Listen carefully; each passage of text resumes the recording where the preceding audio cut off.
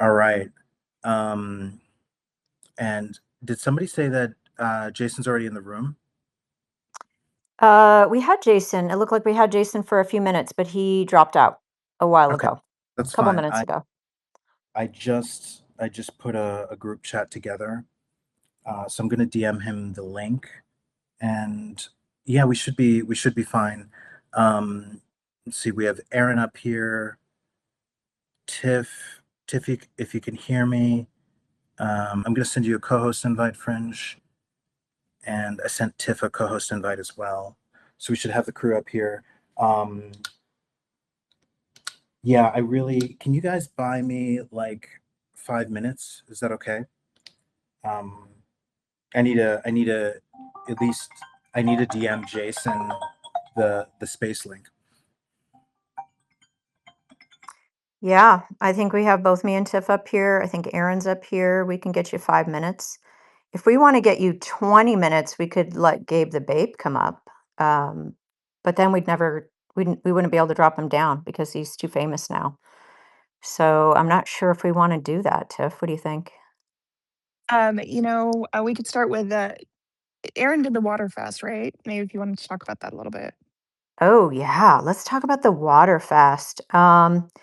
Actually, this is going to kind of bring me all the way back around to the Jorjani space because I read Jorjani's book, and I love Jorjani, even though we are actually arch nemesis when you think about it. We serve different gods, right? Spiritually, absolutely. Oh, yeah. I mean, I love his brain. I love his ideas. I read most of his book. I didn't read every word, but I certainly went through it. I focused on the last chapter of his book because I wanted to see what his end result is. Like, what if he believes we're in a soul trap and we have recycling and reincarnation and potentially UFOs, recycling souls, if this is happening, then, what's his outcome? And I'll let him speak to his outcome, but a lot of it involves hemisync and the Monroe Institute stuff, which is actually the opposite of what I would recommend. So I would recommend staying in body, getting in your body, staying in your body, getting some discipline over your body, which is where Aaron's water fasts come in. Be able to skip a Hey, meal. can anyone hear me? Um, I got you, I Ulrich. We hear can hear you. you. Oh, that's funny. I can't hear anyone. Oh, that's not good at all. All right, Not we'll funny, say. haha. So I will keep talking so that Doomer can see whether he hears us or not.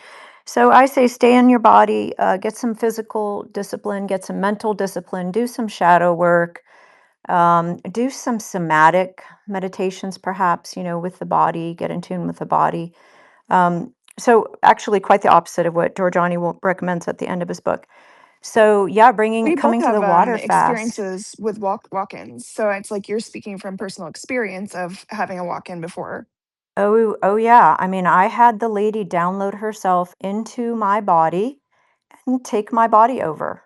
Hey, can I anyone mean, hear me? this we can hear I you, hear you. Ulrich. You cannot hear us. We hear you, Ulrich. We hear you. We hear you. We hear you. I don't think Ulrich hears us. And welcome to the Great Glitchening, everyone. I think it was Paranormal who posted that. The Glitchening. We are in the middle of the Glitchening. UFO Twitter Week Glitchening spaces. I think it's all of Twitter, actually. I don't think it's just UFO Twitter. I think it's everyone. And we did a great job. We spent, what, an hour yesterday, Tiff, trying to work out the glitches. And I think it was Andra who mentioned the VPN trick, which Ulrich, I believe, employed this time around. This could just be a glitch between his iPhone and his iPad. So let's hope that's all it is. And he's worked it out before. Hopefully, he will work it out again. So, when it comes to the water fasting, Tiff, have you ever done the water fast? Aaron has blown me. I've done 5 days of a water fast. I've done multiple water fasts, but I've done 5 days of water fast. But Aaron has done something like 36 days. So he is like a rock star. It's really hard. I actually enjoy juice fasts and water fasts occasionally. It resets you, re-energizes you, all that good stuff. But 36 days, I mean, I could barely do 5. My willpower is not very strong though. We all know that. That's pretty strong, Tiff. I've done 5. It's pretty strong. I will point out that Aaron actually did it supervised. He was medically supervised when he did his 36 days. So don't anyone jump in to a 36-day water fast because Fringe told you that it was better to get some discipline over your body. No, if you're going to do 30, first of all, don't start with 36 days. Start with 24 hours. If any of us wants to try to survive the zombie apocalypse until God takes us out, you need to be able to skip a meal, you guys. You're going to need to be strong. You need to work out. You need to eat healthy. Uh, don't download any cybernetics into your body. Don't upload your consciousness into a computer to escape the apocalypse. Stay in your body, get healthy, be disciplined, do a couple water fasts, and let's ride this thing out together. We're going Mad Be as Max ready in as this we can bitch. be. Oh yeah, you got to be ready for the Mad Max. That's what my bunker's for. I am under no illusion that unless the hand of God reaches out to save me from the pole shift that's coming, I'm not surviving the pole shift. First of all, um, there's no reason for me to survive the pole shift, right? If we are going to get reset again and there's going to be humans repopulating the planet again, it's not going to be me, right? I'm not even, we have connection issues. I saw that. Yeah. Tiff, Warning, warning. warning, The host warning. is having connection It issues. is 11:04. Host is having connection issues. We do not have Jorjani in the space. I am saying Hi. something, Ulrich. All right. Can somebody say something again? We're saying something again, Saying Ulrich. something. Thank you so much. I even switched to Chrome. That's how bad it was. So when Jason called, I lowered the volume because there was like an echo, and I lowered it all the way, and I never turned it back up again. That All right. reminds me of the time that I had my mic muted, Tiff. Remember when we had Sarfati in the space and I was the Do. host? Go ahead, Ulrich. Jump in. No, I think yeah. So Johnny had shared the original space, right? The one that was half working. So I sent him the post for this one, but then he has a separate link for the YouTube one. Let's see. So we have the group chat with Jason.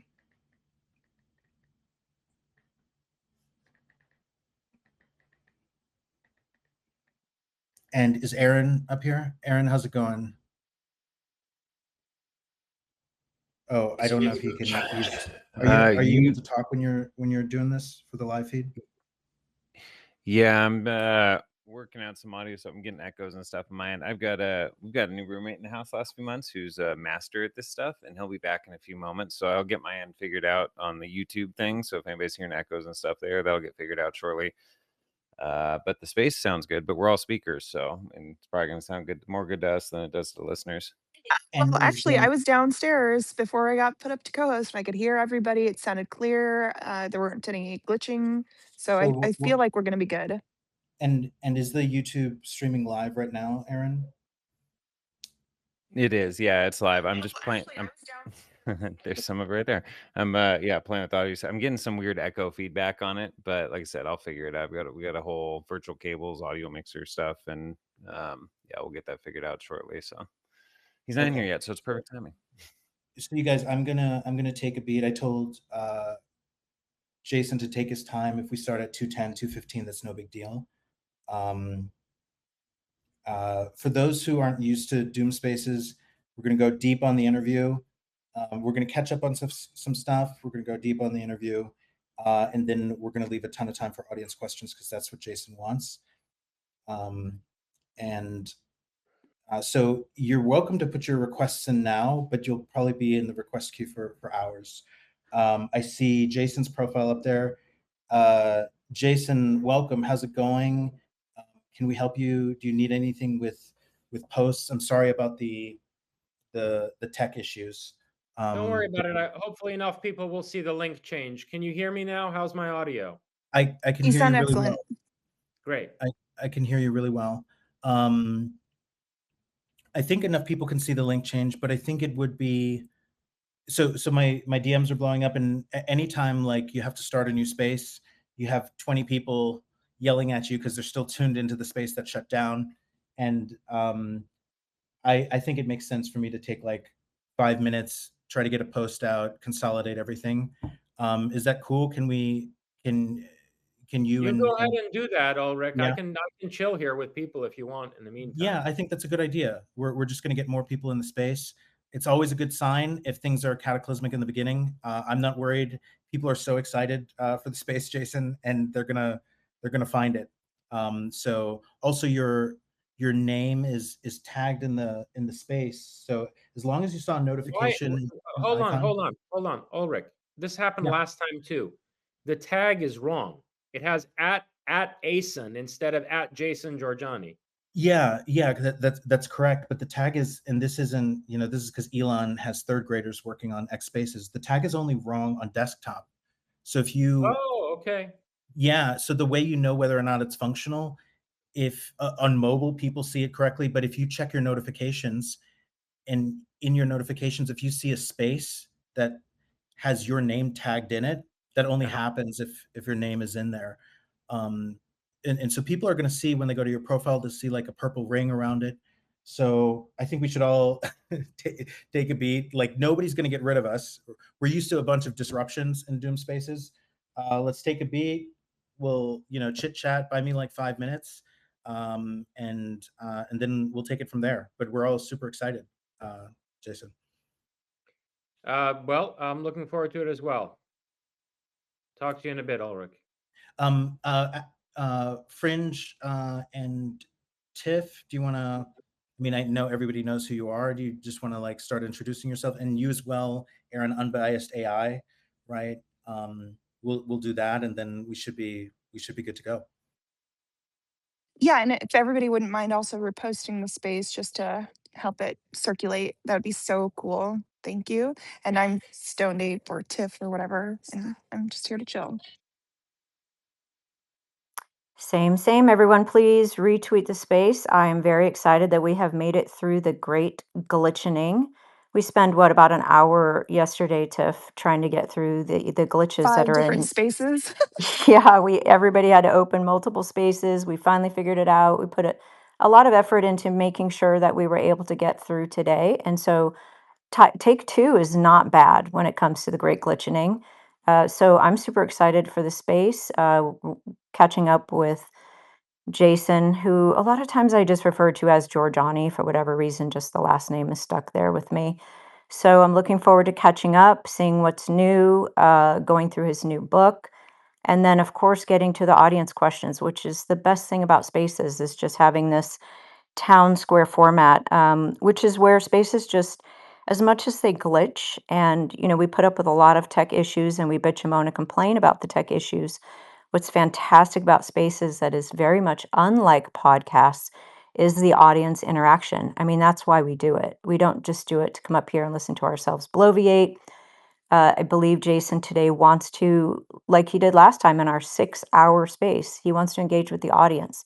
He wants to hear our questions and hear our thoughts on his work. So I'm looking forward to today. And I think this is going to be a great back and forth, largely between Jason and Ulrich. Uh, let's face it, I lured Jason into the first Doom space, but he stayed for Ulrich. That's a fact. And Ulrich has an interesting mind. It's unique in the community. And I think that's why Jason stayed in our space so long last time. So I am looking forward to today and can't wait to get started. Do you want to go ahead and introduce yourself, Aaron? Yeah, thanks, guys. So I'm normally Aaron Kessler. Your bomb is my normal handle. Have that avatar here and an account in a little bit. It looks like I'm running the live stream right now. Looks like I got rid of the echo, so like the live stream is coming through nice and clear on YouTube, which is awesome. I'm getting on my computer. I'll silence that soon. Jason, it's great to interact. I really appreciate your content and that stuff.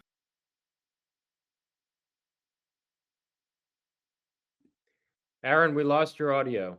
At least We I sure did. did.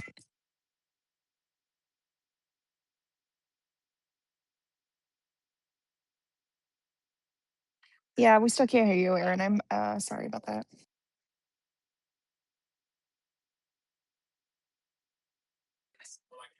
In the meantime, how are you, Jason? Thank you for joining us. We always value and appreciate your time.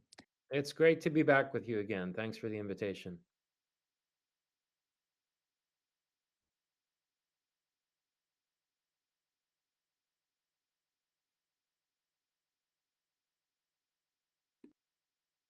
I'm guessing, Tiff, we have made it through the glitching because we're not getting any messages that no one can hear. Aaron, if you are still able to hear us, your audio was definitely glitching out. I'm not sure if that has an effect on the YouTube. I don't think it will. I think the YouTube is running just fine and it's already streaming and we're good to go. We're getting thumbs up from Aaron. So I think he's just glitching out when he tries to go to his mic. So I think that will be fine. And we will just wait for our esteemed host, Ulrich, to rejoin us and start the interview. And looking forward to it. Yeah, I just checked my messages too. That's where I disappeared to make sure. Did you want to continue what we were talking about in the meantime, Fringe, just since it does kind of go along with what the topic of today will be? Yeah, so the water fast, the great water fast. So I was just mentioning that if we are going to get through the zombie apocalypse and the upcoming pole shift, short of the hand of God saving us, we might have some interesting developments before the pole shift. People like Space Weatherman think that we might get, 5 years maybe with the grid down, no electricity. And it's in every human's DNA, I think, the will to survive. So we're going to want to survive that. We're going to want to protect ourselves and protect our families through that. That's what my bunker's for. I don't think it will make it through the pole shift, but it will make it to the pole shift for sure. And so, yeah, we were talking about water fasting. Get some discipline over your physical body, get some discipline over your mind, over your heart, over your soul. Be able to skip a meal, eat healthy, do some exercise, do something that's mentally difficult. A lot of us just sit around nowadays, and our work is not even physically or mentally challenging. So, recommend all those things if you want to try to at least make it to the pole shift, although I don't think most of us are going to survive that. What's your plan, Tiff? Exactly what you said, but honestly, I'm not intending to survive anything in that way. I live in California, so I'll be wiped out pretty quickly.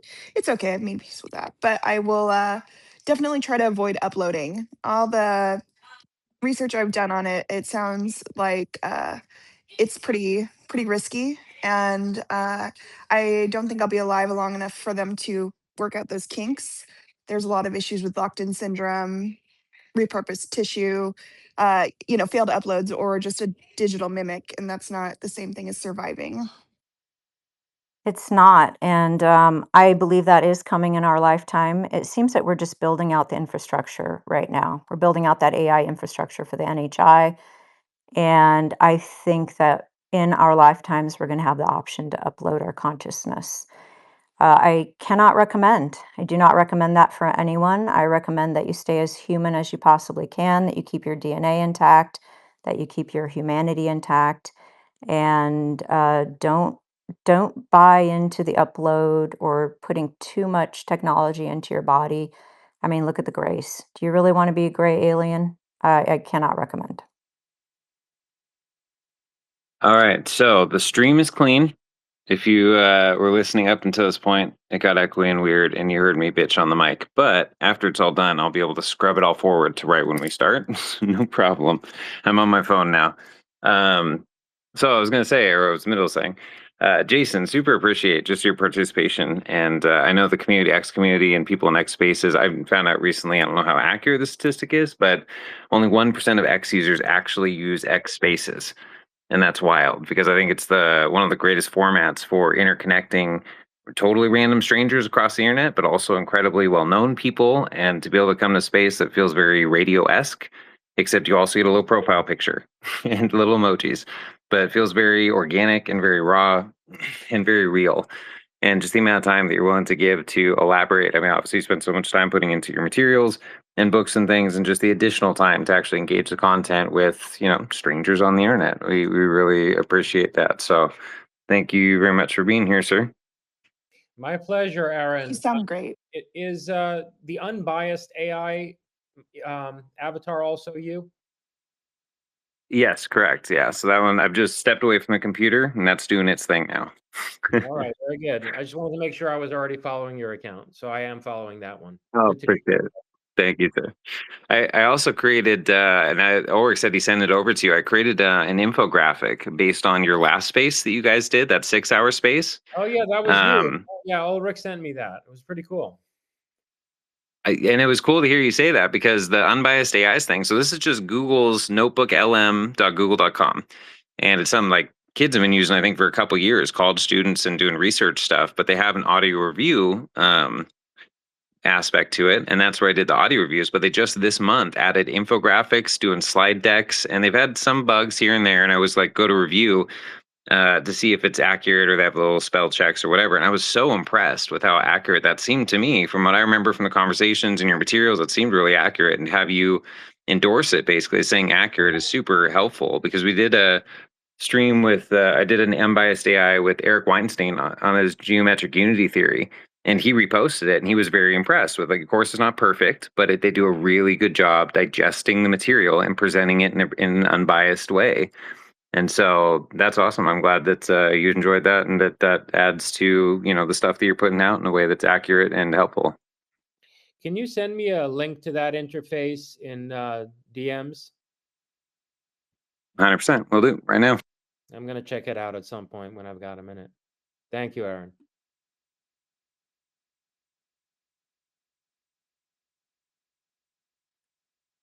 Let's see, Ulrich, do we have you back with us?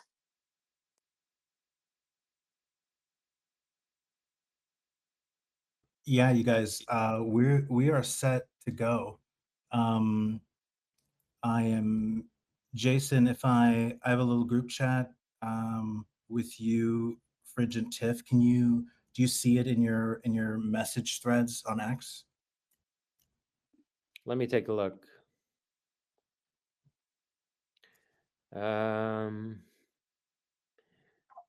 I think so. Yeah. Yep. All right. You should see the link to the space post in there. So if you can stay right in there, I'm going to drop the link to a quote post of the current space. And that quote post includes the YouTube link. So if you're willing to retweet that one, let me send it out. Oh, well, I already tweeted the YouTube link. Oh, you already tweeted it out? We're good? Yep. Okay, perfect. Then I'll just push it to the nest so we can have it up there and people can retweet it. And Jason, I'm really sorry for the bumpy roads. Oh, don't worry about it. Don't worry Happens about it. sometimes. Can the two of you who are in the three-way chat see my reply right now? Because I can't see my own reply. Let's see. X has been super glitchy. I made that post and I couldn't Yes, I even see see it. Okay. on my timeline. All right. For some You weird see the reason, I response? can't see it myself, but whatever, as long as you guys can. I give it a little like, so maybe it'll activate it. But yeah, I see it for sure. All right. Yeah, and I just wanna. There we go. I couldn't even see my own post, Jason. I don't know if I'm turning into Boomer Daddy, but I'm going to DM it to that group chat anyway. The great thing is, this same link, the one that we're live on now, it's going to collect all the comments. So you guys, any questions you have, do us a favor and tag all 4 people. Tag me, Fringe, Stoned Ape, and Jason when you're replying inside the thread. And then Jason, don't feel like you need to respond to everything, but you can just sort of glance and you can see a wall of whatever's there. And if anything jumps out at you, you can speak to it right away. Does that make sense? Yes, but I'm actually just looking right now for where those comments are because I can't see them on my desktop. I clicked the comment button. Oh, and yeah, I'll show you where they are. So, do you see the Spaces player window? You'll see the Yep. couple icons on the very bottom. So the one on the far right, the little chat blurb, Yeah. I think it has a 14 next to it. Yeah. That's the comment section. I know, but I right? So clicked on it and it doesn't do anything. It does not open up comments. Yeah, it's not intuitive, but the comments that people leave end up as reply posts directly under the space. So Okay. those comments are posts. Okay. There aren't any right now, right? I don't see any. No, there are reply posts. So you're saying when you click on the button, it That, doesn't take you that's to a exactly bunch what of I'm reply saying, posts? Ulrich. It doesn't do anything. I'm sorry, it took me a while to get it. What are you using? Are you using Chrome? Are you using Safari? Yeah, I'm using Chrome on a laptop. Okay. I tell you what, we'll fix it. Well, don't worry about it. We'll Look, get the you just tell me. I mean, you can read the comments, or other people can read Yeah, we them. can read the That's fine. comments and I don't need to we can type it in. necessarily see them. But in point of fact, I'm just saying I can't see them in this interface. Yeah, let me grab my water.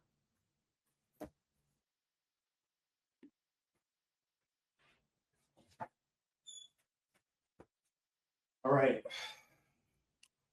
All right, so we're good to go. Aaron, we're live streaming. By the way, I took a look. It looks really cool. Jason, I don't know if you went to the YouTube link. This is the first time we've done this, by the way.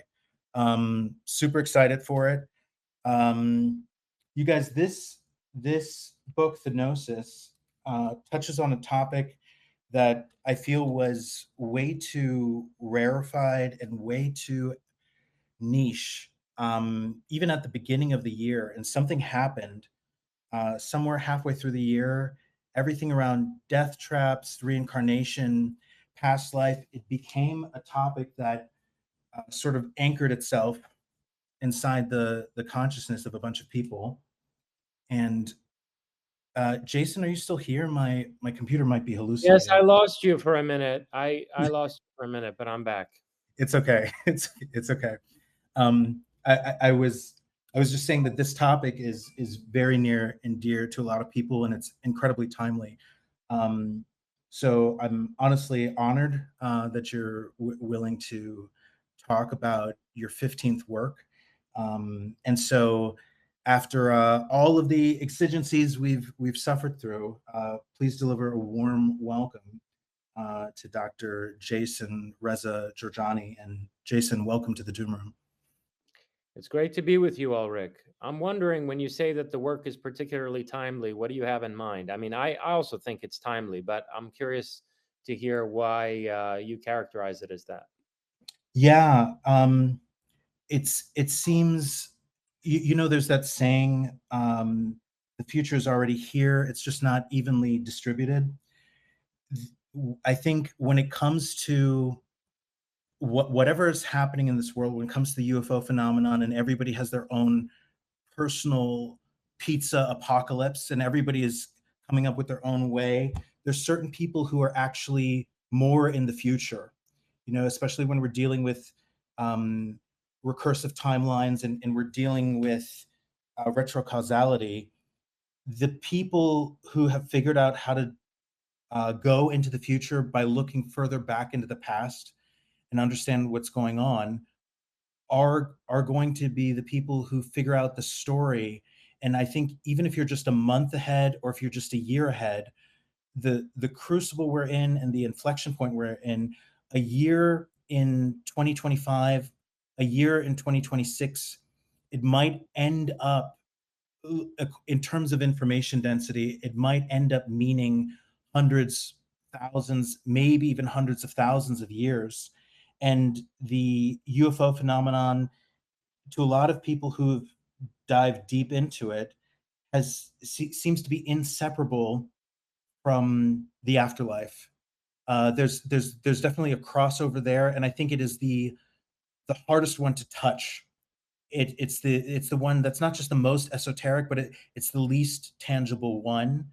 And I think it's the one that most people don't want to touch because it feels so abstract. And there's something about this year where people were more able to conceptualize how much virtualization might actually be going on, where they were finally willing to go beyond just the regular, are we living in a simulation, yes or no?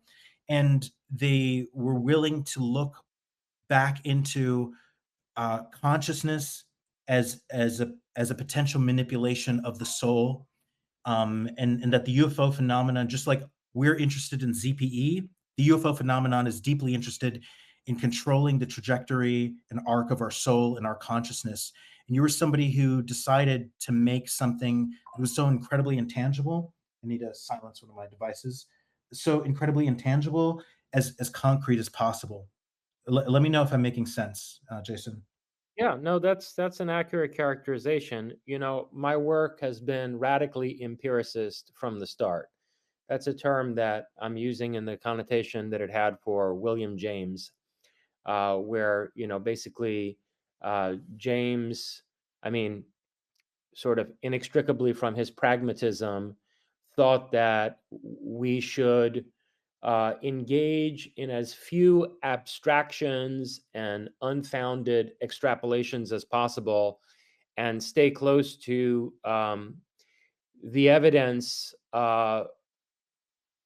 you know, the evidence that we have from our direct experience and, you know, from the phenomena that we can that we can experience not just through our five senses but also, you know, psychically, but that, you know, basically the various abstractions and wild rationalistic speculations of modern philosophy had led a lot of thinkers astray. And so the approach that I've taken to, you know, some of the most challenging subjects to, you know, deal with tangibly, like parapsychological phenomena and you know, the various aspects of the close encounter phenomenon, has been to stay as close to the empirical evidence as possible, and to try to minimize, you know, the number of abstractions and extrapolations I make on the basis of that. So yeah, I think it's a correct characterization of what I try to do in this book and what I've been trying to do from the outset of my philosophical project.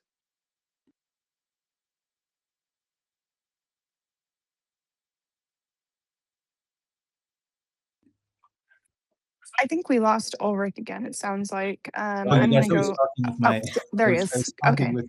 with my mic muted. Jason, feel free to ask Fringe, me, Aaron, anything. I love the two-way back and forth. This is your 15th work.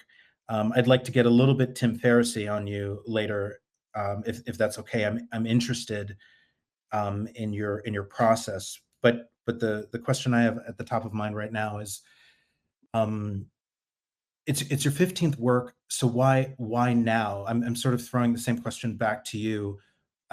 My assumption is that you felt like you had to write this book this year, and that it was sort of pushed out of you.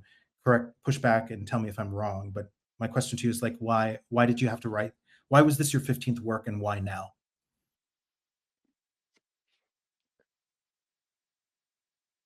Look, it should be fairly obvious that the question of death and, you know, what happens to our consciousness at the end of this particular life is a question that ought to be addressed by any philosopher.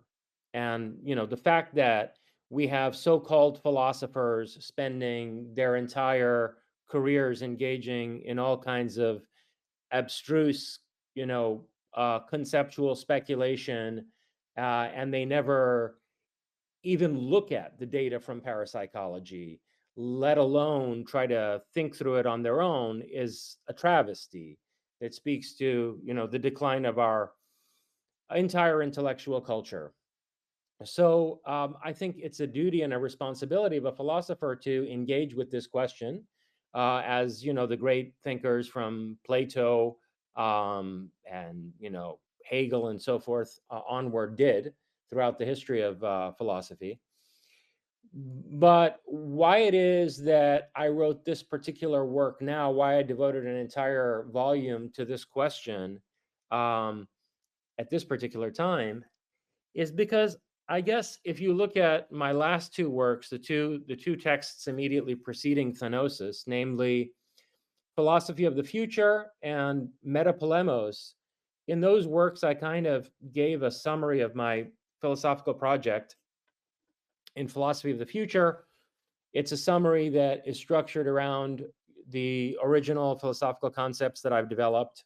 Each chapter treats one of those ideas that I've basically, hashed out throughout the course of my corpus. And then in Metapolemos, I focused instead on the structure of my thinking in terms of the different domains of philosophy: metaphysics or ontology, epistemology, ethics, aesthetics, and politics. And so those two works, Philosophy of the Future and Metapolemos, were a kind of culmination of the structural development of my philosophical project over about a 20-year period from 2005 or so until this year.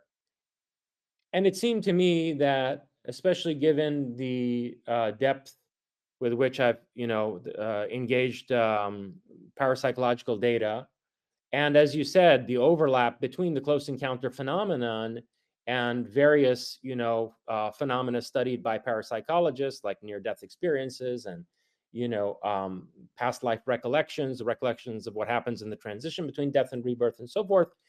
It seemed to me that given that, the centrality of parapsychology and ufology to my philosophical project, I would be remiss not to devote an entire volume to the question of death, the afterlife, and rebirth.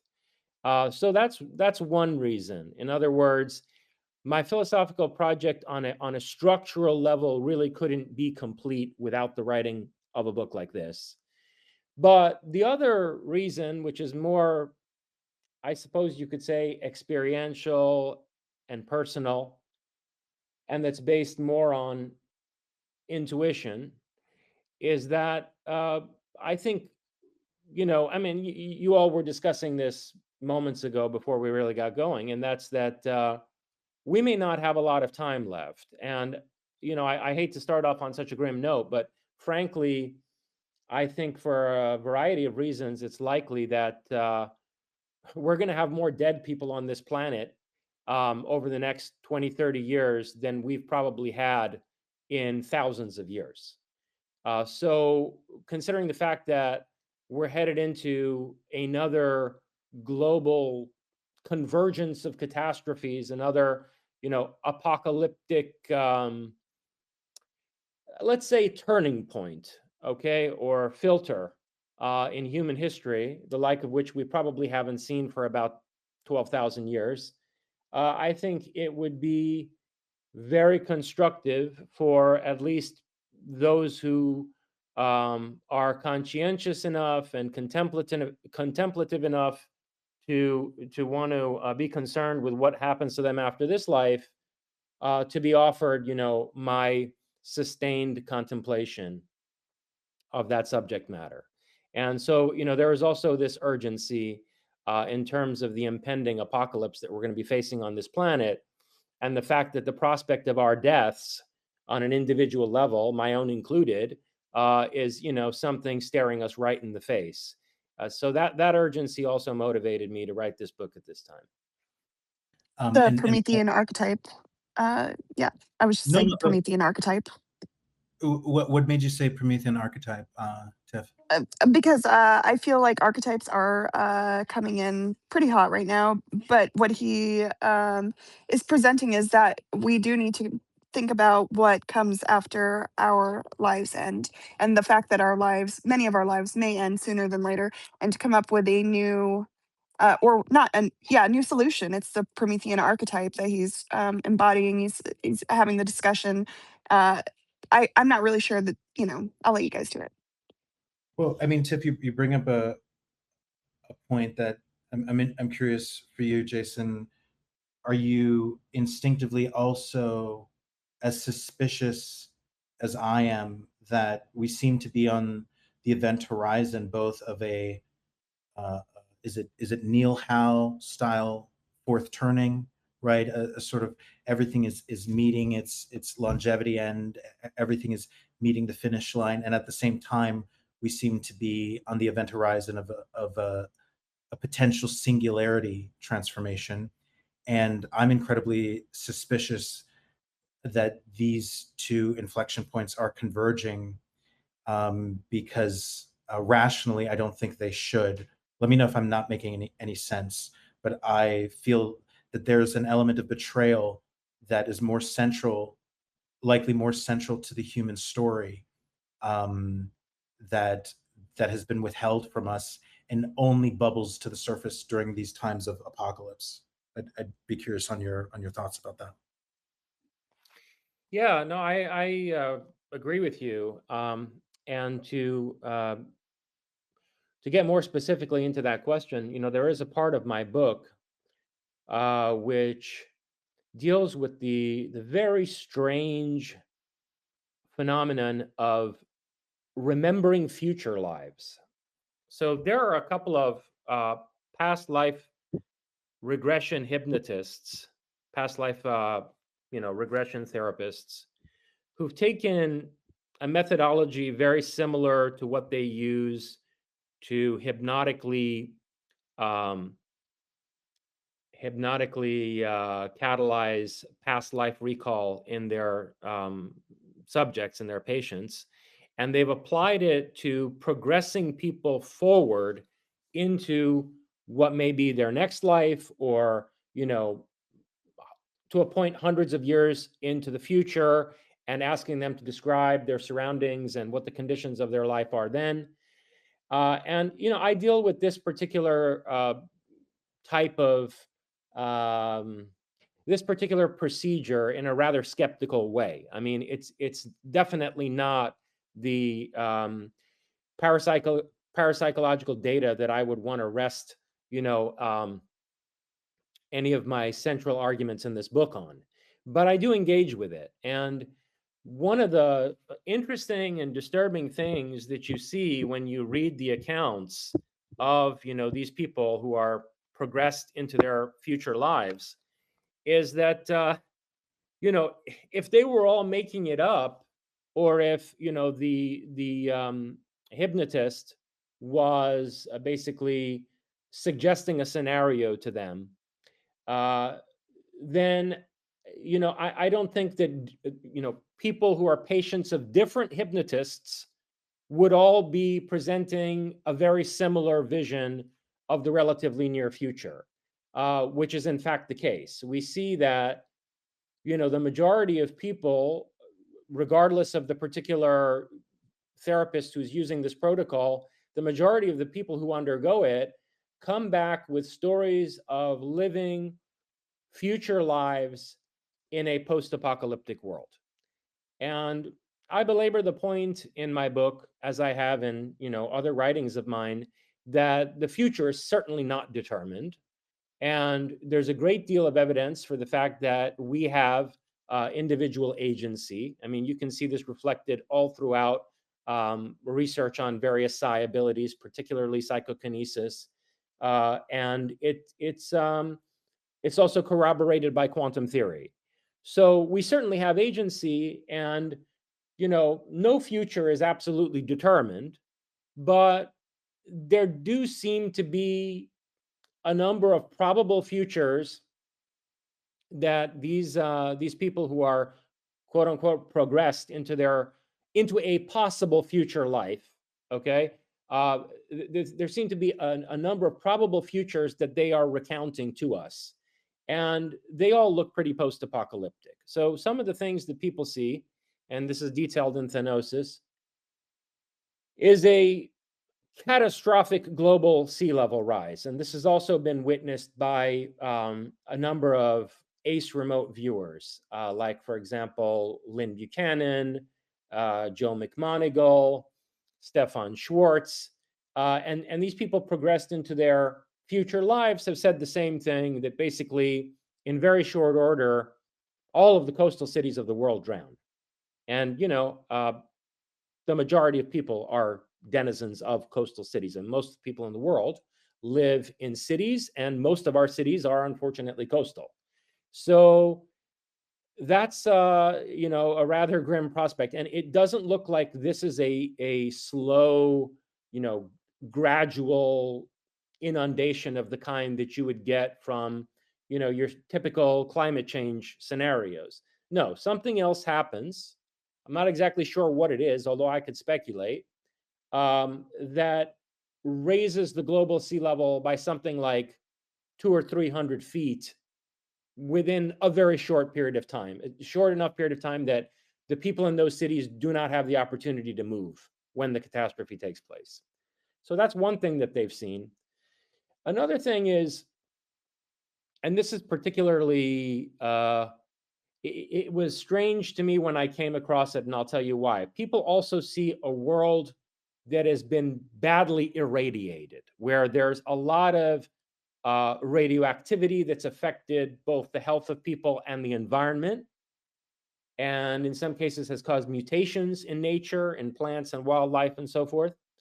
And the reason that seemed strange to me when I came across it in this, future life progression literature is that Stefan Schwartz, one of the top remote viewers, who's particularly known for using remote viewing for naval archaeology, but like, for example, finding Greek and Roman cities that have sunk under the coastline of the Mediterranean, and diving on those sites and getting basically corroboration of the remote viewing through finding and excavating submerged archaeological sites. He, basically became famous for that, and he has a background in the Navy himself.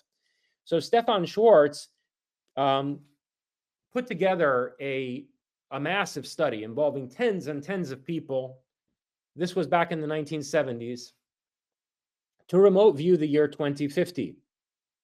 And long story short, at that time, of course, we were still locked in the Cold War with the Soviet Union. And one of the most shocking things that these remote viewers all came back with, and of course, they're all independently tasked, but they all reported back that the Soviet Union no longer exists in the year 2050.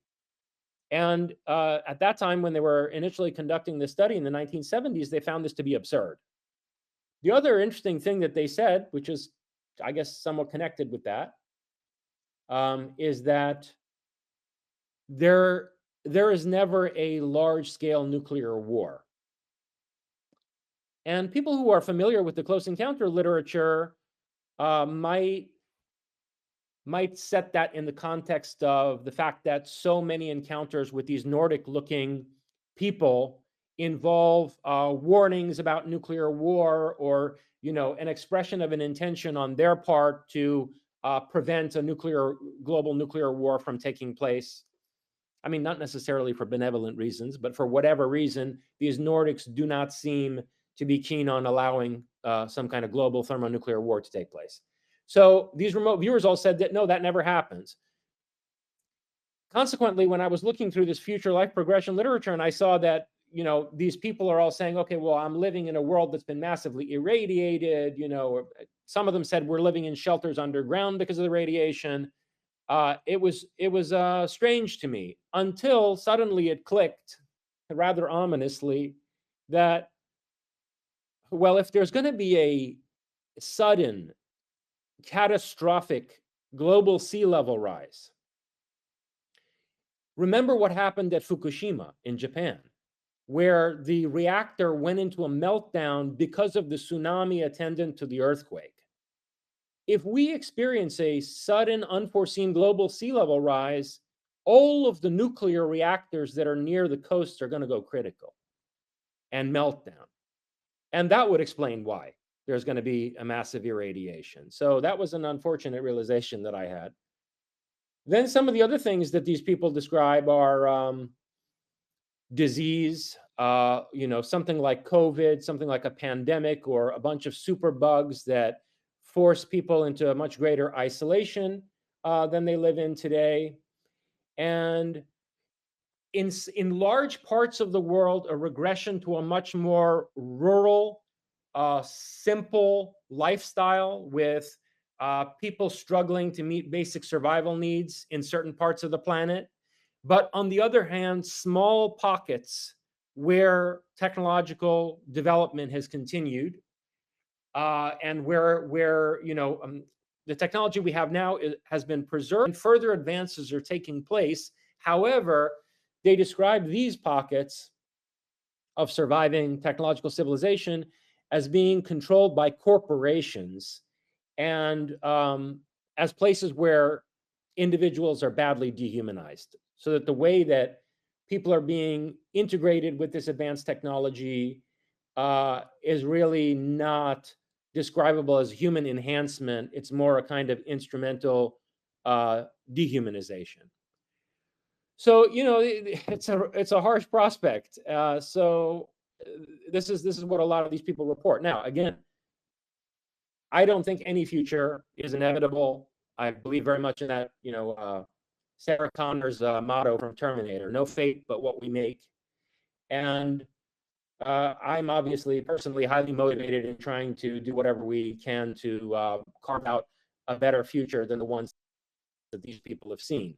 But be that as it may, it's also worth considering, that we might face such futures in the near term, and that an understanding of, the process of death and rebirth and passage through the afterlife is all the more vital on account of the harsh conditions that we might be facing in relatively near future.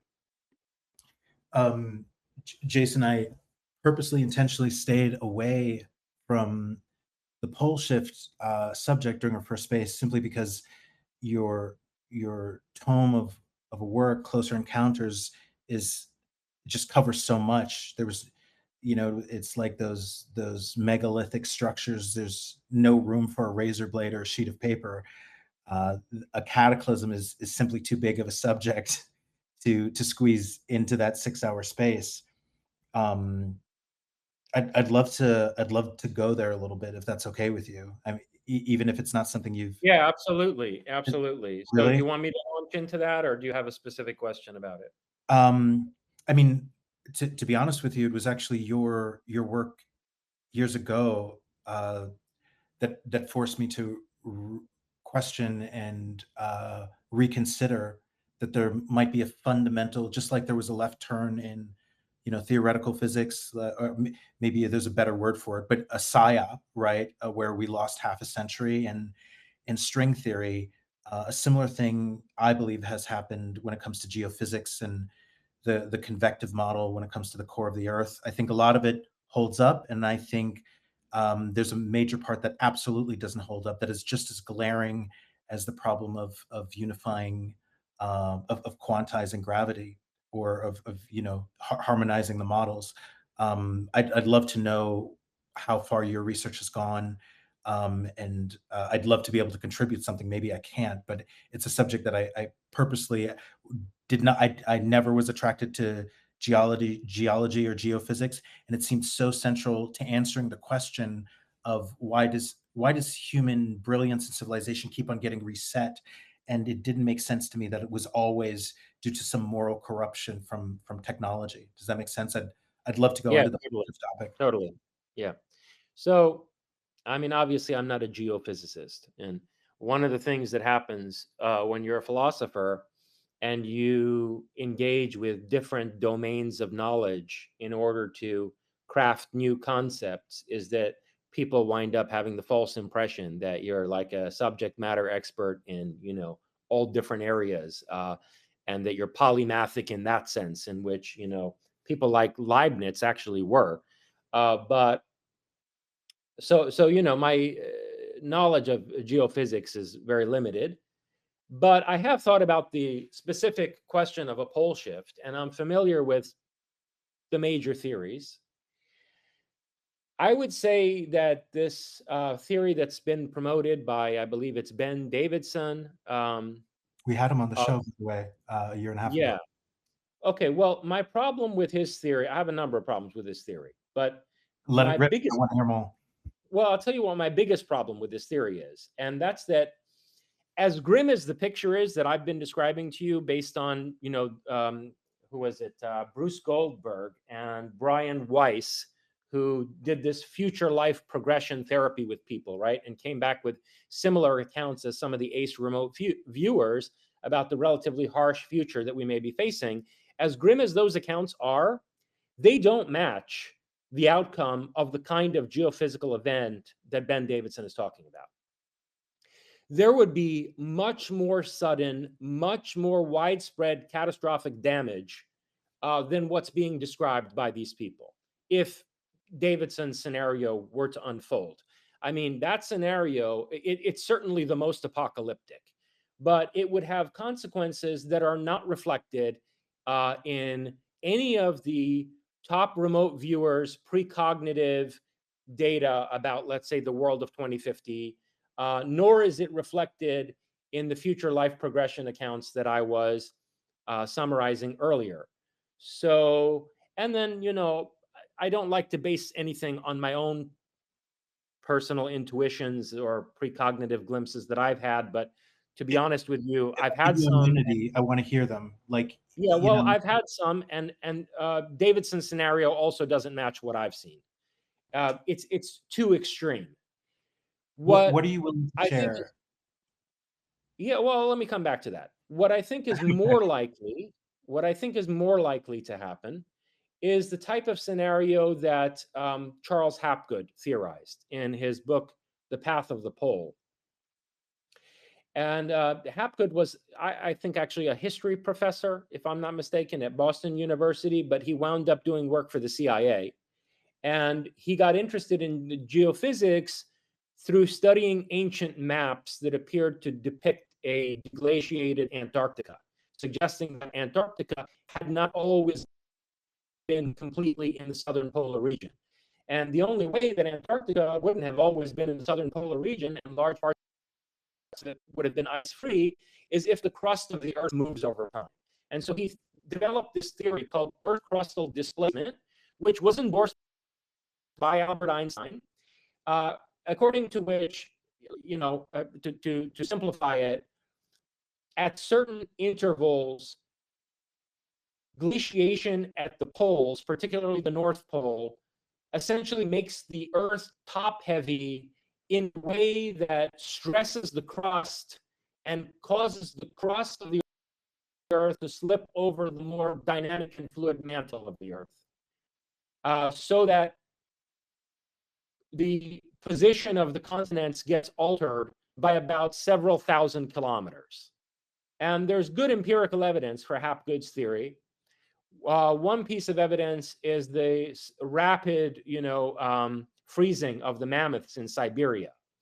It looks like the food that the mammoths were eating at the moment that they were flash frozen is food from a much more temperate climate, meaning that Siberia was a few thousand kilometers away from where it is today, a few thousand kilometers, I believe, to the south of where it is today. And Antarctica is more glaciated on one side than it is on the other.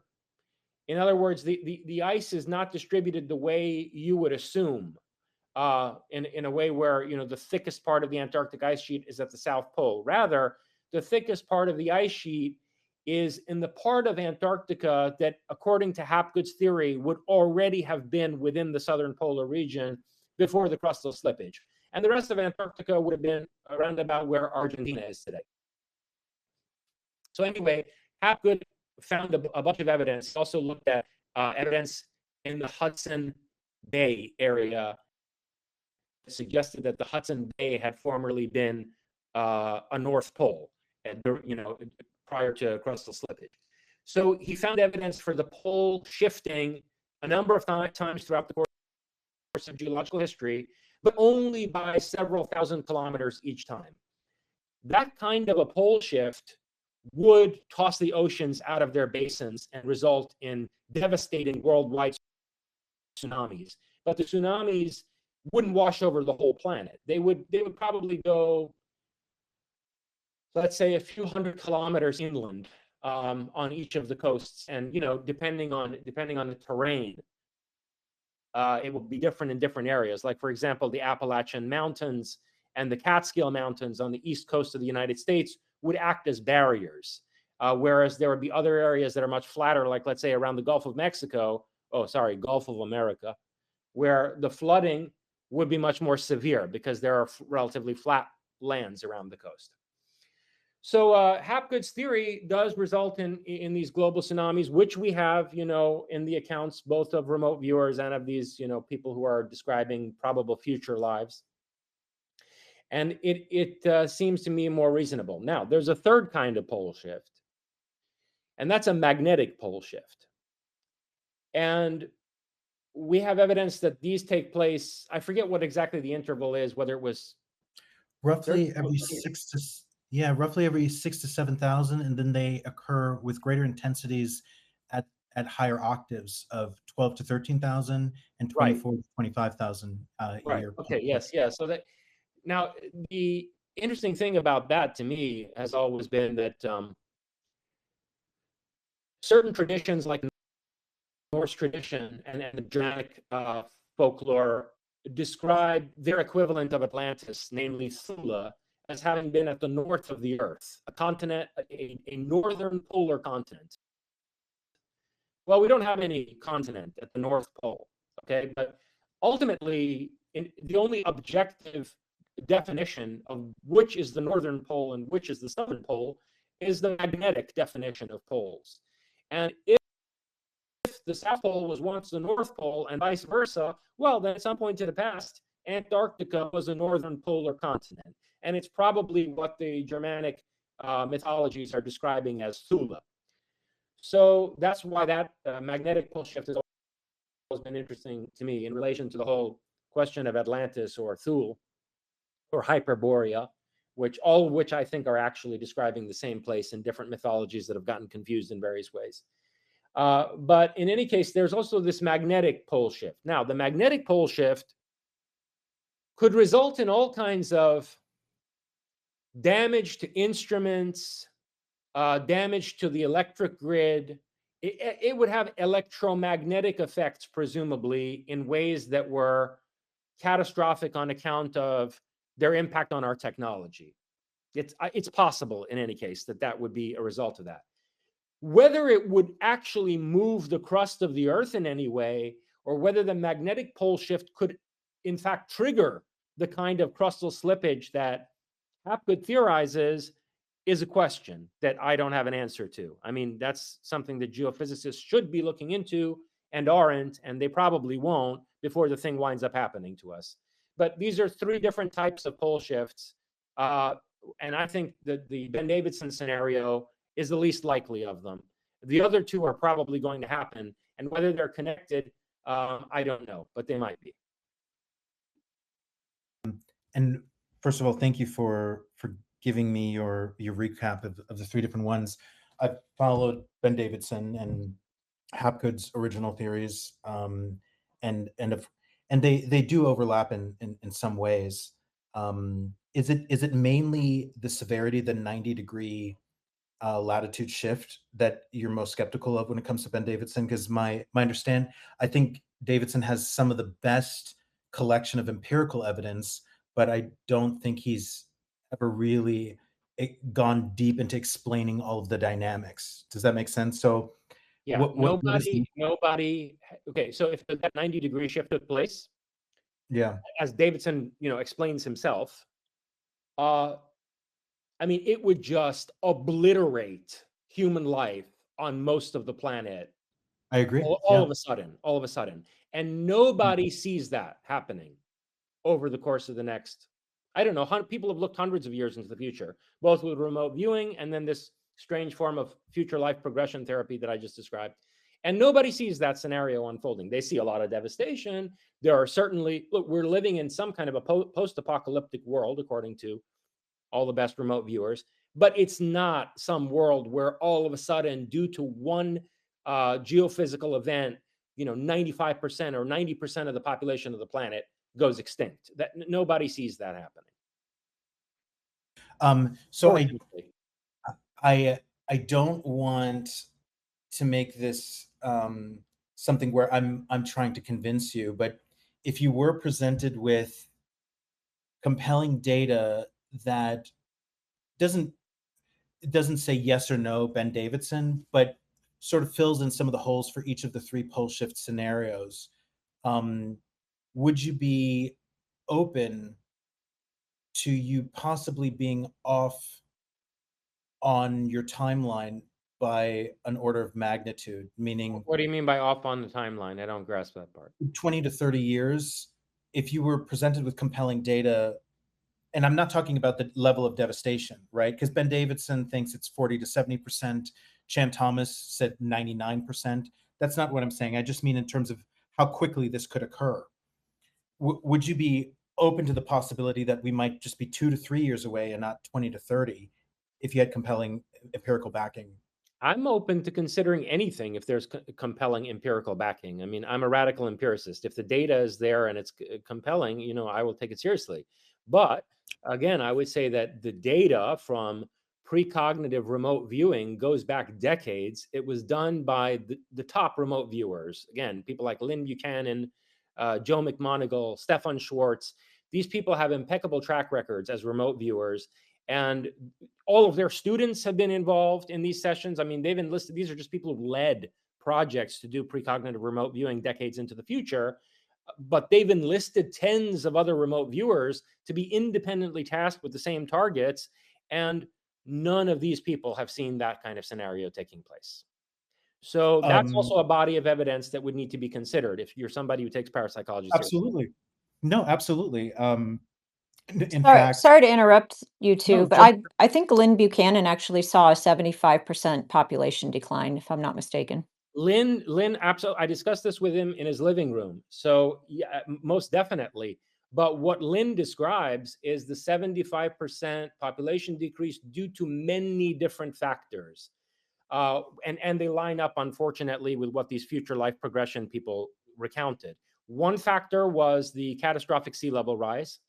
Another factor was what he described to me as, he said this on interviews also, but man-made natural disasters. In other words, he thinks that tectonic weaponry and scalar waves are going to be used to trigger earthquakes and volcanoes in various parts of the world that will be, it'll be claimed that these are a bunch of unfortunate coincidences, you know, and a bunch of, you know, like very bad luck natural disasters. But in fact, it's weaponry that's being used. That's another factor. And a third factor that Lynn described is he said that there are going to be pandemics worse than COVID and or superbugs that cause antibiotic-based medical treatment to fail. And basically, our entire existing hospital system will collapse under the burden of it. And that's going to be another major cause of high casualties. So there were a bunch of different ones. He definitely did not see a 75% casualty rate due to a pole shift. And in fact, as far as I can recall, Lynn doesn't describe a pole shift at all, although I think the catastrophic sea level rise that he's reporting is due to some kind of pole shift. That's my best guess, is that so a pole shift would cause tsunamis, but the tsunami wave would retract back into the ocean. What Lynn and all the other people have seen are not just tsunamis. They've definitely seen those, but they've also seen a permanent sea level rise, a precipitous and then lasting sea level rise. And the scenario where that would take place, which I think is most likely, is something like Hapgood's Earth crustal slippage, where the crust slipping by a few thousand kilometers initially causes tsunamis, but it also pulls the polar regions like Antarctica and also Greenland from out of their current, it pulls those land masses from out of their current polar regions.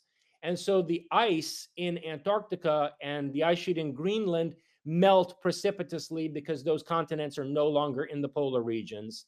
And that gives you your more permanent sea level rise.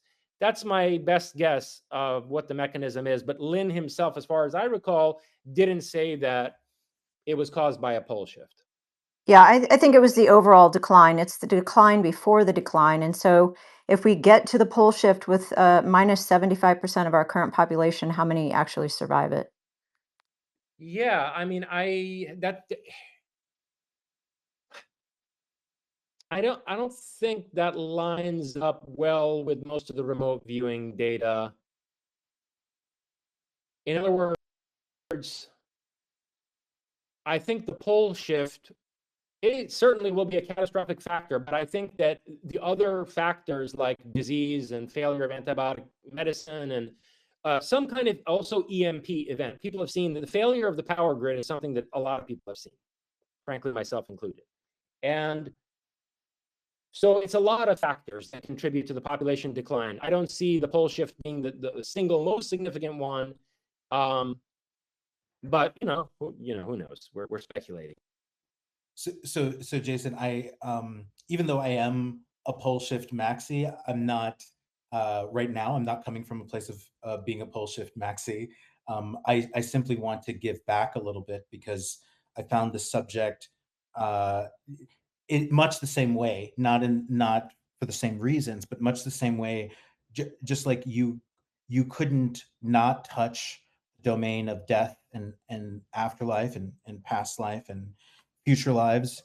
I didn't feel like I could even understand what was going on with the human story, because the hard science of geophysics had so many delusional holes in it. And so I am not a geophysicist, but there's some things I just want to share with you. And I'm not arguing like this is why it's so devastating. I think it ties some things together. One of the interesting things, one of the interesting theories that kind of unites the Hapgood, the magnetic pole shift theory, and even some of what Ben Davidson talks about is this idea of a galactic current sheet. That there's background cosmic rays that are several light years, like literal waves that are several light years wide, several light years high, and in these undulating waves, they cross through solar systems and galaxies, and there's cosmic dust that has a magnetically nullifying effect. Sometimes it's called I'm so afraid to say this, blue dust. There's somebody we know in the UFO community who keeps on talking about blue dust, and he's not a pole shift maxi, but this is actually something that Chan Thomas spoke about in his 1993 expanded edition. And what I find incredibly interesting is, yes, Hapgood's book is sort of treated like it's pseudoscience these days, even though Einstein wrote the foreword. But in the new edition, this is 5 years before Chan Thomas dies. Chan Thomas, just like Harold Puthoff, was an electrical engineer who worked for, I think, McDonnell Douglas, writes this book that gets sort of banned or classified by the CIA, and then somehow gets granted a copyright extension even past the years, and then expands it with an extra 100%. And in there, he describes an electrodynamic process by which he theorizes the crust unlocks. And the reason I'm bringing this up is because if you, I think we all had this weird moment when we read the Gateway Papers, that there's a confluence that we were never taught about in physics, namely that waves of different media, electromagnetic waves, thermal waves, sound waves, they're not supposed to resonate with, we're never taught that a sound wave can ride on top of an electromagnetic wave, and that you can have some sort of binding with the Schumann resonance. But that's exactly what this kind of interference or constructive interference is exactly what happens with aurora.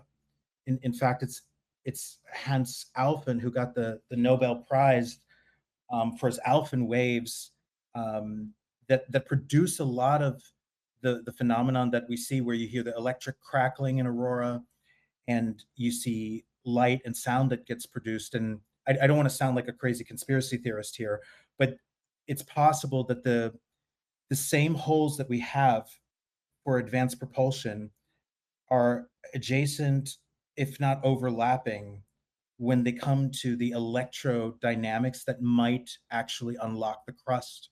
And so what I'm saying is, according to Chan Thomas and some of what Ben Davidson endorses, you have a galactic event of this galactic current sheet, this dust that causes magnetic and electromagnetic anomalies throughout galaxies, throughout the solar system, that heavily impacts magnetic reconnection events on the sun, causing more CMEs and more solar flares. And these in turn mess with the coherence of Earth's geodynamo, because it's not just ferrous, it's an electromagnet. And so you have all of these electromagnetic waves and these magnetic and electromagnetic anomalies that are actually intergalactic events. Then you have a feedback loop where the sun is acting up and it causes solar forcing, meaning it penetrates beneath the crust and it decoheres Earth's geodynamo. Here's the empirical, the heavy evidence behind this.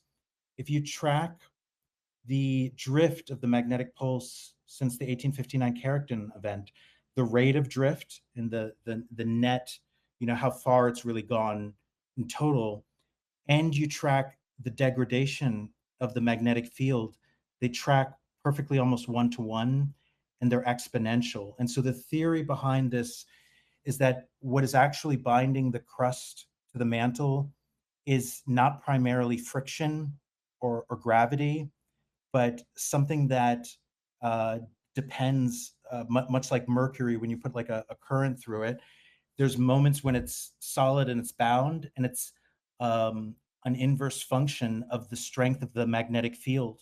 And so when you lose a certain amount of magnetic field, that that rigid magnetic structure, it's some sort of there's so many different, there's so much pressure and everything, but it kind of functions like mercury when you run a current under it, and it becomes incredibly, it loses its viscosity. And that this electrodynamic process actually causes an immediate unlocking of the crust. And I'm sorry, I didn't mean to bloviate here, but it was actually your work when it came to not trusting these beings. I was watching Matt LaCroix and Julian Dory, and he was talking about the psychology of these beings. And I had this overwhelming feeling like, oh my goodness, the pole shift stuff might be real. These beings might be so narcissistically envious over our, not just our psychic potential, our spiritual potential, that they're constantly engineering resets. So that's really, I'm sorry, I'm turning this into a therapy session, but I kind of have to get it off my chest here. There's I think ways in which the remote viewing of the future and the past and what's been repressed scientifically might also be a form of Munchausen syndrome by proxy, of a phenomenon that wants to keep on resetting a species, that is very paradoxical, that we're not as technologically advanced as these beings, but in other ways we're incredibly creative, incredibly intelligent, and I think we keep on getting knocked down. And I was wondering if you ever thought about this, because I think it's incredibly weird that every 6,000 years we have civilization or signs of it springing up right after maybe not a total extinction level cataclysm, but a civilization ending cataclysm. Am I off base here to be having those suspicions? And So by all two means, things. Yeah, two go ahead. things. First of all, thank you for the reminder of all of that. I did look into the Chan Thomas book because, believe it or not, a the former commander of the USS Enterprise, the one that sails through the oceans, not the one that flies through space, he was obsessed with Ben Davidson and got me to look through the Chan Thomas book. I don't know, it was several years ago. So I became vaguely familiar with these theories that you laid out, but I appreciate the refresher, and I will actually go back and listen to the recording of this to more thoroughly process what you laid out. The theory makes sense to me as a theory. Whether it is empirically valid or not, I guess remains to be seen. But what I don't understand, the second point is, what I don't understand is the last thing you said. In other words, if this mechanism that Chan Thomas wrote about and then Ben Davidson built on in his research, if this mechanism is cosmic, then how is it connected to resets that are being enacted by the overlords in the close encounter phenomenon. That part I don't understand. Yeah, no, I would just say that it seems to me, and I'm not arguing from the point of like this is the truth, but the impression I got immediately from Sumerian tablets and from listening to your work in religion is the vilification of spiritual and technological empowerment, and always, you know, how many religions do we have where humans are No, faulted? for sure. Look, and Yeah. clearly it is my position that, you know, So just the repression of the knowledge of the cycles, Jason. It seems to me that we've had repression of the civilization. knowledge of the cycle. Okay, Yeah, okay. that's it. Sorry. Right? So you're saying you're not saying that these entities are causing the No, absolutely geophysical not. catastrophe. What you're No. They're saying like is, caretakers. Yeah. what was that? What was that, too? Caretakers. They give it's a natural earth process or celestial process, but then we have these entities that seem to come and observe the situation and almost corral the how we move through it. Right. Well, I would hardly describe them as caretakers because I agree with Ulrich that if anything, what they're doing is they are wiping out our collective memory of these catastrophes. I don't think that it's simply traumatic amnesia. I don't buy that. You know, Graham Hancock talks in those terms that, you know, we have a traumatic amnesia of our, no, I don't think so. I think it's been done to us. Not our caretakers. I apologize. Caretakers of the process. Uh-huh. Yeah, well, yeah, I suppose you could, yeah, I guess you could call them that. Yeah. I mean, Managed. they could just be taking advantage of the natural process, right? Just real quick, Ulrich, can you please co-host TIFF again? That's Oh, why I I'm actually so sorry. interrupted the first time No, during just the Lynn interrupt me Buchanan next thing. time. My Yeah, I mind. hate to interrupt when you Mm, guys are speaking, but just co-host TIFF again in case we have any glitches.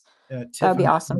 I'm so I like sorry. Fringe's determination better. Yeah, it's because it's not a friendly situation. You're right. They do absolutely remove our knowledge or our memory from not. And I feel like there's co-conspirators too involved in not just non-human.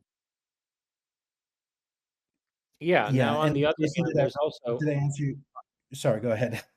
on the other hand, there's also a lot of evidence that there have been a group of people who have tried to preserve not just knowledge of these cyclical catastrophes, but to preserve knowledge in general. And, you know, that they've gone around the world contacting various tribal cultures and various groups of humans that have been reset to a relatively primitive condition and have worked very hard to try to elevate their level of civilization and to, you know, set up libraries and archives that would preserve knowledge from past epochs and help to prepare people to achieve a sufficient level of awareness prior to another potential geophysical catastrophe. I mean, you see this, for example, in, you know, in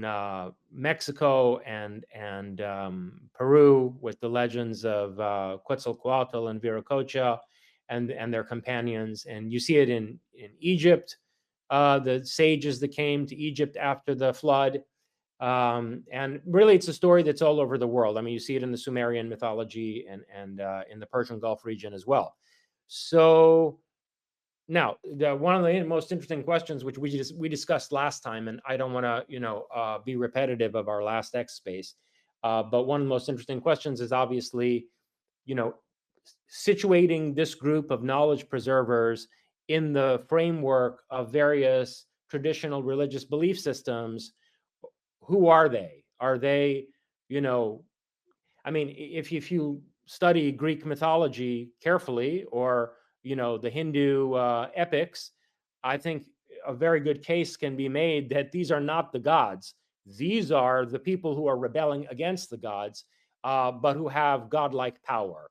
And you might call them titans. You might call them, in a Hindu context, asuras. Where it gets much more offensive to contemporary prevailing religious beliefs is when you look at it in an Abrahamic context. I think a very good case could be made that these people are the so-called fallen angels or rebel angels or offspring of the fallen angels who are essentially attempting, you know, to act as that symbolic serpent in Eden initiating as much of humanity as possible into knowledge that the gods or the angels want to sequester from us. And that is a subject that I do get into again in Thanosis, both in terms of the abduction literature and the way in which the close encounter reports overlap with near-death experiences and people's recollections of the afterlife, and also explicitly in terms of a discussion of various traditional religious views of the afterlife. Thanosis has an entire chapter that goes through the basically ancient Greek and Hellenistic view of the afterlife, the Abrahamic view of the afterlife, both Christian, conservative, traditional Christian, and also Gnostic views of the afterlife, and then the Islamic view of the afterlife as well, before coming around to the Hindu conception of reincarnation, and then finally the Buddhist notion of rebirth and navigation of the Bardo state. In the section on Buddhism, I look both at the Pali Canon, which is the conservative, you might say orthodox Theravada texts, and then in other words the sermons of the Buddha himself, the Tripitaka, and then also at the Mahayana or Vajrayana texts of Tibet, the writings essentially of Padmasambhava, like the Tibetan Book of the Dead or Bardo Thodol. So I look at that in some detail toward the end of the chapter on religious views of the afterlife. And so again, the question of who these knowledge preservers are, that are trying to prepare us for the next cataclysm and generally trying to preserve as high a state of civilization as possible, and hopefully maybe even get us off of the planet so that we're not, our species survival and our civilizational memory is not bound to what happens geophysically here. Those people, I think, are probably justifiably characterized as the rebel angels, or those who broke from the program of the celestial hierarchy that's attempting to keep humanity in the dark. And and by the way, Fringe, Tiff, Aaron, feel free to jump in whenever you want.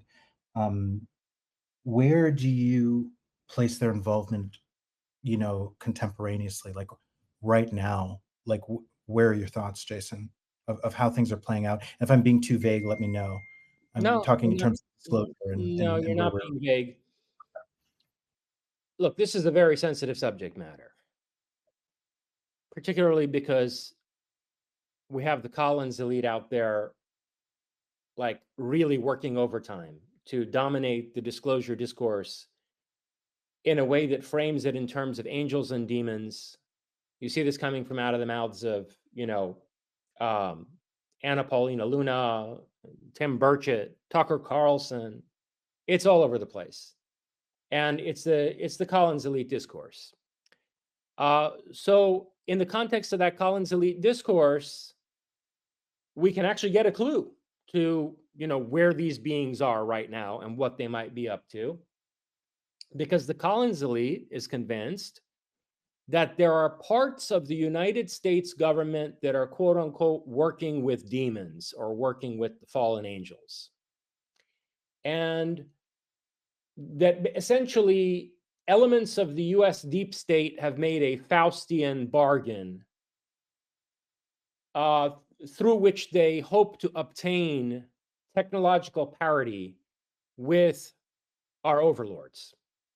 So whoever it is that's managing, that's basically managing the large scale religious and social control systems on the planet, and that is also the bureaucratic apparatus that seems to process people through the afterlife realm, and that doesn't want people cultivating techniques to recall their past lives, and doesn't want people, training astral projection and these various psi abilities that have been branded as black magic and severely persecuted by Christians and Muslims and so forth, that whoever is challenging those overlords and that agenda that they have is in league with elements of the American deep state. This is what the Collins elite has become convinced of.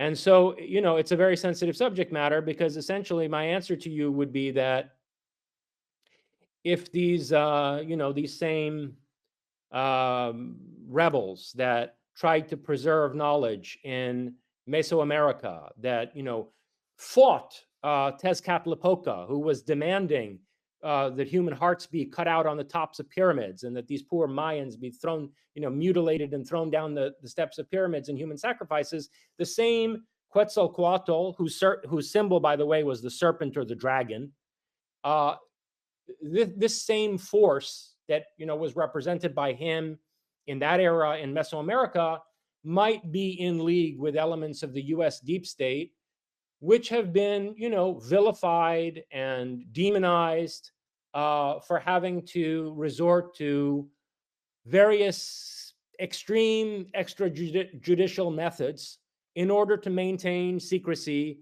and to continue their operations, despite the fact that they're basically acting under the eye of these celestial overlords.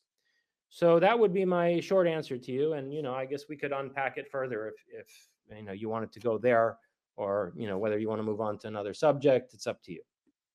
Well, it's Jason, it's also up to you. I think you get why I brought up the pole shift. If we just take a step back and we say censorship writ large, you can call it amnesia writ large or enslavement writ large.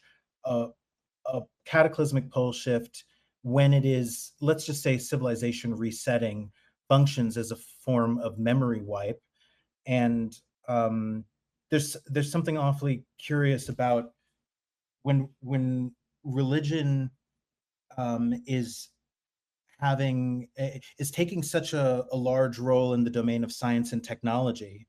Of course, it's a different, like they said, the Egyptians never had a word for religion, but it's incredibly interesting that religion has played a role as kind of a curator of technological development.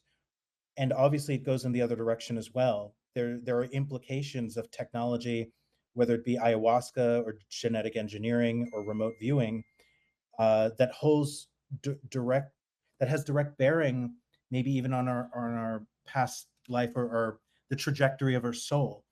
So that's why I went on a detour about the pole shift, because if there's something that's constantly resetting the human potential, there's a parasitic element. It feels like the nature of being human is that our birthright of knowing actually where we're from or what made us is definitionally human, and it isn't supposed to be. Am I making sense? So to me, yeah. Let me say a couple things about that. Yeah, let me say a couple Please things do. about that. Okay, so I've done enough historical research, as is reflected in books like Iranian Leviathan, my tome about the history of Greater Iran, and also Prometheus and Atlas. I've done enough historical research to confidently conclude that our civilizational progress has been deliberately disrupted multiple times throughout the course of recorded history in various places that could have been the bastions of both the Enlightenment and the Industrial Revolution. So one of them would have been Hellenistic Alexandria, the culture of of Alexandrian Rome, let's say, where Alexandria is really considered the intellectual capital of the empire rather than the city of Rome.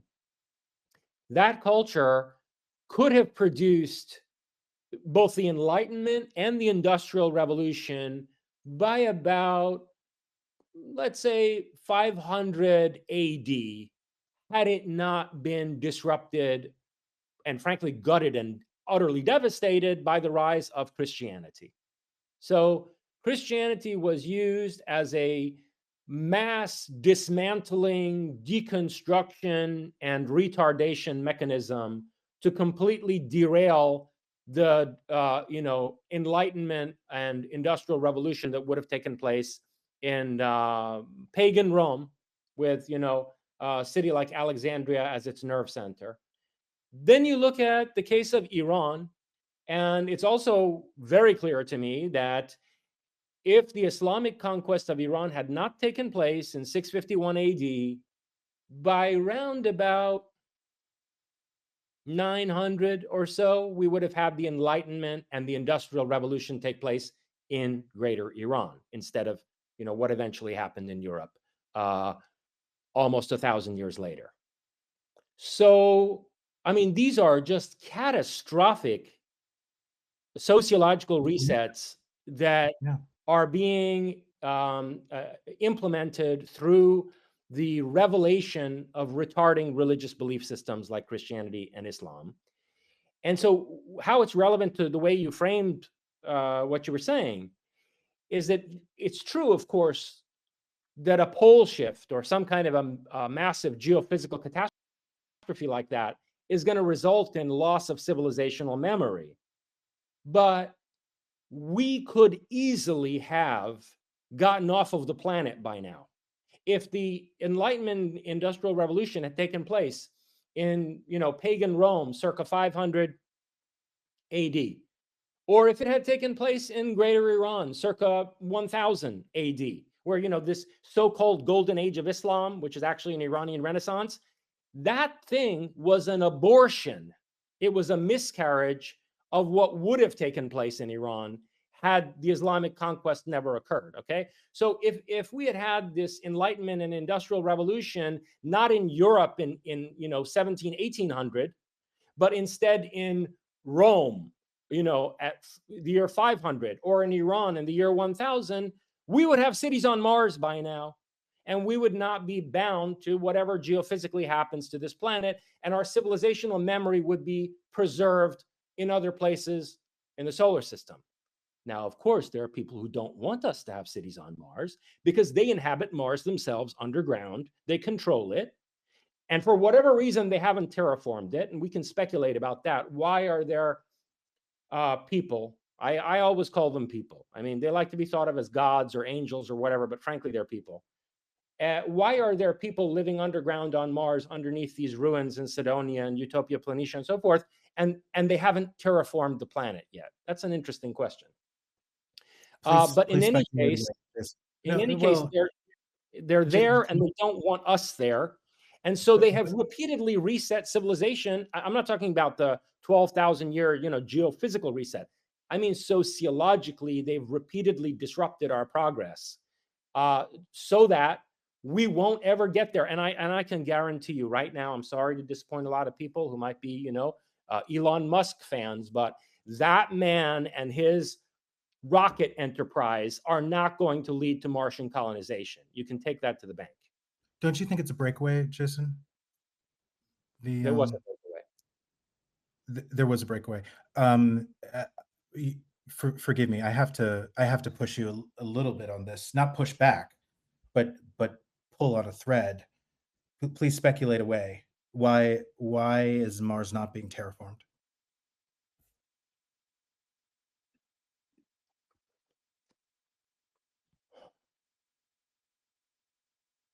Because Mars is a lesson. Because the dead Mars and the ruins that are there are meant to be like the Ozymandias statue in Shelley's poem. Shelley has this poem about this ruined colossus, and it's meant to suggest that people who, I think he was inspired by the statue of Ramses in Egypt, that people who build structures that they intend to last for thousands upon thousands of years, and that they hope to ensconce a memory of the greatness and the level of excellence and achievement of their civilization. They suffer from hubris, and they don't know their proper place in relation to God and the divine realm and so forth. That, as the Quran itself says, when it talks about the city of Iram, which was like a kind of, Atlantean sort of megalithic super city that supposedly existed at one point in the Arabian Peninsula, probably when it wasn't the kind of uninhabitable desert that it is today. And in the Quran, it talks about the destruction of this city as a kind of symbol of God's punishment of human hubris. I think that Mars is that on a large scale, that at some point in the relatively near future, the data that our government already has, that the remote viewers worked with, to corroborate and to investigate, what some of these photographs were showing, that data is eventually going to be disclosed to the public, but it is going to be disclosed, or at least let me put it this way, I don't want to be demoralizing. Their plan is to disclose it in a narrative context, packaged within a discourse that leaves people with the idea that human hubris was being punished on Mars, and that we should not aspire to achieve what the Martians did achieve before their civilization was cut down and basically the skin was ripped off of their planet, before their planet was flayed. It's so funny you said flayed, Physically, because but symbolically, because it was a no, symbolic act as well. but that was the example I was going to give. Like when humans were flayed, and sometimes it was stuffed. It was to shock and traumatize and leave an epigenetic trauma to never get out of your place. And in other words, you're saying Mars is a planetary example of why we shouldn't fly too close to the sun. That's what the gods or angels want us to believe, and I think that they are trying to manipulate various officials in the United States government, particularly the ones connected with the Collins elite, to unfold that narrative over the near term, so that when we're finally shown high resolution images of Cydonia, the narrative framing is going to be, oh, look what these people did in their Promethean hubris. They thought that they could rival the gods and determine their own destiny, and basically enter the celestial realm by force of their intellect and their technological prowess, and see what happened to them. And if we do the same thing, Earth will wind up being the next Mars, et cetera, et cetera. So I'm actually in extremely, I probably no less than you are. I do view this to be maybe the most regressive and enslaving mind virus, and it seems to have zoonotically, even though I'm not using the term correctly, zoonotically jumped from religion even into atheist beliefs, that that technology in and of itself is not just amoral but immoral and leads to moral corruption. But there's another side to this. Even if you don't take the religious side, there does seem to be, and maybe that book Final Events made too much of an impression on me, but there does, and this ties directly into Thanosis, there does seem to be absolutely a battle that is anti-agency, and maybe even a good side that is pro-agency, but there definitely seems to be a counterintelligence narrative. Counterintelligence as in like this story where how many civilizations do we know of where the story is always humans, technology caused the cataclysm. But the other side is there does seem to be a literal battle for what might even be a physical soul. And maybe that spiritual physical soul battle even goes into direct physics where our souls might be on the other end of a metaphysics that is powering another universe. Can we do you get what I'm saying? Let me Yeah, know if I I have a need lot to. to say about that. There's an entire Please do. chapter of my book, of this new book, Thanosis, called The Soul as an Informational Structure. And in that chapter, I go back to the work of Rolf Landauer and John Archibald Wheeler, and more recently, Melvin Vopson, who are all physicists that theorized that energy and matter are different states of information. So that, what Einstein formulated as the interconvertibility of the interchangeability of energy and matter is missing a third term, namely information, and that in fact, the best interpretation of the spooky aspects of quantum theory, like wave particle duality, the collapse of the wave function, and quantum entanglement. The best interpretation of that, and of the reason why consciousness appears to be integral to the manifestation of the physical world on a quantum level, is because actually we live in an information processing system, and matter and energy are different states of information. So if that's the case, and I've argued previously that it is, and I come back to that argument at the beginning of this chapter on the soul as an informational structure. If that's the case, our soul is like software inside of a computer system. And a lot of parapsychological data does suggest that that's the case empirically. I go into a few examples of that in the chapters leading up to that analysis of the soul as software. I discuss cases of reincarnation where a single person is reincarnated as two different people, so that it appears as if the quote unquote soul, the informational matrix, informational lattice of a particular personality, is copied like a software file would be copied. And you wind up with two people who have the kind of psychic connection with one another that identical twins are often observed to have. That's a whole area of longstanding parapsychological research on twin telepathy and so forth. So you have cases where a single person appears to split in the afterlife and be incarnated as two people. You also have cases which Dr. Stephen Browdy studied. Steve Browdy was the chair of the philosophy department at the University of Maryland, Baltimore, and he also went on to become the president of the Parapsychological Association. He edited the Journal of Scientific Exploration for years as well. He was the editor-in-chief of that. So he's a very accomplished person in parapsychology who's coming from out of rigorous analytic philosophy. And one of the things that he studied are cases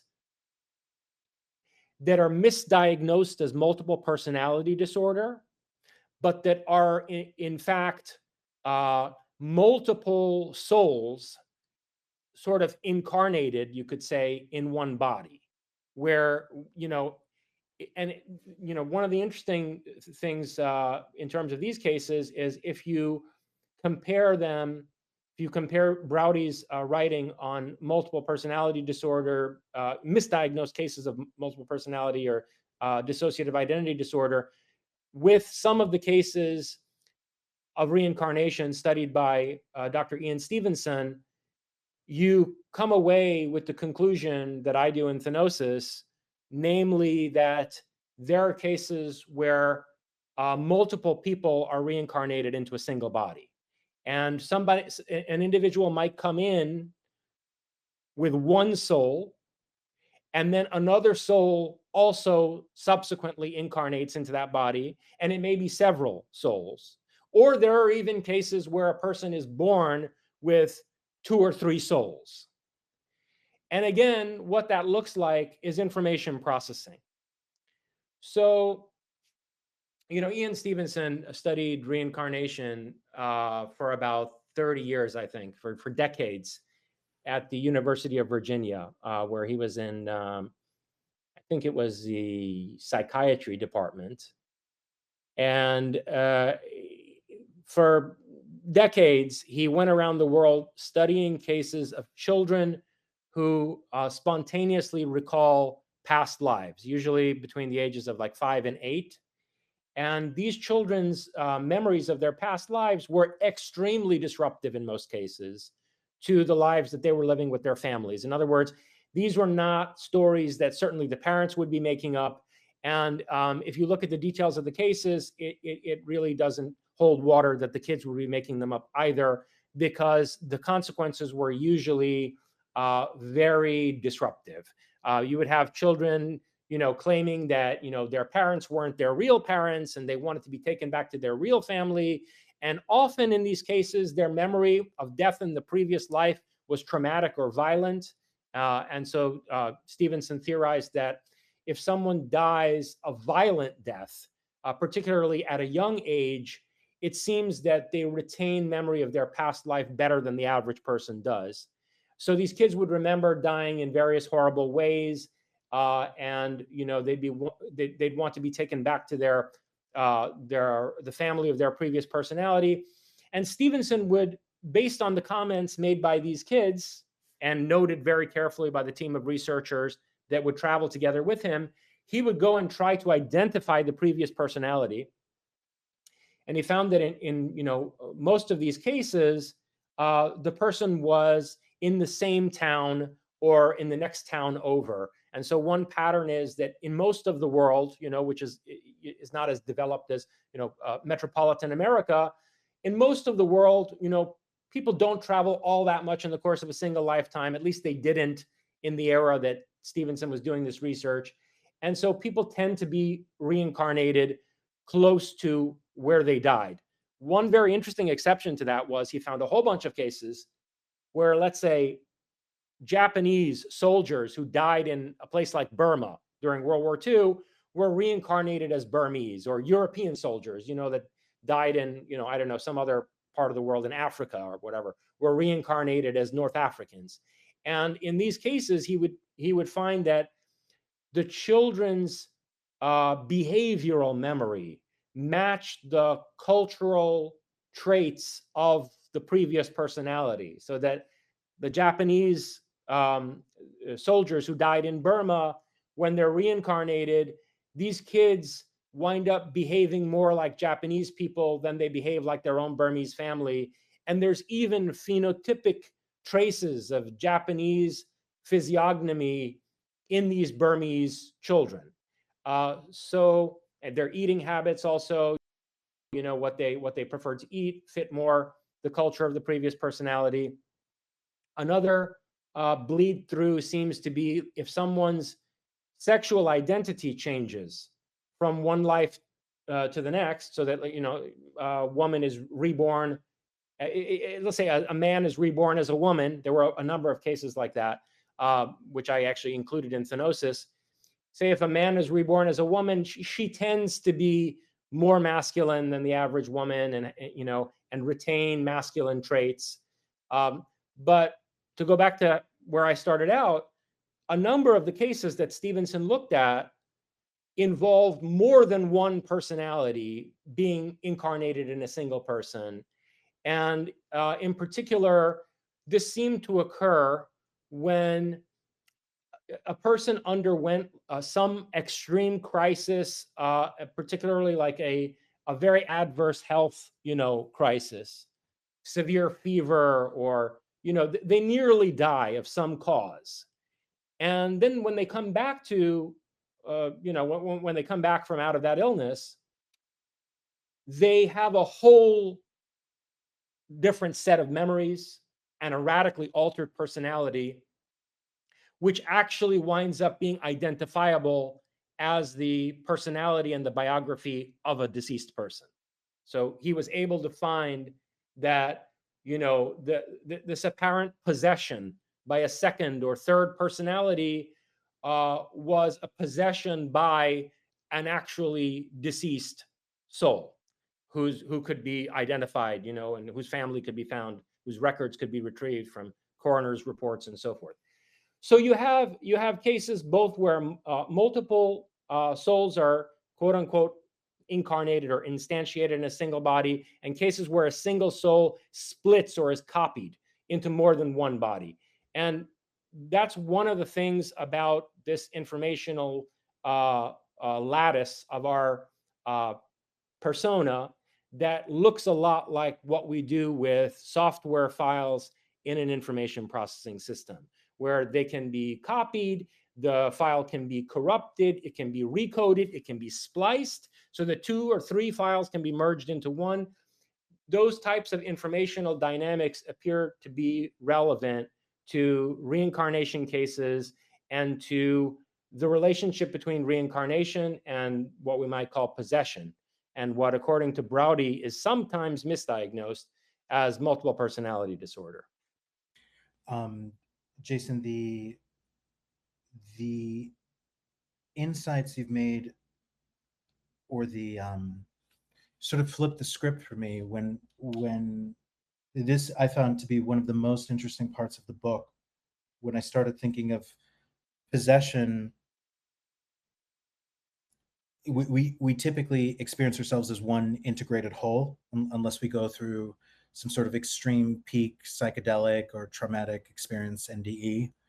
But when you start considering possession as a literal embodying, in other words, the idea that all of us are possessing our bodies with our souls, and that they're really just like once you say NHI, you start realizing, okay, angels and demons could be what NHI were called, or they maybe said angels and demons because they didn't have the word NHI, and you start realizing a lot of this is fitting. Um, the DID phenomenon is also extraordinary. People who have their different alters or different personalities, even their IQs can change significantly, even by more than a standard deviation. Even blood pressure and Not just heart. IQs. Listen, allergies. Yeah, yeah, One personality will have severe allergies to something. When they go into the other personality, they won't have those allergies. Various medical conditions, even some of them can suffer from a certain medical condition. They shift into the other personality and they don't suffer from it anymore, aren't diagnosed with it by a doctor. It's very bizarre. yeah, yeah. And it's incredibly empirical and concrete for something that is so squarely or seemingly psychological. It has incredibly, I think you can't even call it psychosomatic anymore, right? Once blood pressure is involved, maybe there needs to be a term for the opposite of psychosomatic, but there's a possession of the body by a psychology, the likes of which that is unlike anything else. And so when you were talking about this, it made me think of, when people used to go to Blockbuster and they paid for the right movie, it has the right box, but it's a different cassette and they put it in there. Or maybe they got the right movie and then they're accidentally recording over it.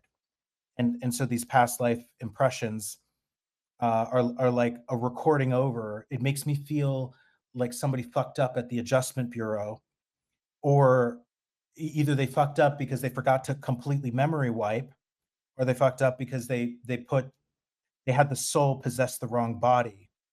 Um, do you have similar thoughts when you were going through this research? What do you make of this? Yeah, I think one of the most important things about Thanosis is the distinction between, how can I put this? I don't want to use the word natural, okay? Because obviously I've problematized the concept of nature throughout the course of my philosophical corpus, right? If you think, as I do, that the cosmos is an information processing system, then Yep. the distinction between the Technology is natural, an extension of nature. Yeah, yeah, I'm with you. the I didn't mean to distinction cut you off, between but, yeah. the distinction between the natural and the technological gets deconstructed, much like the distinction between matter and spirit, okay, or between the spiritual and the physical. These are all false dichotomies, and they wind up being deconstructed ultimately by an informational conception of the cosmos. That having been said, one of the most important distinctions that I draw in Thanosis is between,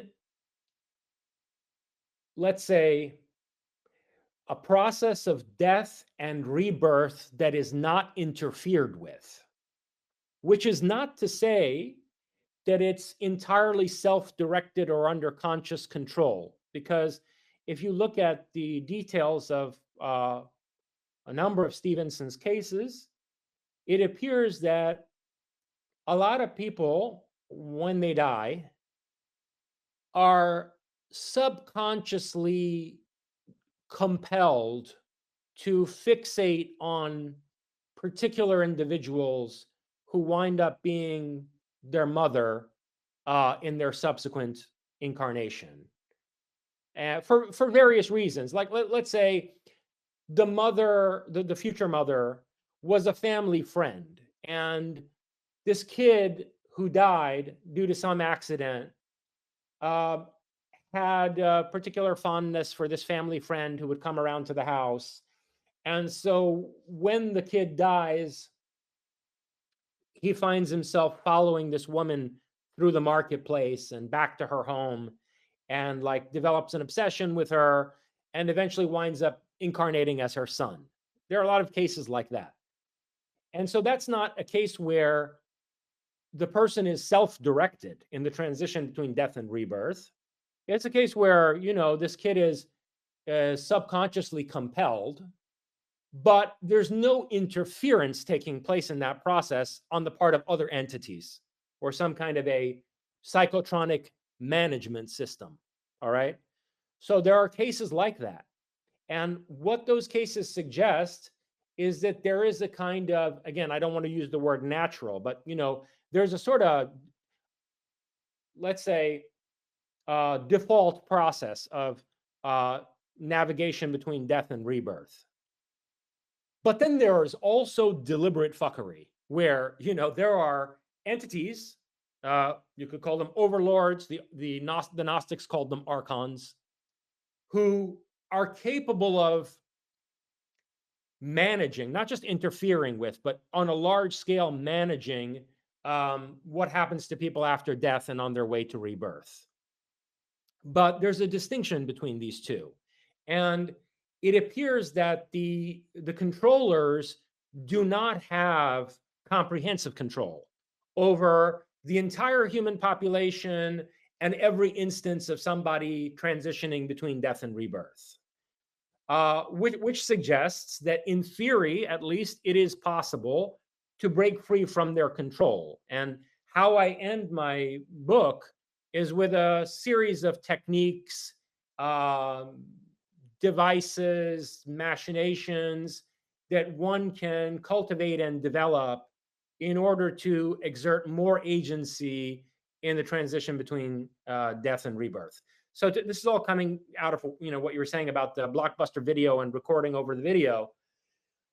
Look, there are possession cases in Stevenson's enormous archive that suggest that a recently deceased person just happened to like the life circumstances of some kid who was dying of a fever in bed at 9 years old, and assumed that this kid had given up the ghost, so to speak.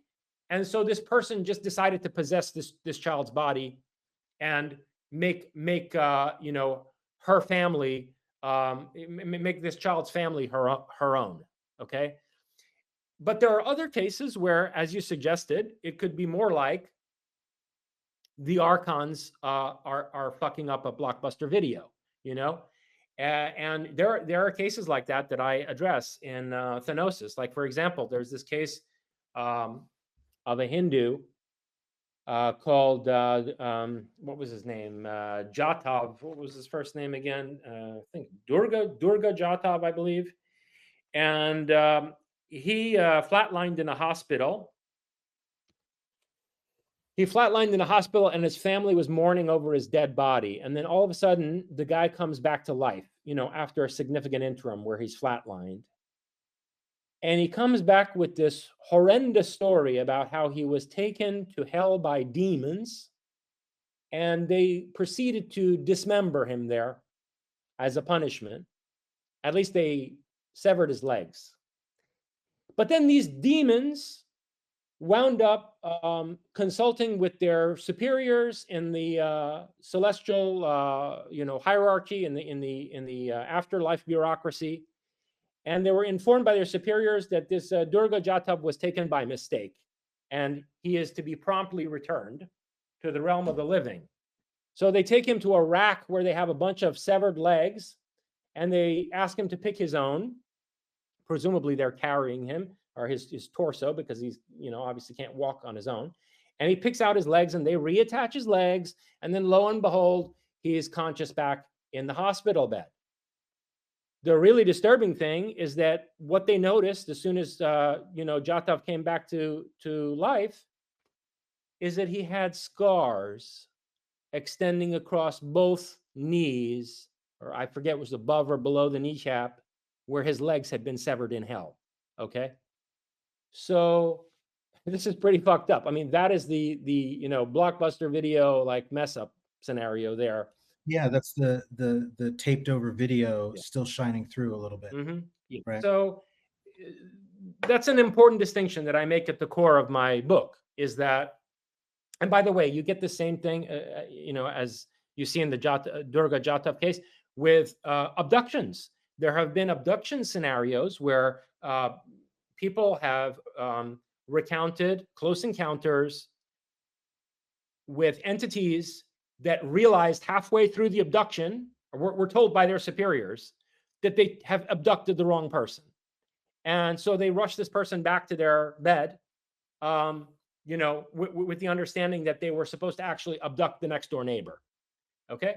So there are similar fuck ups in the close encounter literature. And the two, bodies of paranormal data overlap and intersect in really disturbing ways. So that, for example, you have close encounter cases where, let's say, the Greys abduct somebody, and during the course of the abduction, this person encounters his aunt, and his aunt is saying to him, I don't have a long time. I have to be, I have to be going with these people. But I just wanted to tell you to let your mom and dad know that I'm all right. And, please let my sister know that I'm fine here and that everything's going to be all right, whatever. And then, and this person, who's being abducted believes that, Auntie Jane is still alive. Okay. And they bring this person back.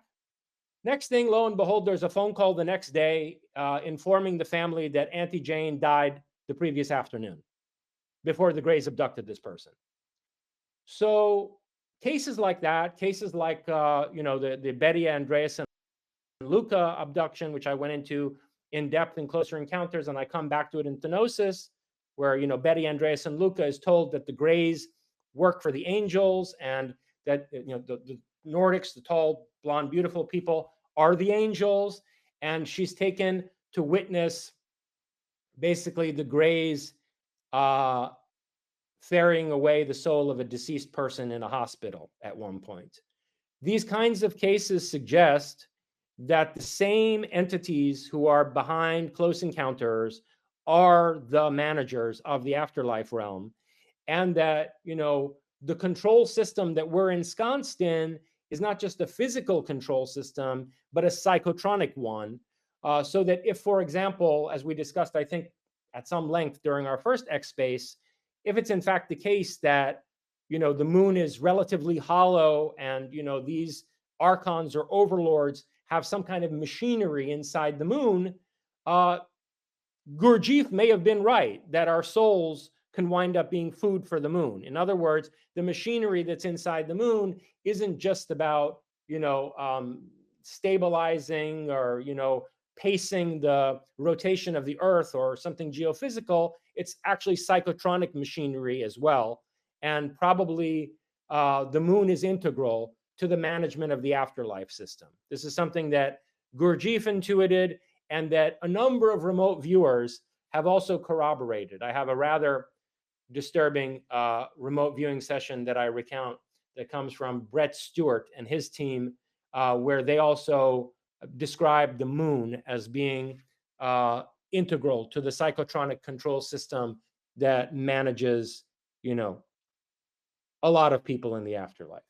So Jason, we're in such fertile ground here, and believe it or not, right where we are right now, with Moon as a potential Radio Shack for the soul.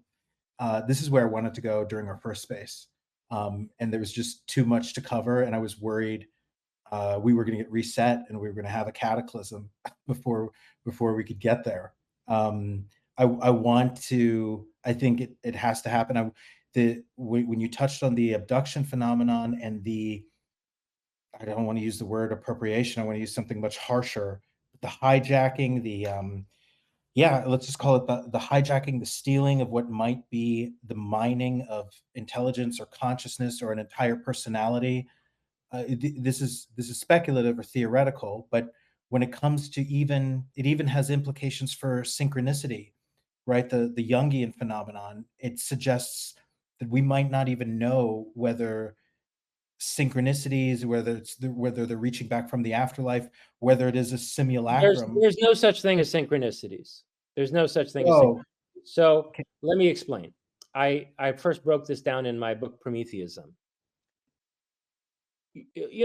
Carl Jung was a brilliant psychologist, but he was not a philosopher. And his, I guess you could call it concept, his idea of synchronicities is extremely messy and poorly argued, especially insofar as he calls it an acausal phenomenon, The words out of my mouth, and he really meant non-local, right? But he called it acausal. Yes, non-local spatially and non-local temporally, but that doesn't mean it's acausal.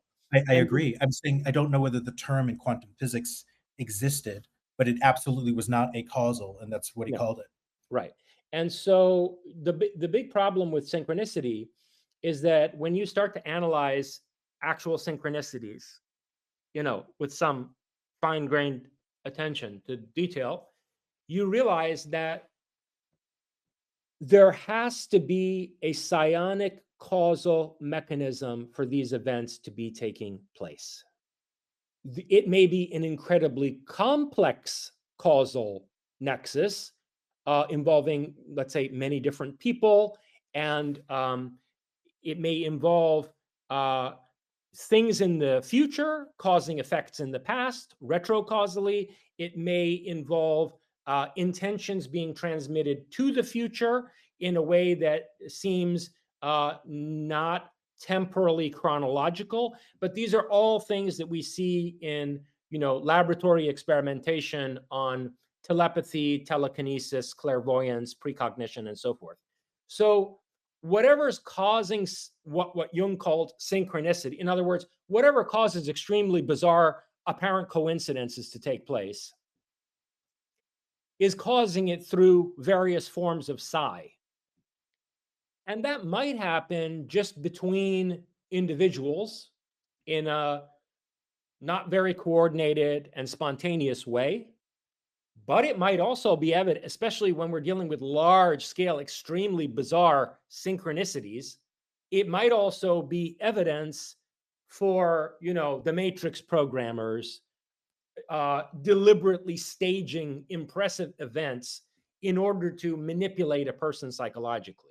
You find that people who have lots of synchronicities in their lives tend to get obsessed with them, and they start to use these synchronicities as auguries, as if like they're being given, omens and prophecies and whatever through the synchronicities, whatever form they take, whether there's numbers involved or symbolic images involved or whatever. They start to run their lives according to the messages they think they're getting from these synchronicities. And all of that could be orchestrated. And it's a very dangerous trap to fall into. Yeah, and there's so many moments where I can feel the emojis that Fringe isn't throwing up, because Fringe, there's got to be some things you want to say. I know you didn't expect to agree. Oh, Ulrich, I'm interrupting you now to say Me too. There are many, many things I would love to say. I have many, many thoughts on everything Jason has said today, but this is not a space to hear fringe thoughts. It's a space to hear Jason Jorjani's thoughts. So thank you. I appreciate that. Well, I still might disrupt that a little bit. I might not be able to help myself. Um, the Jason, we were talking about synchronicity, the A cause. Can you think you've been pretty intuitive today, Jason? When you said there's two things going on here. Obviously, there's some, whatever you want to call it, the Adjustment Bureau, mind warping, hijacking. There's been a major intellectual lobotomy when it comes to the apprehension of causality. When it comes to parapsychology, this is stigma should not be enough to do away with the entire telos of science. Like, science is not supposed to search for a telos, but it's also not supposed to run away from one when the empirical evidence is overwhelming. So, Absolutely, I couldn't agree more. Absolutely. right, so something has gone on that maybe stigma alone, the social, the fear of being looked at as somebody who's less rigorous or less academic or less scientific, doesn't completely explain the ice pick that we shoved through our prefrontal cortex for the last 50 years Oh, at no least. doubt about it. Listen, it's been deliberately engineered. And I pointed out in my first book, my first published book, Prometheus and Atlas, that the materialist scientific paradigm was deliberately set up by an agent of the Jesuit order, namely Rene Descartes, who, was acting at the behest of the Jesuits to set up a false, reductionistic, mechanistic, materialist paradigm so that everything spiritual would be sequestered within the domain of the church and would remain a matter of faith, and so that scientists would not look into what we call today the paranormal, or what they called the occult back in those days, because Renaissance alchemists were doing exactly that. They were developing a form of Promethean scientific exploration and invention that didn't draw any distinction between, the material and the spiritual. Everything was, potential um, material for alchemical transformation and for the cultivation of occult power. And that's obviously something that posed a mortal danger to the church. And they acted very decisively to crush it by cultivating this false mechanistic materialist paradigm, and also, frankly, by burning witches and sorcerers at the stake, so that what had been alchemists would more easily accept this materialism and relegate, everything spiritual to the, authority and arbitration of the religious hierarchy. And I'm not generally one to defend religion, but here at least half the sin has been committed by a failure of modernism to be actually logically cogent and scientific, right? So in a sense, science failed to hold on to one half of causality when there's the typical thing, that the Semmelweis disease, where everybody always says correlation doesn't equal causation. The opposite of that is slothful induction, when you have everything pointing to a cause and you have 100% correlation and causation, and you have actual causation, and science doesn't care how many, whether it's 6 sigma or 30 sigma, uh, proving parapsychology. We don't want to touch it. But also, when it just comes to sometimes just plain logical deduction, there was a moment, when I said, when I'm pointing toward when you said, Young failed to recognize that definitionally synchronicity, as he describes it, requires a causal interaction, and yet he called it a causal. There was a similar moment where it's not a failure of causal attribution, but it was in part two in the Jesse Michaels interview, and I don't want to say it. Do you know what moment? It's between you and Jesse. It was a friendly disagreement, but you were making an assertion about. Let me know if I need to be more specific. Yeah, go ahead. Be specific. Don't hesitate. Go ahead. It's plain from, and I'm not talking about logical determinism. I'm talking about just logical deduction. It's plain from logical deduction that You're talking about the free will free question. will, yes, the Yes, free will yes. thing. This is a I single was thing going on. surprised that even Jesse, was somehow Yeah, that's mesmerized what I by mean. this idea that there could be any way to reconcile free will with the omniscience and omnipotence of God. I mean, it's a basic logical fallacy. Yep. You're brain damaged if you don't see that, frankly. Oh my gosh, I just got taken off the brain damaged list. Thank you. you got taken off the brain stem. Yeah, it's an incredible moment, and there's many moments. There's many such issues where lofty academics in ivory towers are holding on to logical, not paradoxes, but contradictions, and it's a lobotomy that I think where Cognitive in many cases dissonance. science. It's called cognitive Right. dissonance, okay? And it's a tactic of psychological warfare. When you can make somebody believe simultaneously two things that are contradictory, it cripples their reasoning capacity and makes them more amenable to manipulation. And I learned this from you, by the way. So this we see this happening in religious stories, but how the fuck did this happen in the sciences? Because, as I just explained, our modern materialist scientific paradigm was set up by religious authorities. And By Descartes, the Cartesian separation. yeah, and it's not just Descartes. I mean, he actually was involved in a very specific project to do that, but there's all kinds of ways in which coercion and persecution forced the acceptance of this materialist paradigm at various junctures from the 1600s through the 1800s. And so, and the other thing about that that's noteworthy is that it's not just the materialism of modern science that's in a dialectical relationship with religious retardation. It's also that the closed-mindedness and dogmatism of modern science is an inverse reflection of religious fundamentalism. Can you say that slowly and say it again? Yes, I just need some. Charles Can you Fort. say that one more Charles time? Fort noticed this very clearly when he wrote the Book of the Damned. His first great book is where he focuses more on this. But I think he comes back to it in some of his other works as well. But in the Book of the Damned, Fort basically says, look, there's no real difference between closed-minded scientific dogmatism and religious convictions that people consider articles of faith. They're very similar psychologically. Actually, they're the same psychologically.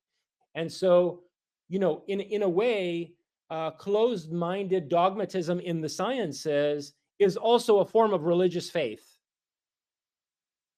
And it's equally inimical to progress and discovery. So there's a moment, Aaron, I don't know if I send you a link, are you able to pipe it into the space? It's totally fine if you can't. I wanted to play the 3 minutes of the Marco Rubio thing because it's pretty relevant right now. Let me know if that's too hairy or too complicated. Aaron might be he might be already completely absorbed in the singularity. Can we talk about the Rubio thing? I can pretty much paraphrase it. I hate watched it. I'm trying to see the connection that you're drawing to that. Do you want to be a little more explicit about Oh, how you this I can totally be explicit. Yeah. I mean, so the Hannity interview, and I only watched the first 3 minutes. I guess I'm a bit of a disclosure snob. I should have watched the rest, but I was too angry. So the Hannity interview, the 20 minutes, it starts off where Hannity doesn't even ask a question. He laughingly says, there's this show, and Rubio sort of jumps in and he says, well, first, between the lines, he says, I wasn't Secretary of State then. I was a senator. These interviews happened 3 to 4 years ago. and he basically says he was describing what other people were saying. So he's walking back the assertion.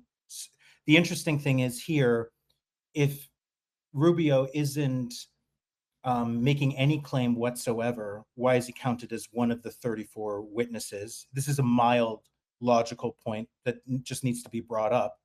You can't really be a witness or be testifying to something if your own account of your own testifying is that you're not testifying and you're just recounting what other people are testifying as witnesses, and then you disclaim that you have no way, even though you're one of the Gang of Eight and part of Secretary of State, of verifying such claims, all of a sudden becomes a testimony because you're testifying to the impotence of the US government and that there isn't even sufficient legal authority to assert oversight where it's been illegally broken. That's one, but there's a specific one where he says,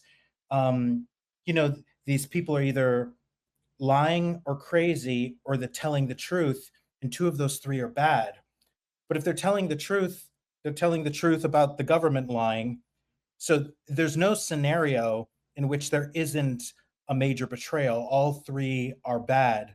So there was incredible cognitive dissonance, and there were so many moments too where he says something and immediately takes it back, a bunch of doublespeak. So I watched those 3 minutes, and it felt like there was an induced pseudo stupidity, not just from Rubio, but even from Hannity for not following up with questions. The only thing that I could sort of, if I tried to rationalize it, is if there was the softest of disclosures, confirmation, right? We're not alone and that's it. And Trump wanted to be the one to break the news. Maybe he was told to walk some of it back so he doesn't accidentally break the soft disclosure for him. Maybe disclosure is so flimsy that somebody just needs to accidentally slip out 4 words and then Trump has nothing to announce. But that was the only sort of way I could rationalize what happened there. I'd love to know whether you're just as angry, if you can find more shit to be angry about, but does that make sense? That's what I experienced there. Yeah. Okay. So the connection was just that Rubio is suffering from cognitive dissonance. Logical impossibility. I think we should call it Sure. paralogia. It's delusion. It's Sure. fucking delusion. Oh yeah, sure. That no doubt about that. What makes me, I am very angry about it, but I'll tell you what makes me furious about what Rubio did in those 3 minutes is that he fundamentally undermined the national security of the United States. And I'll tell you why. That man is not only Secretary of State, he's also National Security Advisor to the president. If I recall correctly, nobody since Henry Kissinger has held both the office of Secretary of State and National Security Advisor at the same time. Okay? And Henry Kissinger was a member of Majestic 12. So the idea that for people who aren't familiar with it, National Security Advisor is the highest executive cabinet position. It's more important than Secretary of State. It's more important than Secretary of Defense. It's more important than any position in the government of the United States other than the presidency. Just because the National Security Advisor is not in the immediate presidential line of succession doesn't change that fact. In fact, the reason why the National Security Advisor is not in the immediate presidential line of chain of succession is so that if the president gets killed and the vice president gets killed and then the Secretary of State gets killed, etc., the same National Security Advisor can continue to advise the head of state. Okay, so keeping that person, out of the line of succession is important so that that person can represent a continuity of, national security advisement. If the National Security Advisor, not to mention he's also Secretary of State, does not have any means to assess whether these generals and admirals and high-level intelligence officials are liars or crazy, or whether they're telling the truth about extremely advanced, huge budget government programs, then effectively the National Security Advisor is admitting that he's totally incompetent and we don't have any effective national security in this country.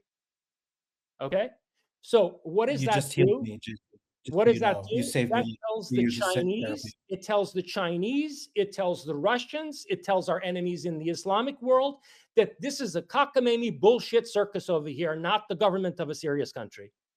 Because I guarantee you that the person in Rubio's equivalent position in China, whoever's national security advisor to Xi, 100% has the entire Chinese UFO file. 100%. Okay. Now, our problem is that we have a supposedly representative government, whatever the fuck you want to call it, a democracy, whatever. Okay. It wasn't meant to be a democracy, but in any case, it's a representative government that's on some level answerable to an electorate.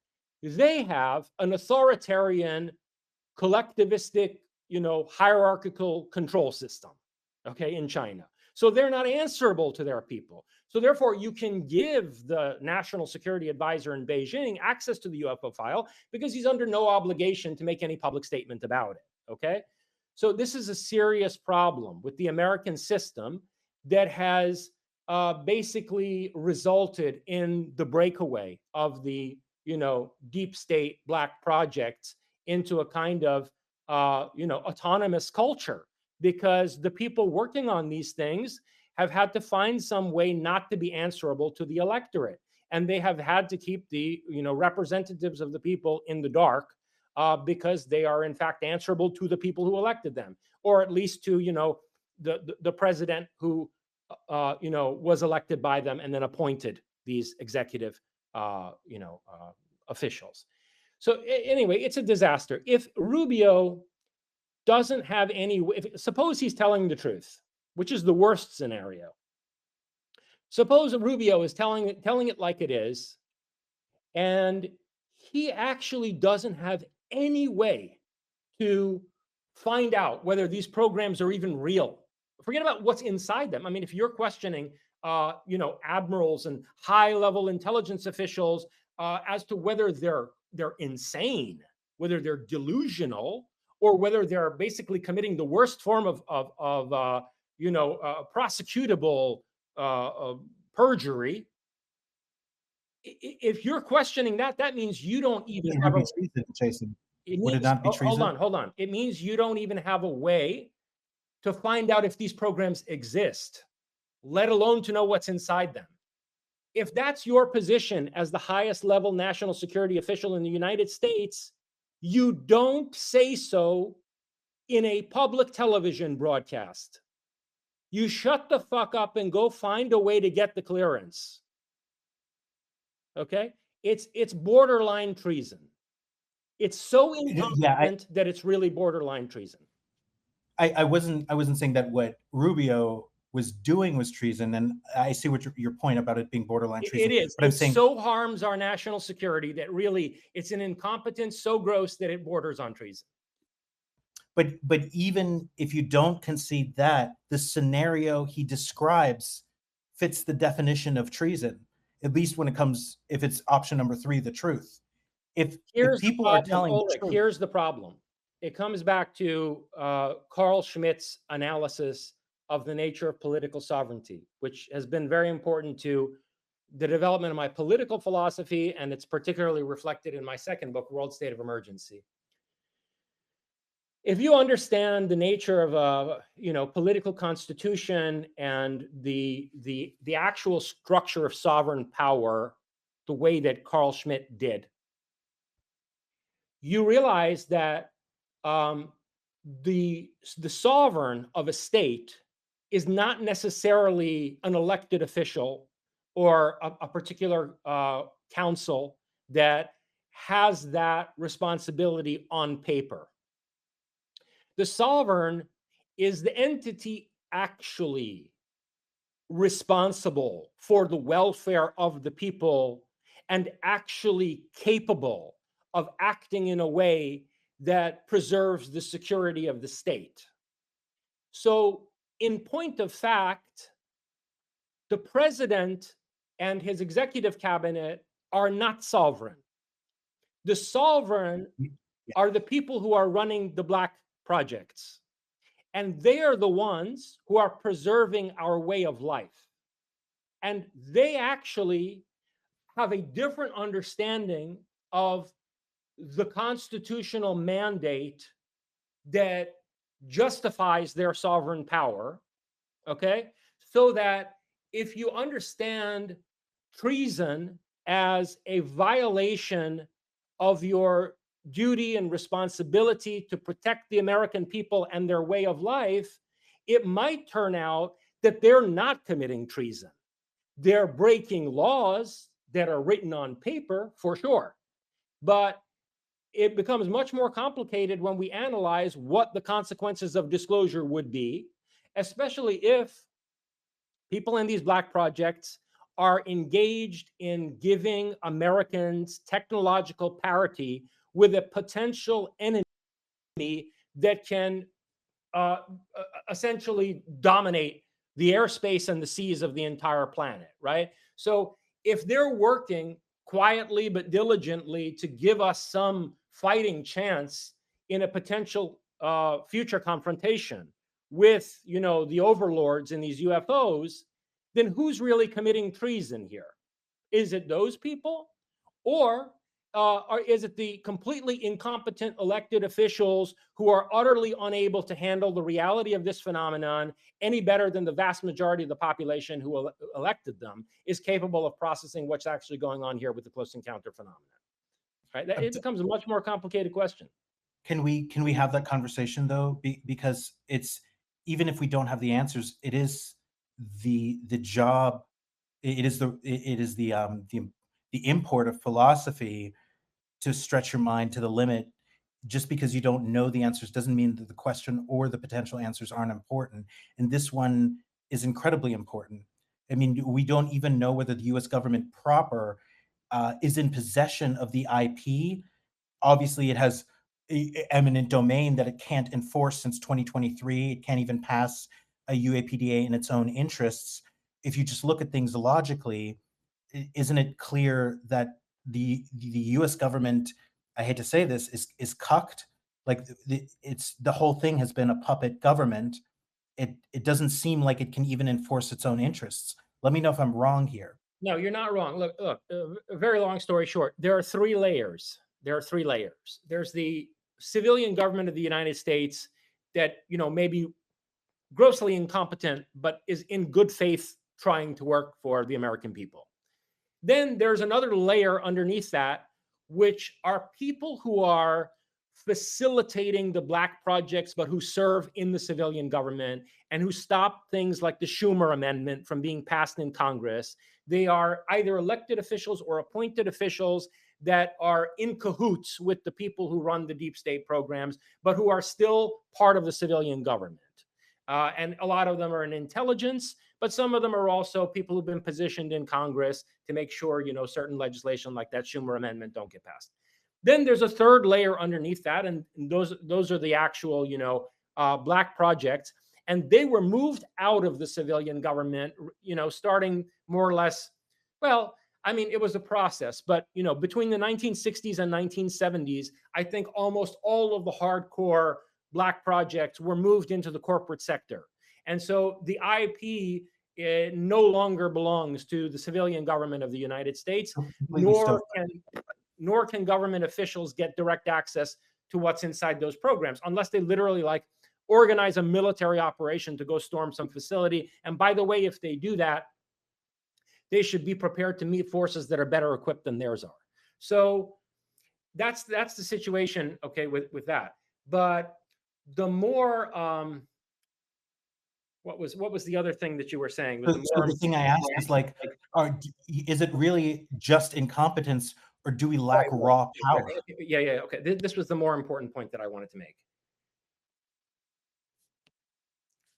Just think about everything we've been discussing today.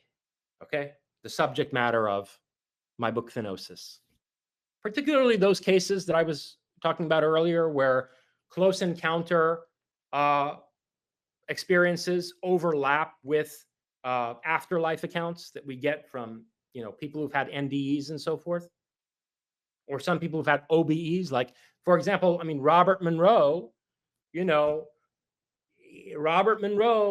developed a whole protocol that he himself used to basically astral project with such efficacy that at one point he got such a big picture view of what was going on this planet, that he was able to ascertain the fact that we are being, as he put it, loosh farmed.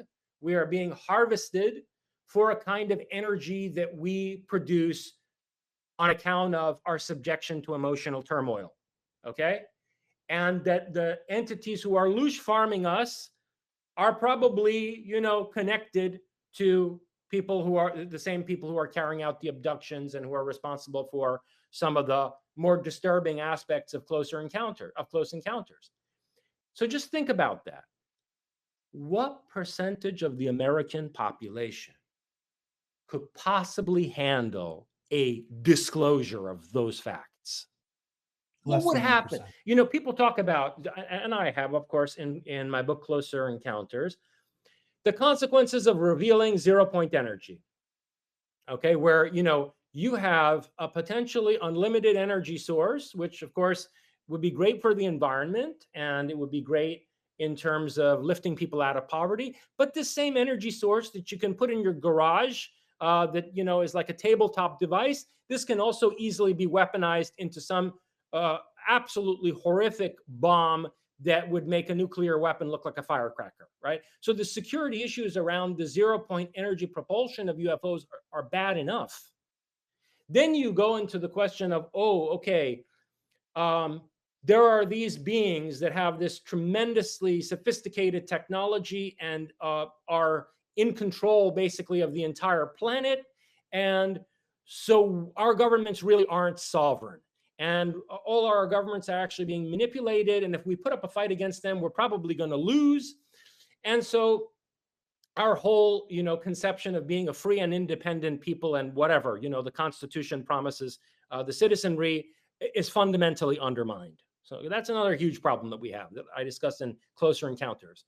But frankly, both of those problems pale in comparison to trying to get the majority of people, the vast majority, to process the fact that they're being processed in the afterlife by the same entities that are abducting children into UFOs in the middle of the night.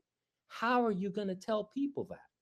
How are you going to tell? And if you know this, and let's say you've known this since the 1950s, let's say Majestic is a real organization that formed in the late 1940s, and that eventually it branched out into these corporate black projects. And you've got people like Henry Kissinger and Dick Cheney inside this organization, and they know this about human life on Earth. Well, what exactly do you expect them to do? How are they supposed to break that story to the citizenry? Or even allow elected officials that are answerable to the public to, come into possession of that information? I mean, I think it might be possible, even if it's just through game theory, to answer that question. And the answer is, it is only catastrophic, and the alternative is even more catastrophic. There's catastrophic non-disclosure, which is a breakdown and a total runaway entropic loss of agency, or there is an incredibly painful and politically and sociologically unconscionable catastrophic disclosure, and both are painful. But tell me I'm wrong. Let me be the devil's advocate for a moment, right? As if I'm not often the devil's advocate, but We'll get to the devil at some point too. Being the devil's advocate, right? There's a hell of a case to be made for non-disclosure up to the moment when you have developed as powerful countermeasures as possible, where you have achieved as close to parity with the technology and weaponry of these entities as you possibly can, and up to the moment when a confrontation with them is inevitable. Okay, there's a hell of a case to be made that you should not disclose. If you're that group of people that used to be called Majestic, you should not disclose until and unless A, a confrontation with these entities is necessary, and B, until you have developed something close to technological and defense parity, where we have a fighting chance in that confrontation. So tell me where there's a flaw of logic there. There's none, unless, of course, the third. We don't know, or maybe you do, but the third one, whether it's a Fourth Reich deep state, reptilians, the fourth one that holds raw power, if they're captured by the same entity, there is a moral imperative for catastrophic disclosure. If they're captured by the same Correct. entity. Do we know that? Well, from a logical standpoint, if the government has lost IP and technological supremacy to a rogue deep state, and thereby cannot represent and defend its citizens, which I think, maybe the citizens are being defended from their own weakness, ignorance, delusion, and stupidity, which will cause this society to completely collapse if there's premature disclosure. Correct. Correct. But what if we're dealing with a collapse that is unavoidable? Again, what did I say? Until and unless a confrontation is necessary, and we've given ourselves a fighting chance by developing similar technological capabilities, there shouldn't be disclosure, meaning that if we face a situation where there's going to be a collapse because of, let's say, certain convergent catastrophes, and in the context of that collapse, these entities are going to emerge and they're going to exercise more direct control over the planet, or maybe they are going to engineer the collapse and then exercise more direct control over the planet. At that point, there would have to be disclosure. If there was going to be some attempt to protect the population, and more importantly than that, to protect the liberty of individuals against these overlords who might try to assert their power much more directly than they have in, let's say, thousands of years. So at that point, yeah, disclosure would be an imperative. But also, I want you to consider something that we were discussing, a while ago, which is when we were talking about the Collins elite, right? The Collins elite is convinced that the deepest layers of the deep state are in league with fallen angels. Yeah. Now, if I'm correct, that the celestial hierarchy, that the angelic control system, which used to be considered the Olympian pantheon or the Hindu pantheon or whatever, still is in India, I guess, considered the Hindu pantheon. If I'm right that these devas or angels or gods or whatever the fuck they want to be called are actually abusive, malevolent, sadistic, tyrannical overlords, and that they have been responsible for regressing and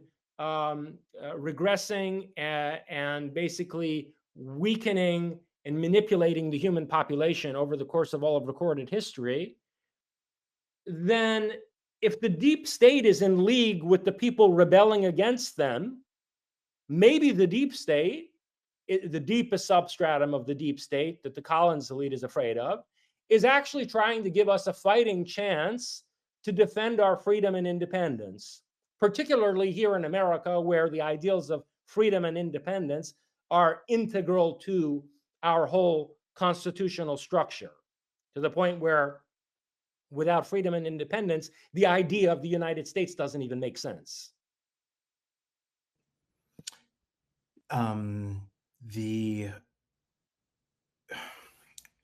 This is a really important conversation, and it's really the one that needed to be had in 2023, right at the gutting of the UAPDA. This is the only rational conversation to be had the day after you had the 5 obtusables, the 5 mics fuck us over. This is the moment where you need to discern whether your enemy is just a philosopher king, or wiser with greater asymmetric tech, or whether the breakaway is even a breakaway from national security, right? Like at some point, continuity of government forgoes even the Constitution and national security. And at that point, to think that your government is for you is delusion. You you must be wondering the same thing. This, do you know what I'm saying, Jason? I know Okay, exactly what you're saying. Listen, good to go back to Carl Schmitt, preeminent legal theorist of Weimar Germany. The sovereign,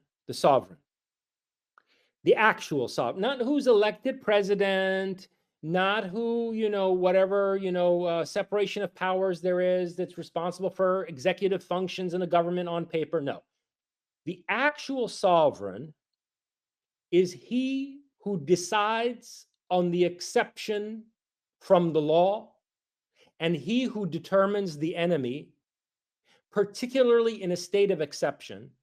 State of exception means a state of emergency where there has to be an exception to normal, legal, constitutional functioning, where elected representatives and the machinery of constitutional governance cannot address the acuteness of the emergency.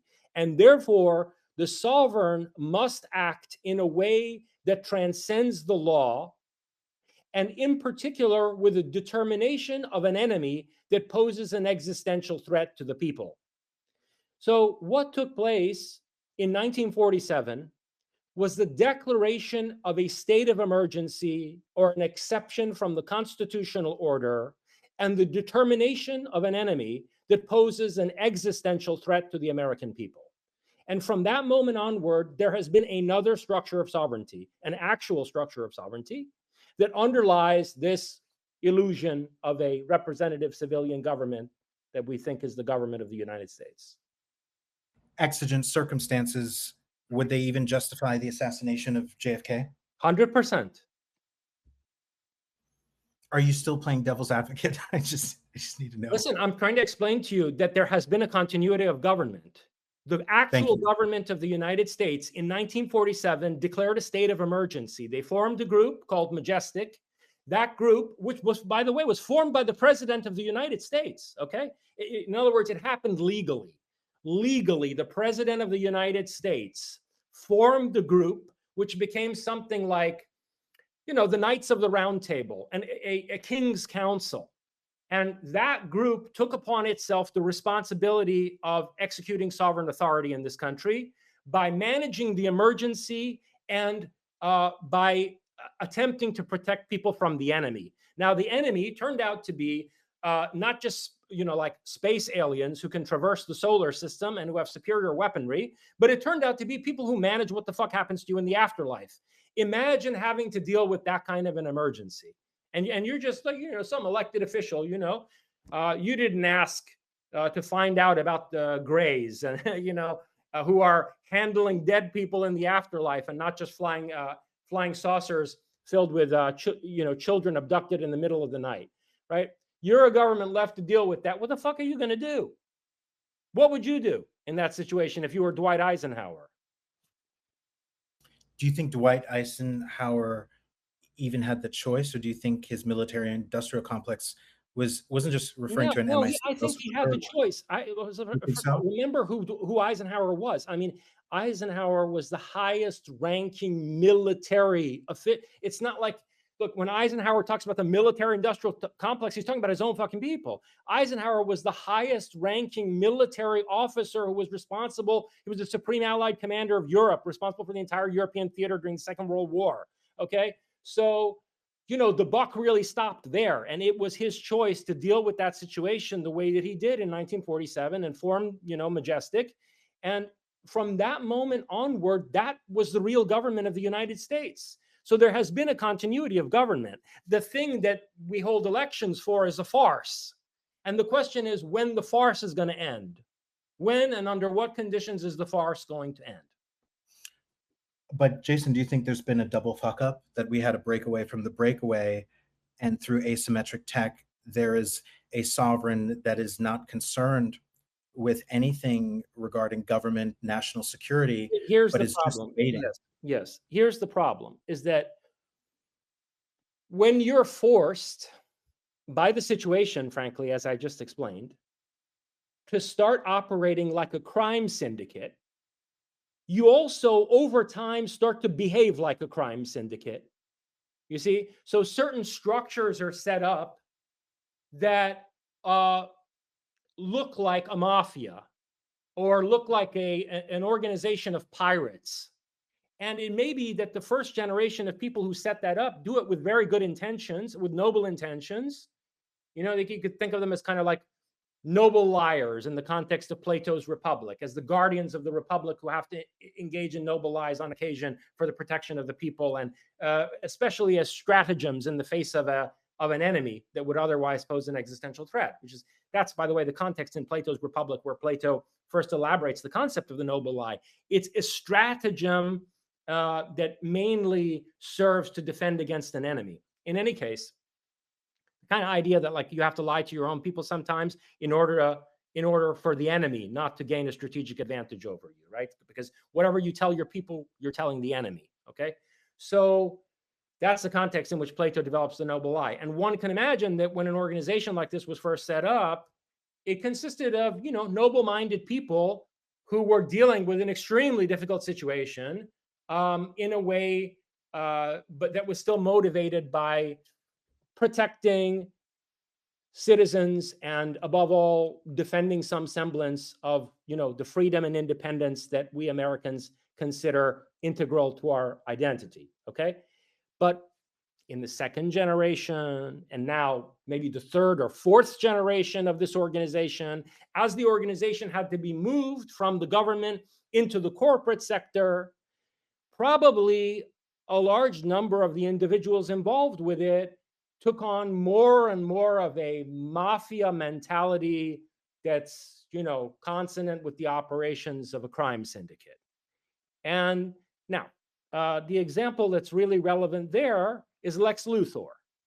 So, is Lex Luthor really a villain? I mean, he's certainly a criminal. He's a super criminal. But, you know, if you look at how Superman behaves and, you know, what his relation is to people and the way in which he supposedly goes about protecting people from harm, is it possible to just unequivocally and categorically see Lex Luthor as a villain? Or is there a case also to be made for Lex Luthor? And is there a case to be made against Superman? Something worth thinking about, you know, in terms of our own folk mythology, that can help us think through, you know, what's gone on in terms of the deeper levels of our power structure. Jason, I love that as a philosopher, you did not shy away from going to DC Comics, because you can push it further and say, you know, if you're dealing with ethics and the good, are we living in a time where Batman, the vigilante, is really the moral paragon here, or the ethical paragon? In other words, are Yeah, you Batman, exactly. So Jason? let me put it to you this way. One could argue that the deepest substratum of our deep state is some cross between LexCorp and Wayne Enterprises. Is that criminal? Absolutely. Might it also be defending our freedom and independence on some level and giving us maybe a fighting chance in some eventual inevitable confrontation with these entities? Absolutely. It's possible. Okay, so I think we're not everybody in the room, but I and a lot of us here don't accept the narrative or even just the logic of, you know, when the Nordics come or the aliens come and they're like, oh, you guys are babies with matches when it comes to the nukes.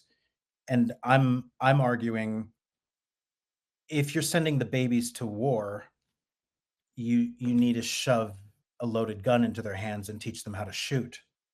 They're it's not, you can't prove it, but we might be at a place where we're the babies and we're about to go to war, and it's worse to send us to battle and not even have a shot in hell? Are we at a state as a species hitting another inflection point where we have to choose between being drowned in the bathtub by a Munchausen parent that we thought was our caretaker and learning how to shoot and go to war, but we're just toddlers. I'm talking about singularity tech, because this tech, if it were to be democratized, would essentially be loosely equivalent or worse to everybody having a nuclear football, right? Let me know if I lost you here. Is Oh, you this didn't a lose me at reasonable all. You metaphor? didn't lose me at all. And I'm a big advocate for our nuclear arsenal. I think that these people who are pushing nuclear disarmament are really doing the bidding ultimately of the devas. Our nuclear weapons are a defense of last resort, which apparently these Nordics are terrified of. And this is why they're constantly monitoring our nuclear facilities. So it is a kind of how can you put it? Well, the motto of the American Revolution was "Give me liberty or give me death," right? So I'd say that should be spray painted onto every one of our nukes. Okay, freedom or death. And we can deliver death. I mean, we can end all life on this planet several times over. So there is a way that we can prevent the overlords from taking over and enslaving all of us, right? I mean, is it better to be dead or to live as a slave?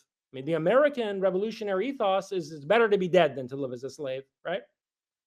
Come back with your shielder on it. So there's that. Now, the other thing I wanted to say, though, in terms of your metaphor of babies with nukes, Or babies with is loaded guns? Take out the matches, give them loaded yeah. guns. So look, that's a very relevant metaphor, because this same entity, which I just characterized as perhaps being a cross between LexCorp and Wayne Enterprises, is also recruiting children, actual children, to engage as psionic assets, piloting these psychotronic guidance systems of UFOs and so forth from underground bases. And so there's a third metaphor that becomes relevant here, and that's the X-Men. Is that whatever this entity is, this corporate crime syndicate mafia that devolved or evolved from out of Majestic, it's not just like a cross between LexCorp and Wayne Enterprises. It's also like the X-Men, or maybe like Magneto's mutants, insofar as it's willing to use underage people in a manifestly illegal way to gain capabilities that are not possible to achieve by any other means. And so that's another aspect of this, that we need to process and wrap our minds around. But Jason, what do you think is going on? Where do you stand? What do you mean? I just spent the last I mean, half an hour telling you what I think is going on. No, I mean, in terms of agency, I mean, neither you nor I are the national security advisor. I don't have a nuclear football under my bed. Sure, some of us can try, to go over the Maxwellian equations and break a singularity, but for those who are awake and self-aware, even if we're just looking at 1%, where do we exercise our power if we choose liberty?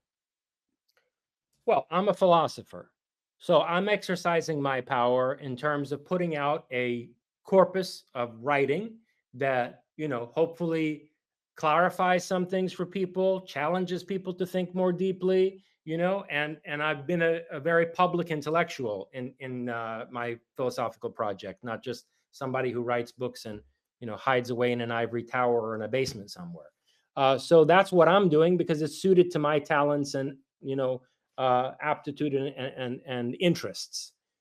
Everyone has to approach the situation from out of what they're suited to do and what they're going to be motivated to carry through.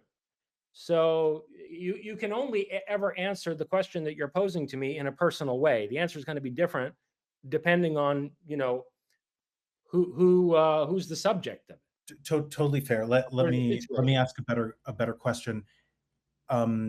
sure, we can defend, we can just nuke everything several times over, but the implications of Thanosis are that the battlefield might actually be in the afterlife or on the moon.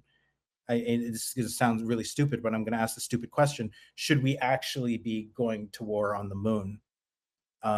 If our enslavement is a wiping of all of our breakthroughs in intelligence, and we keep on losing it through past lives, are we already enslaved rather than defending freedom? Yes. And my novella, Artemis Unveiled, little short novel, novella, very, very slim volume. My novella, Artemis Unveiled, opens with the image of a missile bombardment of the moon, which shatters the regolith and blows the astroturf off of this spherical space station floating above us. So you can infer from the fact that I opened the novella that way that I actually think we should do that.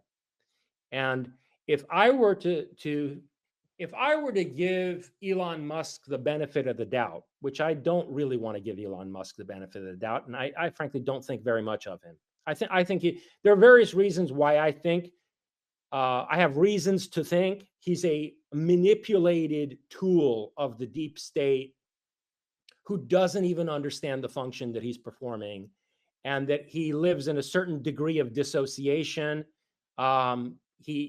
Anyway, let me not go, but in any case, suppose I were to give Elon Musk the benefit of the doubt and assume that he's a lot more intelligent than I think he is, and that he has some kind of a master plan with SpaceX, right? I'd say the master plan would be convince everybody that you're building these rockets to, spearhead a Martian colonization program. But actually, the SpaceX rocket arsenal is being built up for a sudden barrage of the moon. Okay. Now, I'd like to stand corrected on my estimate of Elon Musk's intelligence and ambitions, if that were to actually prove to be the hidden aim of SpaceX as an organization, right? But I'm not optimistic. He has Um, several companies, and I sometimes wonder if he's not doing what he says with SpaceX, but then he also has Neuralink. Like he'll be the uploading guy, upload consciousness and send everybody to Mars, but not the way we think. Well, I would not trust my consciousness with his Neuralink. I'll tell you that much for sure. Like he has a lot of redundancy plans, it seems like, for consciousness and humanity. The Boring Company as well, I think. If Elon Musk wants to convince me that I should use Neuralink, maybe he should demonstrate minimal competence in parapsychological research. so I 1 or 2 years ago, it seemed like Elon genuinely was, how does he say it? I don't see any evidence of beings, right? And the cognitive dissonance, just watching it, the vicarious cognitive dissonance is sort of crushing. And we had a moment, I don't know if you've seen these clips or if you saw the interview with Joe Rogan and Jesse Michaels, where Joe Rogan flat out says he's a sly devil. He knows there's aliens. He knows there's programs. Jason, you think he is genuine in his expressed ignorance? I think that Joe Rogan's expressed ignorance in making that statement is genuine. And I think that Joe Rogan doesn't want to believe that his friend or whatever associate could really be as dense as I think Elon Musk is. That's my assessment. Elon Musk has denied the UFO phenomenon. He has dismissed parapsychology. He is an obtuse materialist with, anyway, let me just stop. It's okay. You can unleash. You can let it rip. You To want your go back to where this question came from. To go back to where this question came from. the actual battlefield. I do think the moon is absolutely vital, and that we don't stand a chance against these overlords until and unless we can take that space station. We have to take the space station. I absolutely believe that too, Jason. Yeah, and I'm That not. thing is the Death Star. That's the Death Star for real. Yeah. Until and unless we can seize that, and by we, I literally mean Americans, there's no hope. Okay, and so this Now that we've pushed the logical conclusions with our assumptions to the very edge, that has implications for catastrophic disclosure, right? If we're already enslaved, then there's a moral imperative, despite the catastrophic ontological shock, when you're already enslaved. Yeah, of course, there's a moral imperative. Sure. I mean, I don't like to use the word moral imperative. I'd say ethical responsibility. There's an Okay. ethical responsibility, but how it's executed, everything comes down to how it's executed. So the ethical responsibility could be to prevent disclosure up until the moment when we've achieved all of the technological development that we possibly can, given the time we have left until the moment of inevitable confrontation with these overlords. Perfect. I'm with you. But if I can, since we're in this hypothetical realm and I'm dealing with a philosopher, I want to throw quite a big bit of a monkey wrench into this. One of the, there's many different Sumerian accounts of Atrahasis, the flood, many different versions. One of them, I think, the lost account of Enki, the Utnapishtim, one of the flood, hero figures, is told by Enki, talking through the reed hut, uh, that he has 7 days, and unlike the story in the Bible, he appeals to everybody around him and he lies because he realizes he won't even be able to save his family unless he gets help from everyone to build this ark. And he says, Enlil, the vengeful god, is angry and wants to wage war, and I want to build this ship to appeal to Enlil's vanity and appease him. And the entire city jumps in and helps build the ark, but there's only enough room to save his family. And so, despite all the guilt, I mean, I don't even know if you can call it a noble lie. Maybe it's an existential lie. Um, if the timeline is actually more like 2 to 3 years and not 20 to 30, all of a sudden we have a different explanation for Elon's Academy Award winning ignorance.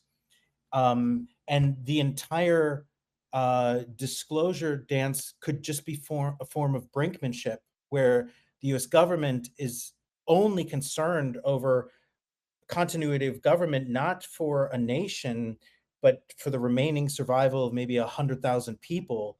And it's really just over using the psychological pressure and the threat of playing chicken and walking toward the edge of disclosure to try to gain some IP. And all of us have already been deselected for survival. In other words, Jason, when everybody's worried about Optimus robots, uploading our consciousness and we're going to be stuck in silicon. But really, I'm saying, what if they're selling us tickets to the Titanic in the way, Wait a minute. I think Wait a that minute. you believe it happened? Hold on a minute. No one's selling tickets to anything. Hold on a minute. Suppose exactly what you're saying is right.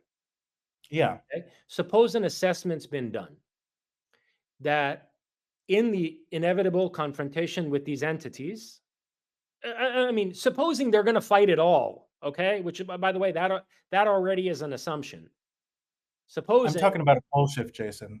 I'm talking about, like, we have 2 to 3 years left no, and okay, they just want hold on to. a minute. Actually, it doesn't matter all that much how many years, whether it's 2 to 3 years or whether we have 20 years left.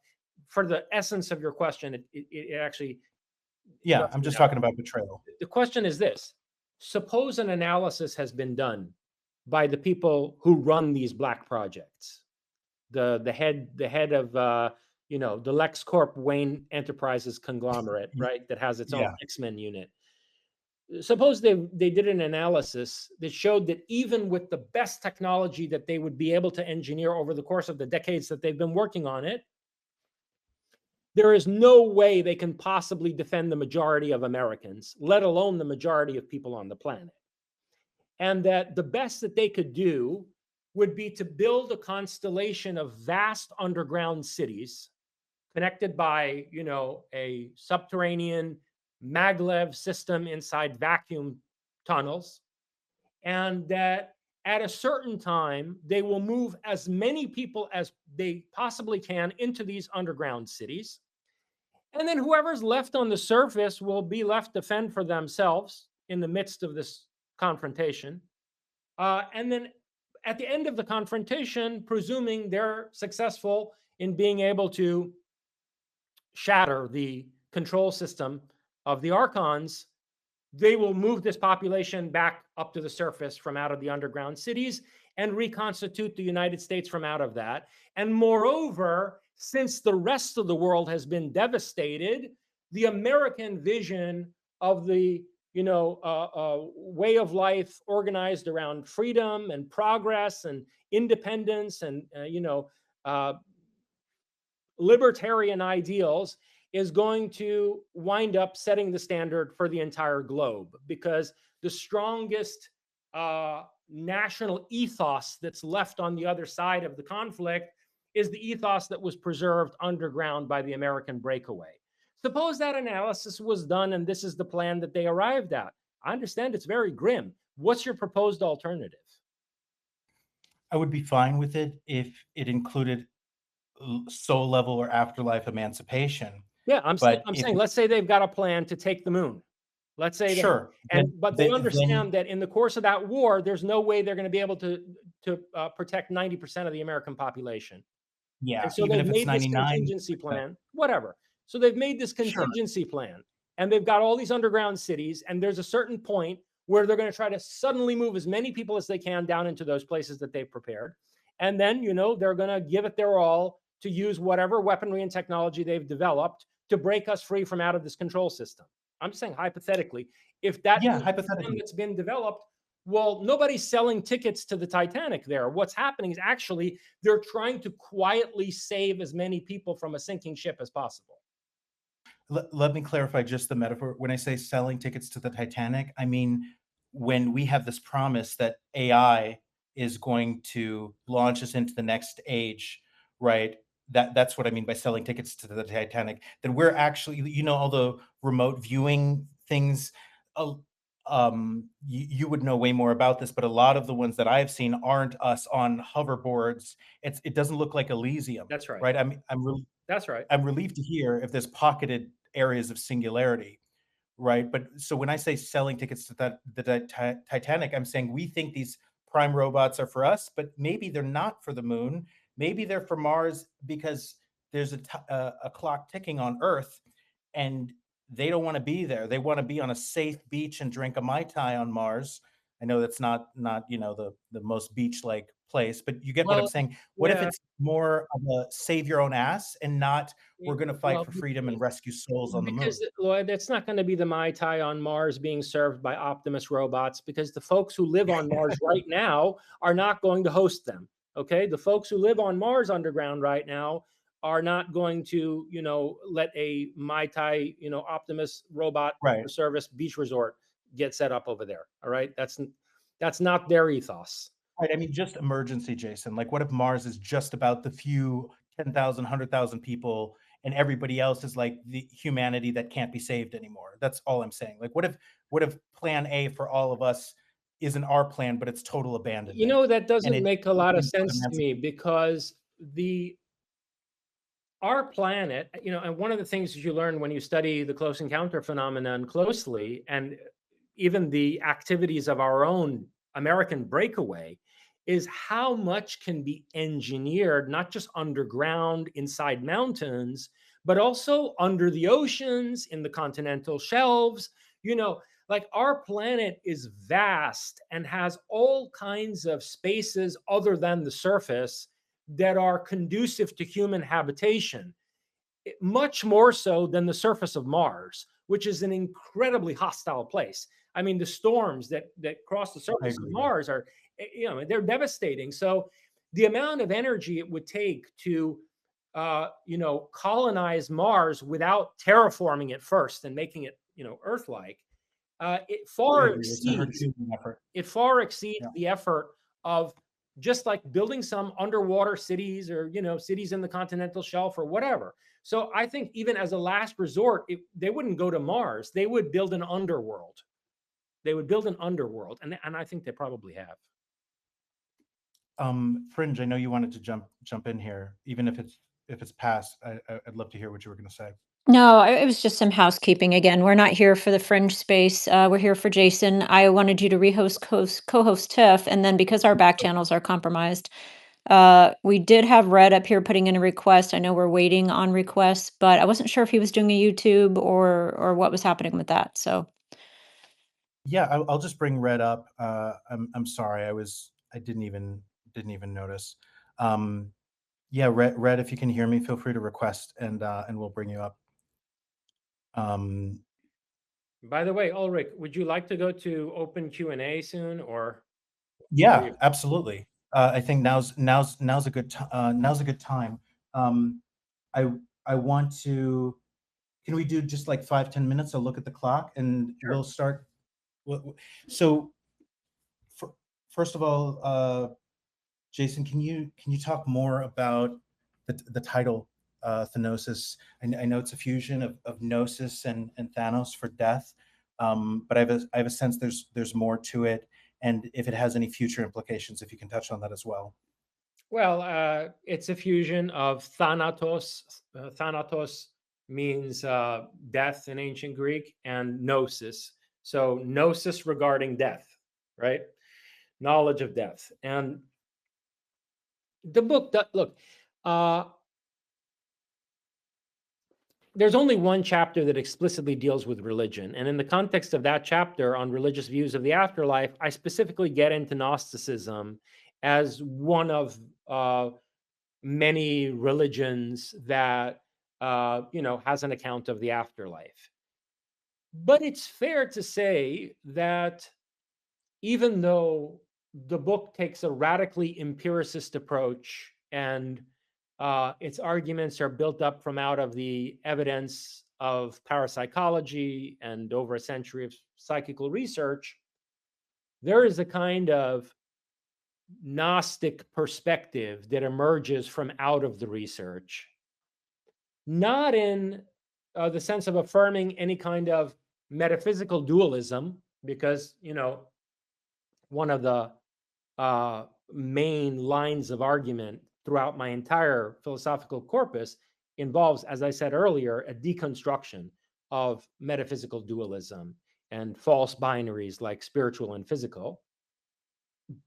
But at least insofar as the Gnostics understood and rightly intuited that we're living in a world managed by Archons, and that, most people, the God that most people are worshiping is not some beneficent deity, but is in fact some kind of an archontic demiurge or a demiurgic system that's using Archons to manipulate us. The book does have a kind of Gnostic perspective, although I would also argue that it has a kind of, there's a lot of alignment with Buddhism as well. Not because, I like the religion of Buddhism or something. No, simply because I think that, Gautama Sakamuni got a lot of things right about the nature of the soul and the way in which it is involved with the manifestation of phenomena in the world. In other words, this anatman idea, the idea that we have no essential self, that there is nothing like an indestructible soul, that there is no kernel of personality that reincarnates from one lifetime to another. And that instead what we are is a kind of pattern of information which can be transferred from one medium to another, but the information can also be split apart and instantiated as two copies, or the two different informational patterns can be integrated into a single finite and ephemeral structure. This kind of understanding of the soul, which Gautama had, is very consonant with what the empirical research of parapsychology points toward if you look at it in an unbiased way.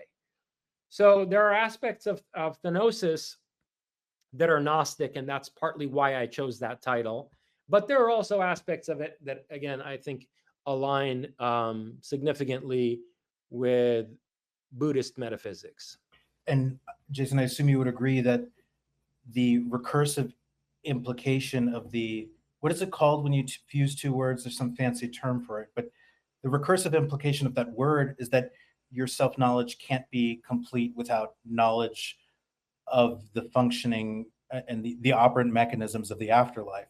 That this is something that we need to know now, especially if an amnesic technology is operating against our full agency. Is that fair? That this is, that it's knowledge you need to know. Yeah, yeah, totally. I'd like to read it. I had a really hard time figuring out passages I could read that wouldn't give away really extraordinary insights, but this one I find really relevant.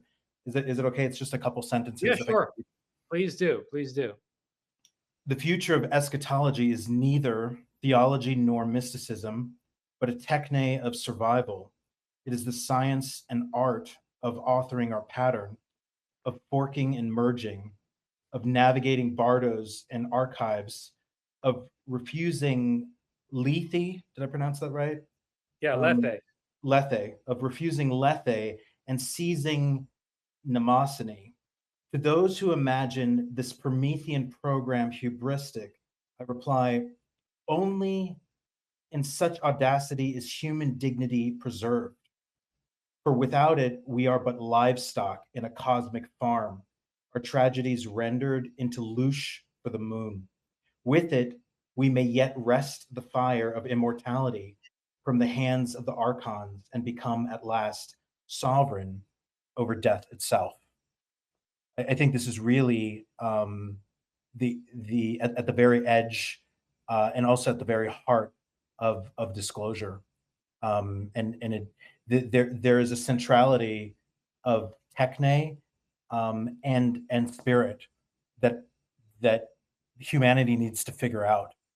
And if we don't figure out the implications, the consequences are can't be overstated.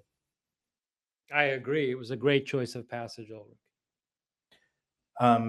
Yeah, it would really suck if I picked a bad one, because yeah, the fact that you just chose this topic for your next book meant a lot to me, Jason.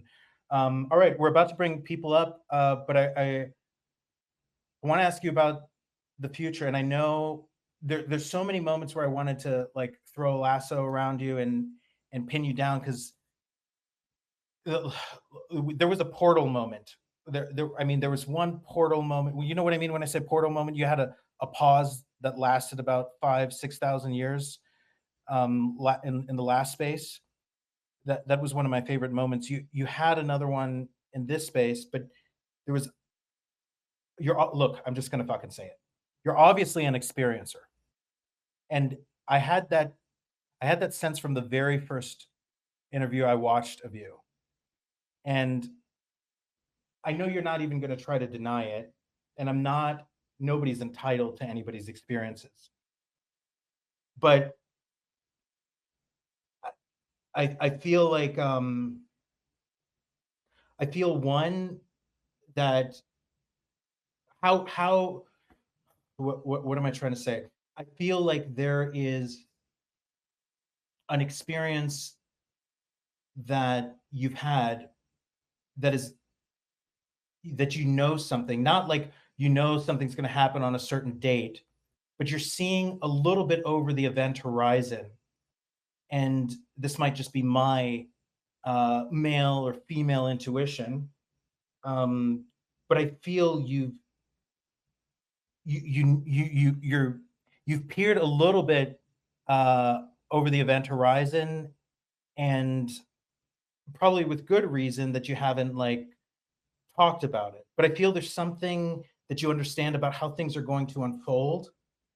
And I was wondering what you're willing to reveal, even if it's entirely noetic, intuitive, even if it's just 1% certainty. I feel there's something you've looked into the looking glass, and I feel like it would be really helpful for us to see some of it. Yes, that's true. I've had to be very careful about it because again, I'm a philosopher, and in the real sense of the word, too many people are scholars who work in the domain of philosophy and who aren't really philosophers. But it's also true that there are a shit ton of people who claim to be philosophers who have not the least bit of scholarly rigor or competence or any kind of proper intellectual analytical ability, and who certainly aren't basing their arguments and the crafting of their idea, to the extent they even form new concepts at all, they're not basing them on empirical evidence that's been, I don't want to say objectively assessed, because of course there are problems with the very concept of objectivity that I've highlighted, in various writings of mine. But they haven't rigorously engaged with evidence and tried to build their arguments carefully from out of, some tangible, observations and experiments and so on and so forth. So I've had to be very careful, as a philosopher who's a scholar, that I don't base, most of my arguments and, my research and writings on personal experiences or intuitions that I've had. Which isn't to say that I haven't had them. And I mean, I wrote an entire novel based on these things, but I framed it as fiction. And in fact, most of it is fiction. Most of it's embroidered, fictionalized, and fleshed out with a lot of imagination. But I wrote a large novel based on some of the experiences that I've had, some of the unusual experiences that I've had. So it's not like I haven't written anything about it. But again, it was framed as fiction. So yes, I mean, I have had some interesting experiences. I mean, I'm not going to give you a laundry list of them. If there's anything in particular that you want to know, I can think about whether it's something that I would be, willing to share. The other thing about Thanosis, and the question you asked me at the very outset about why I wrote this book now, is that in a way, although it's the most important subject, it is also the subject that you should handle last as a thinker. It's in a way the most difficult subject. Because it's frankly, what it is a confrontation with death. And so I suppose after having written 15 books and, done, I don't know, whatever, over 100 podcasts over the last decade or so, I'm at a point where I probably am more willing to discuss some of the stranger things that have happened to me. But,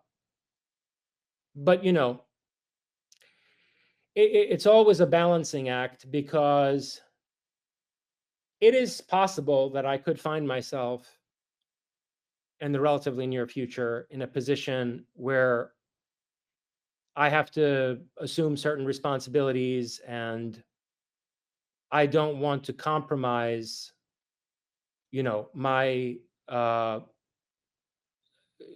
efficacy in performing such a function, if I should have to do so, by, saying too many things that, that become, fodder for, the worst kind of elements that just are not interested in any real solution, and just want to tear things down, or want to reinforce the existing control system, because they themselves are already so compromised by it and so enmeshed in it that freedom is the thing that they fear most.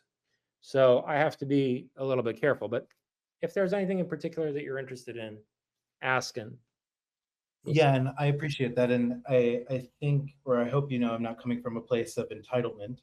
I think these types of experiences can be the most intimate. No, of course you're not. And if you and I were having dinner, it would be an entirely different matter, but we're in a public space. I've noticed. I've noticed that Twitter's pretty public. So I'll tell you what I'm pointing towards One, this is more a matter of curiosity. I can feel a portal-sized hole burning in everybody's minds.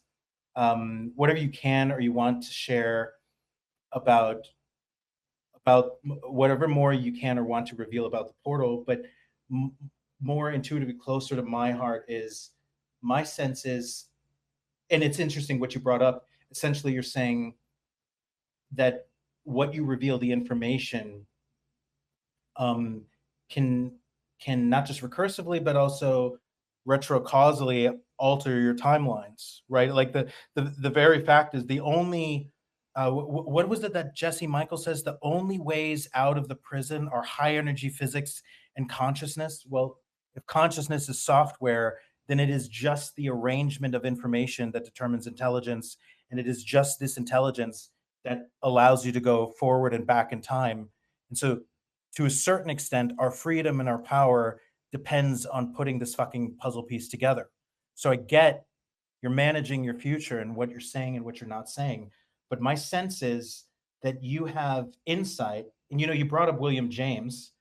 Um, uh, I don't know whether you consider him a philosopher or not, but he's definitely he was one of the first people to make a point about internal empiricism, right? And so I'm not holding you to this as a hard external or internal empiricism, but my sense is you have a you have a sense or knowing, you have some sort of information about how the breakdown of American society or maybe humanity at large politically. My sense is you have an intuition or some sort of experience about how the collapse and the war and the battle, especially when it comes to information and disclosure and sovereignty and technological and spiritual enlightenment, will unfold in a level of detail that I think most people aren't even considering. Just let me know if I'm full of shit. No, that's true. But I've never based anything on it. And, like I said earlier in discussing the cases of future life progression that I cover in Thanosis, which converge with, the accounts of ACE remote viewers who've done, longer term future precognitive remote viewing. At least at the time when they did those sessions, it was a future that was longer term. Now it's catching up with us. But a lot of the things that are in those accounts are some things that I have glimpsed myself. I've had precognitive visions. I've had some clairvoyant experiences. Um, I've experienced various forms of psi. Not a lot, but I've had those kinds of experiences. And I appear to have some fragmentary past life recollection from maybe 6 or 7, what appear to be 6 or 7 lifetimes that I can more or less place historically, which also afford me a certain degree of interpretive insight when looking at the arc of history and where we're likely to go based on where we have been. So there are all of those different types of, experiences that, So I have something concrete, Jason. I read Aerosophia. By the way, this is the book you absolutely should not read as your first work of Jason's. Sorry, I had to do it. Whatever you do, don't read Aerosophia first. I read it first, and I was hooked. please But don't. is it true? I wish you hadn't even said that, because now people will go out of curiosity to go try to read it. But I, please do not read that book if you haven't read, a number of my other substantive, more rigorous writings first. but Jason, when you said it, and it was some interview, I can't remember. You said you knew people who literally went insane after they read that book. No, I had Psychotron. No, my novel Psychotron drove a few people in. Psychotron. Yeah, Psychotron. That's going to be my next one. But and then we'll bring people up. But concretely, if in Aerosophia, you have in a parallel universe, you have a daughter. I wanted to ask you if you had children right now. Let's say you had one who was 3 and one who's like 17, 18. Doesn't matter, male, female. What would you tell them like in terms of wisdom, if you had to give them some kernel of wisdom for, let's say, the next unfolding 2 to 5 years, what would you tell them?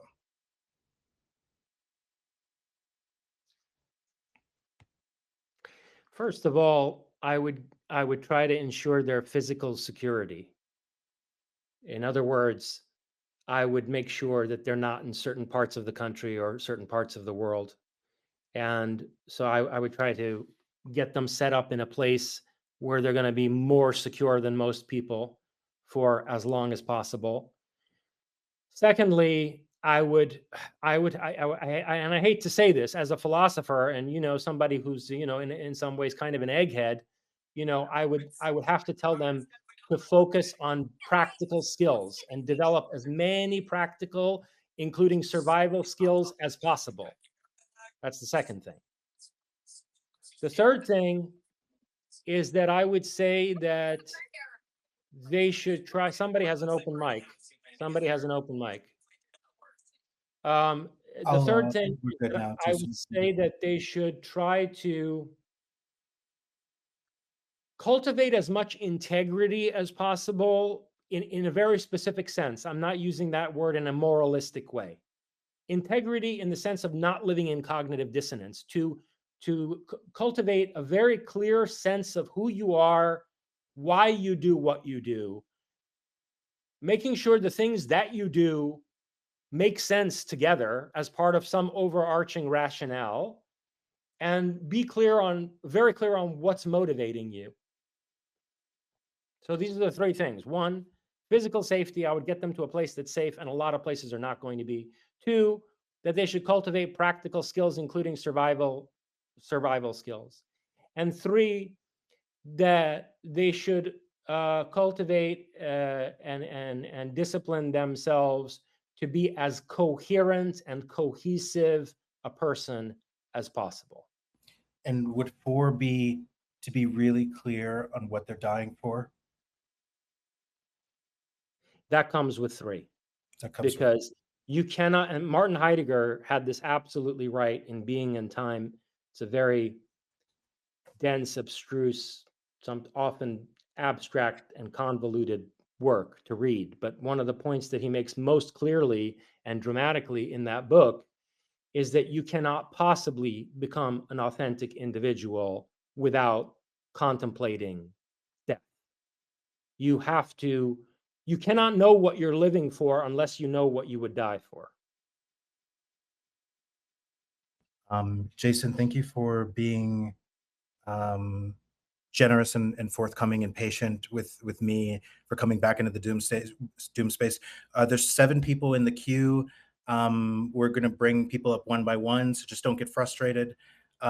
Fringe, go ahead. But I just wanted to say thank you. This has been extraordinary, and it means a lot to me, and I think it means a lot to a lot of people. My pleasure, Ulrich. It's a very unique space. The dynamics of this long form, sort of open forum kind of discussion, it's very different in a subtle, qualitative way from other podcasts. So I appreciate the opportunity. That was my goal. And there's one thing I forgot, and it's kind of a big mistake, but I was supposed to ask you in the very beginning what you wanted to get out of this interview. And there were just so many tech mistakes. I didn't settle down and get into the groove. It's not over yet, but if you could answer it now, what would you like out of this? I've already gotten it. And people who listen to my other podcasts and who listen to this carefully, with subtle attention, will see how it was a forum that allowed me to express things in ways that I haven't been able to in other contexts. So, I hate to quote the Gospels, but he who has ears, let him hear. Good. And if there's anything else that you think of, just ask for it while the space is open or afterwards. So we have some people with their hands up. Just in case it's related to the stream, I'm going to go first to Panda. Red Panda, go ahead. And by the way, Jason, Red is one of the people who posted the stream up from last time. I'm gonna have to do it after the fact, by the way, too, because sorry, I messed up. But That's If you want to let other people to go first, they can. I think Fringe had her hand up. If not, I could go. Yeah, Red Panda, thank you. So we'll go Fringe, Aaron, and then Red. Fringe, go ahead. Yeah, I just want to make sure we get to some of the questions from the chat before we start letting other speakers up for questions. Let's do that. Do you wanna pick some, Fringe? Yeah, I can wait for Red and then Aaron, and then just get to a couple of the purple pill questions before we let the rest of the speakers up. And I am reluctant to announce that Gabe the Babe was here first in the space, and he put in his request first, even though he left and came back. I'm sorry to announce that he's actually first. If we're doing it, first come, first serve, Ulrich, it's up to you. Yeah, we're doing first come, first serve. I'm gonna be depending on your and Tiff's, and Aaron, you're doing a lot managing the tech, but if you can help me keep track of those single digit positive integers, that would help. But yeah, and we have a lot of people. We have 10 people in the queue, so keep your questions brief, but I think it's a good idea. So what are you thinking? Like, we bring up one person, but we do 3 questions first, something like that. Three quick questions in the chat, live person. Does that Yeah, feel right? that works. Okay. I'm good with whatever you want. I just don't want to forget about the questions in the chat. Yeah, and thank you for helping me manage those. All right, so we'll do Aaron, Panda, and then we'll bring up a first person, but we'll do questions from the chat, rapid fire, or however long you want to spend on it, Jason. Oh, and by the way, Jason, whenever you need to, you know, take a break, use the bathroom, these are UFO people. Like, we can hold the space. You know what I mean? Like, just either chat us or unmute. Like, by Yep, all means, I'm don't good. Go suffocate. ahead, Ulrich. Go ahead. Okay. All But right. but Aaron, go ahead. let's just go ahead and let Jason know that it would be a tragic mistake for you to actually take your phone into the bathroom while you remain a speaker in any space that you might find yourself in, because our mics have a way of unmuting themselves and we become privy to whatever you're doing in there. I mean, it's up to you. But I just want to put that warning out there for you. That's a fair Thank you, warning. Fringe. I wouldn't be that stupid. Yeah. Aaron, go ahead, man. Yeah, so Jason, I'd love to know, I mean, all the philosophical perspectives aside, what is your current personal perspective when your avatar, your Jason Jorjani avatar, takes his last breath? What is your experience? What do you think your experience is going to be at that moment and after that? Man, oh man, I really do try to answer questions honestly, and you're putting me in a position where, oh fuck. All right. Well, so I'll tell you what I'm going to try to do. I'll be very brief about it. Okay? And I didn't lay this out explicitly in this way in Thanosis, but I gave people all the building blocks to figure it out for themselves. So if you read the book, you will be able to make sense out of the crazy shit that I'm about to tell you, and reconstruct in more detail what I'm about to lay out would entail in a more specific way. What I would do is, first of all, one would have to have prepared by intensely remote viewing or precognitively and clairvoyantly accessing a place and time in the future where one would want to be reincarnated, down to the family that you would want to be born into. And, especially important would be, you would have to identify who your future mother would be. And I think you would have to have repeatedly gone to this future and eavesdropped on it and been able to shift your focus to it, to then be in a position where when you die, you basically astral project to that place and time in the future. And you would have to have see, this is kind of tricky because suppose you were able to identify a moment when the best prospective mother living under the optimal conditions in the best place and time for you to be born as that person's child, to carry out whatever objectives you have, you would have to have an awareness of at what point this woman is going to become pregnant and what opportunity you have to basically possess the fetus. And then there's also a telepathic element involved here, where if you study Ian Stevenson's cases, you see that there are quite a number of cases where a disembodied, deceased person starts to telepathically communicate with the individual who's going to be his future mother.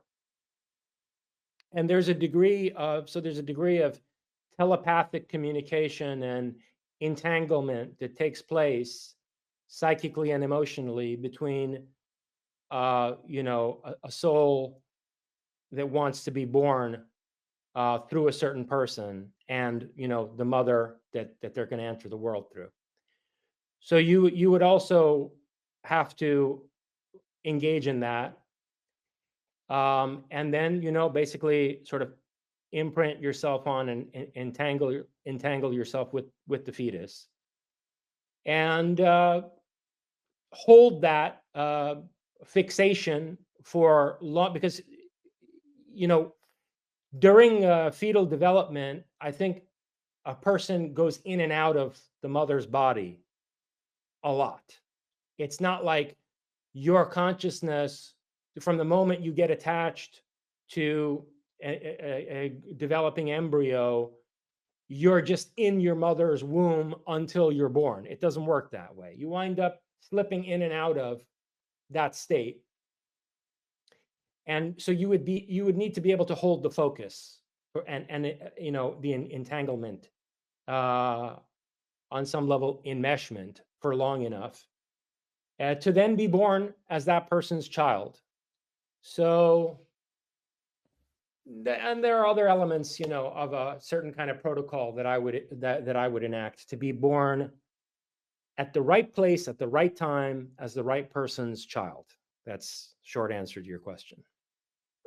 I appreciate. I just want to say I don't think that's crazy at all. That's surprisingly very similar to things I've contemplated and engaged in for many years at this point, and that is also the best way I've worked out to see if we're what that would look like transitioning into the next dynamic. So I very much appreciate you articulating that clearly. There's a general process you described there, and that's totally fine.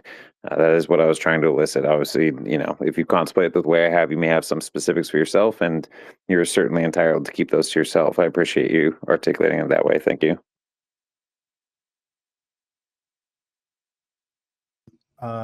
Thanks, Aaron. That was an amazing question, and that was an amazing answer, Jason. Red, go ahead, man. What's your question for Jason? Great, thank you. I actually have two, and I'll make them really quick. The first one is about something Jason has said recently about 23andMe and Kit Green, and this is Mike. I'm sure you probably already know what I'm talking about with that, but for the room too, in the greater context, there's these stories we're hearing more and more of like experiencers being lied to, basically deceived to get their blood in the hands of people like Kit Green and Gary Nolan. And I found your conclusions about what they're up to very interesting. So I'm curious how you came by that information about what Kit Green and 23andMe are up to, and just let the people know, as you understand it, what they're up to on that front. Sure. Good to hear from you, Red Panda. You obviously do amazing work, and I'm glad we're getting a chance to interact. I was told by somebody in the program, okay, with direct experience of this program. And what they're doing is they have, look, I don't know if they're still doing it. I mean, this was some time ago that I was told this, and I know that the program had been running for a number of years. But what I was told was that they had backdoors into Ancestry and 23andMe and, similar gene collecting companies, genetic analysis companies, DNA collecting companies that do genetic analysis, and that they use the backdoor, they being Kit Green and a certain division of the CIA, use the backdoors they have into these programs to scan the databases of genetic material for a specific deviation from normal that they know to be the genetic marker of the Nordics. And they're doing this because they know that a significant number of Nordics have escaped the civilization that they're living in and have migrated to the United States through what was described to me as some kind of an underground railroad, like by analogy to how the slaves left the South during the Civil War. And that these Nordics are settling in certain parts of the country, particularly the Colorado Rockies. I mean, that's an area they like in particular.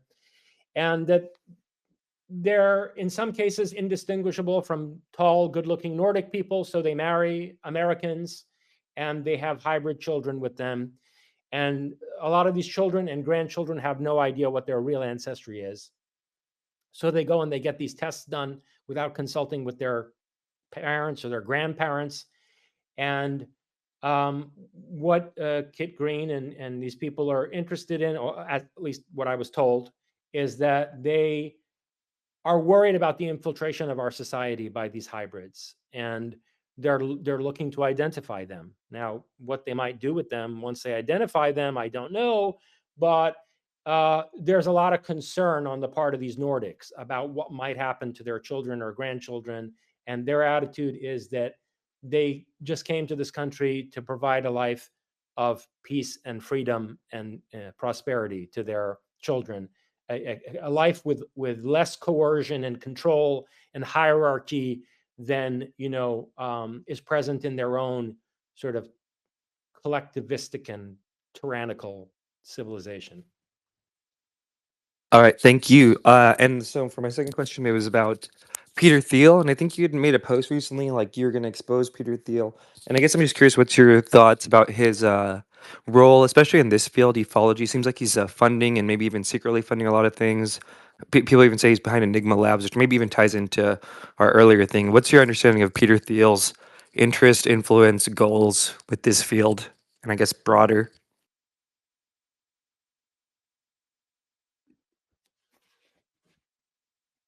His involvement is very significant. And let me just give him a last opportunity to seriously consider whether he wants to continue his present course of action, or whether he would be open to seriously re-examining his thought process when it comes to how he has enlisted his considerable resources in influencing the disclosure discussion.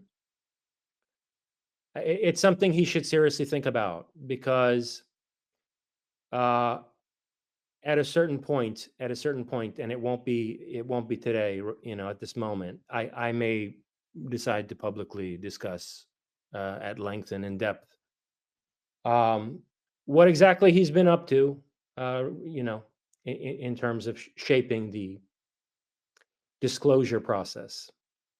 So leave that as a note to Peter Thiel, in case anybody who I know who knows him, who might be listening to this, and certainly there are people I know who know him quite well, might want to bring it to his attention that his time is running out in terms of reconsidering his course of action.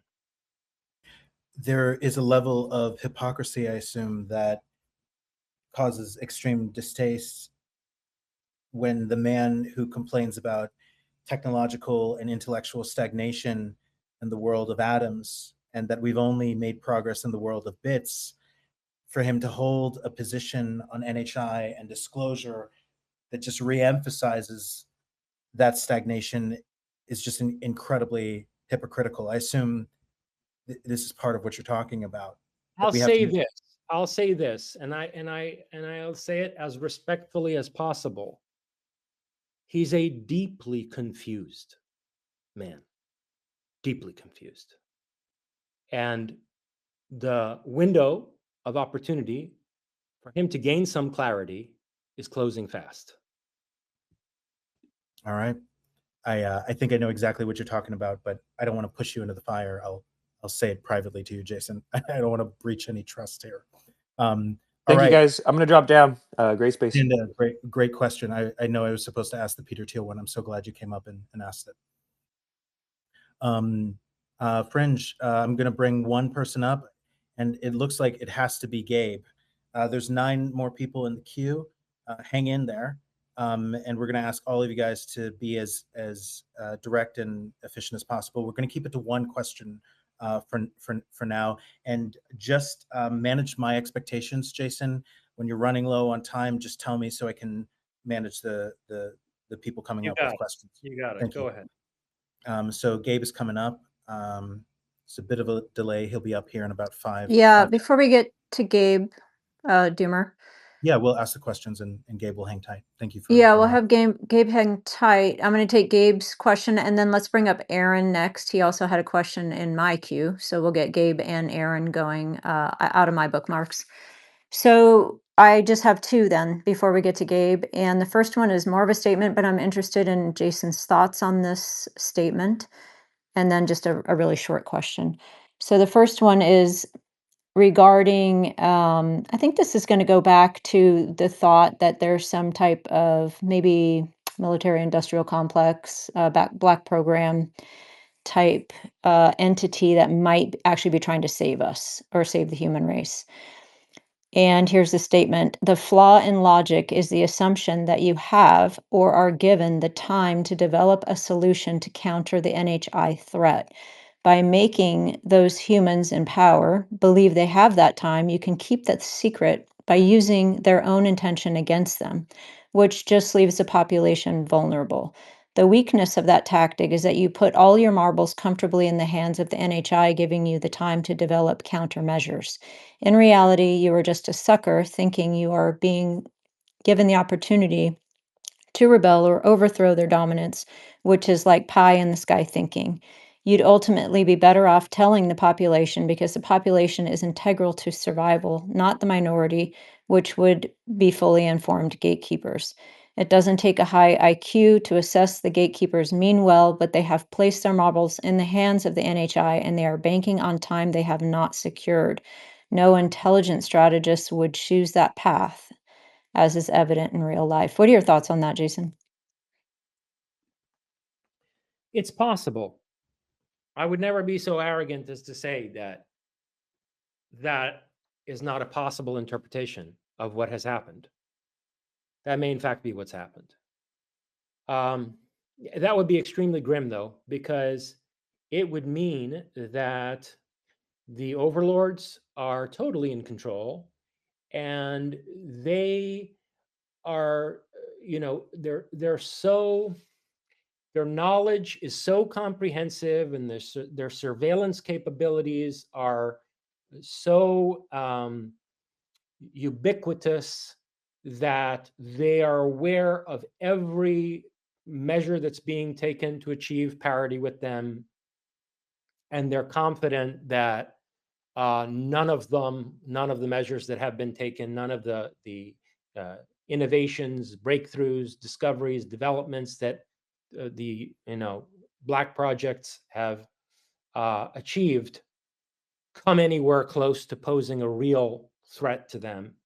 That would be a pretty grim picture. It's especially grim because I disagree with you or with this statement that simply telling the population when elements of the deep state figure this out would have been a good idea. Because if you put yourself back in the 1950s, as the US government is learning not just about the pilots of flying saucers abducting children in the middle of the night from out of their families' homes, but also discovering, as I think they did early on, that this is the same phenomenon that extends back through the Bible. I think they figured that out by the mid to late 1950s when Morris Jessup, was writing about UFOs in the Bible and so forth. And, you have to explain to a predominantly Christian population that manipulative overlords are actually the angels in the Bible which of course, frankly, I think you can conclude that from the Bible yourself, but people's moral perspective has been so warped that, you would then have to explain to the population that a group of controllers poses an existential threat to the United States, and that those people are the angels of the God that you worship. Well, you're immediately then turning the majority of Americans against their own government. Or if people are sufficiently appalled by compelling evidence that these beings are abducting their children out of their homes in the middle of the night and conducting various experiments on them and so forth, then you're going to have the masses sort of psychotically turn on, the religion that's the social fabric of, the American, culture. And that's an extremely volatile situation to have to manage. And then finally, if all of that wasn't bad enough, if you tell them, well, look, these entities actually have a certain degree of control over the afterlife. And as I detail in Thanosis, they can produce fake simulacra of your dead relatives, in order to manipulate you after you die. That's just utterly horrific. Like, if you told people that in the 1950s, especially before all of the sci-fi and horror narratives that have helped to prepare people's consciousness during the intervening decades, I think you would have mass hysteria and psychosis, and basically the social fabric would probably disintegrate. So, I don't think that was really an option. And so if that wasn't an option, and the overlords are basically letting the black projects labor under the delusion that they're ever going to achieve anything like a defensive or offensive parity technologically with these entities, well, then, it's a pretty depressing picture, Fringe. And I don't have any reason to think that that's what's going on. And considering how depressing a picture it is, I would choose to believe it's not what's going on. Because look, worst comes to worst, I will act on the assumption that we can still do something about this situation. And, it turns out that we can't. And so what? So at least I was motivated to make an effort to do something, to try to, prevent us from being completely and overtly, ensnared by these overlords through the course of whatever apocalypse is on the horizon. I appreciate that as well. I mean, no matter how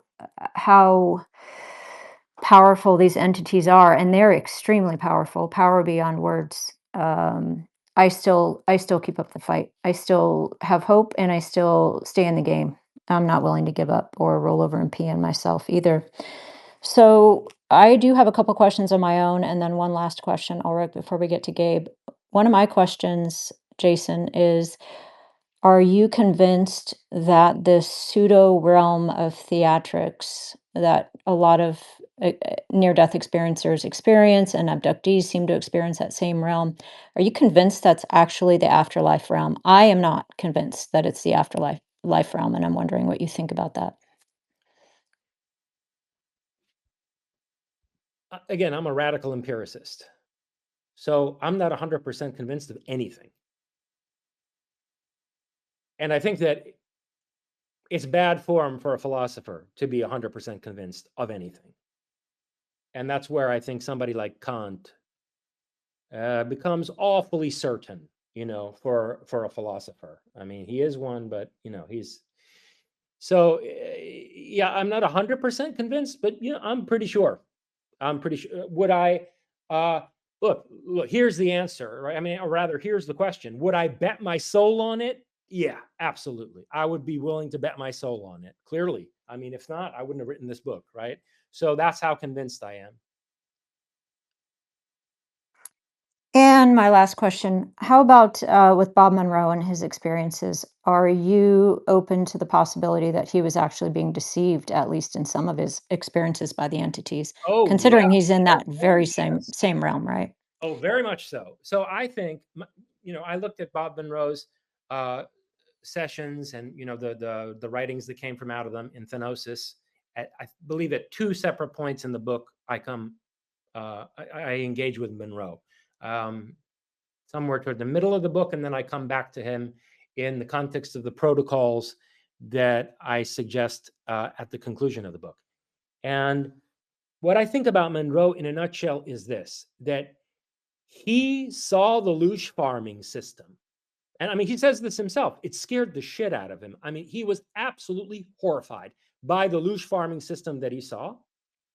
And then these other in-spec entities, what, you know, it's his shorthand for intelligent species.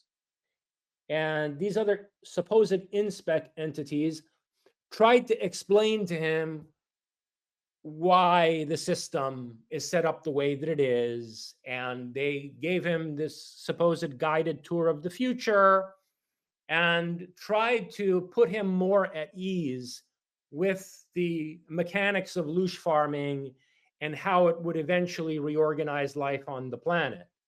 And I suspect that that later narrative delivered to him when he's already terrified by these inspecs is some kind of a deception.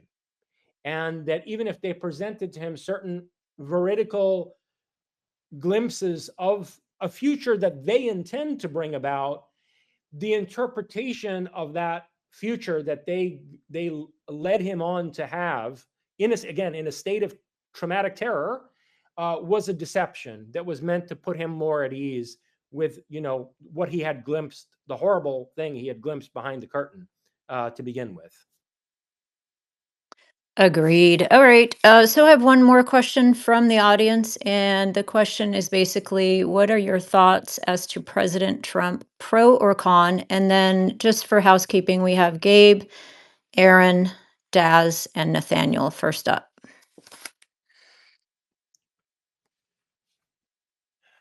You know, the problem is that, you know, if he's removed, let's just put it that way, in one way or another, what are we going to be left with? That's the issue, is that, I mean, there are certainly no Democrats that could be handling the situation better than he's handling it. I mean, yeah, Gavin Newsom is a very slick professional. You know, he's very well-spoken and, you know, can project a certain aura of charisma, you know, except for, you know, in the eyes of those Californians who know how incompetent he's been as governor. So, okay, on the face of it, he's more presidential in some ways than Trump is. But in terms of effective action and being able to take sovereign responsibility over something like, you know, disclosure, or the very connected issue of the impending technological singularity, or what kind of reset may be forced on us to prevent both disclosure and the technological singularity, I don't see anybody on the Democrat side who's more fit to handle that than Trump. And then in terms of the people who you see around and underneath Trump, what happens if he's removed? I mean, do you really want J.D. Vance as president? Do you know who controls J.D. Vance? And J.D. Vance is not an independent entity. J.D. Vance is a creature of Peter Thiel. J.D. Vance as president means Peter Thiel is running the United States, okay? And, you know, that goes back to what questions somebody asked earlier and, you know, how Peter Thiel is involved with the disclosure. Point being, I think J.D. Vance as president would be far more dangerous than Donald Trump. So, and then you look at some of the other people around him. I don't know. Look, the problem is, what's the alternative? That's my answer to what I think of President Trump. And that's a good answer. Ulrich, did we lose you? Or are we going with Gabe the Babe, first up in the queue? Yeah, no, you did not lose me at all. Let's go to Gabe. Gabe, welcome.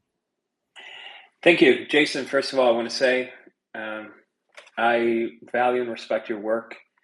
Arenian Leviathan is a masterpiece. However, you know, I disagree with some of your points, and I think it'd be better, you'll understand by the type of question I ask. I'm known for asking difficult questions, and so my question is, there are allegations that there are Nordics or individuals or a species that looks exactly like us, and that in fact could actually just be us, humans, a human species, working alongside these other alien species that might also possess the technology to traverse the stars in the same way.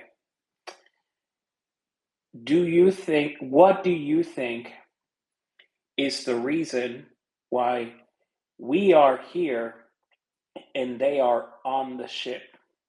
And as a follow-up, do you think they accomplished that by going to war with those NHI? So let me see if I understand the question correctly. Are you asking whether I think that the people who look like us, who are on UFOs, gained that kind of capability by going to war with other aliens who don't look like us? Yes.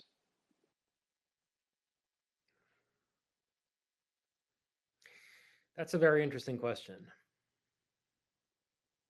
Thank you. You know I what? had You know what? Eric Weinstein on last week, You know what the so problem with open that invite. is? You know what the problem with that question is?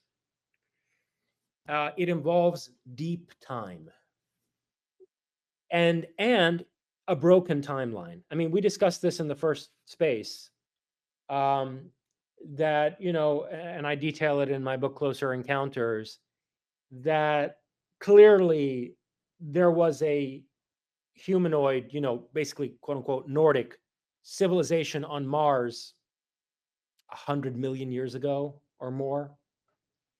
And an argument could be made that that civilization seeded Mars from out of the future, that the people who, you know, showed up on Mars when it was still a living planet and built cities there and developed a civilization were actually from Earth, and that they time traveled into the distant past when Mars was still alive and subsequently settled the planet. And then those same people later became refugees who returned to Earth, a kind of odyssey. Okay. And if you consider the fact that, you know, one of the other pieces of lines of evidence that I look at briefly in Thanosis are Mandela effects, you know, Mandela effects, which I discussed in Closer Encounters, you know, instances where people have memories of an alternate past or an alternate present that, you know, corroborate the idea that there are edits to the timeline. So that this hyperdimensional technology that you know, UFOs represent is being used also to revise timelines. So if you consider the depth of time that the Nordics go back to, right, to, you know, potentially 100 million BC, something like that, and you consider the fact that that timeline has also been repeatedly rewritten, it's very hard to answer the question that you're asking.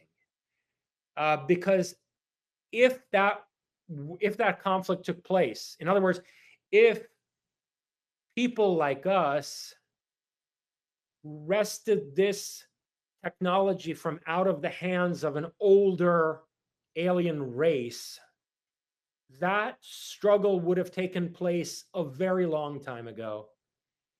And if I were to just speculate, let's just for a moment imaginatively speculate on what that would have looked like, I would say the greatest likelihood would be that it was a race of intelligent dinosaurs, that the dinosaurs had achieved a technological civilization before they were wiped out, and that somehow humans from the future,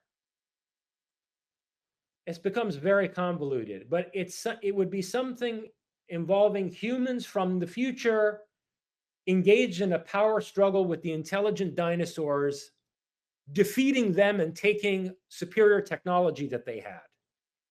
And a scenario like that might help to explain who the hell these reptilians are, because whoever they are, they're very angry at humans. And, you know, one can imagine that, you know, they would be if in fact their technology was stolen and their future was stolen from them. by, Nordics in the distant past. There have been, I think, remote viewers who've said that the Nordics engineered the extinction of the dinosaurs.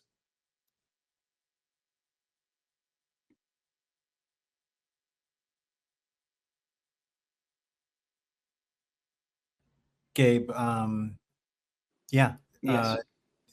Did does that make sense? Well,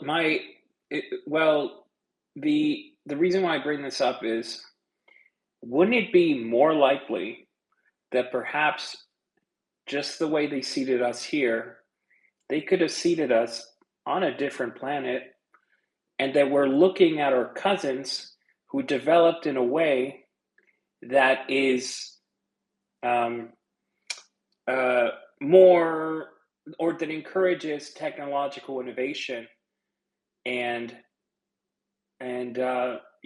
fair system of government more than we do. You mean that there are Nordics out there who are more progressive and more affirming of innovation and so forth than the society on Earth?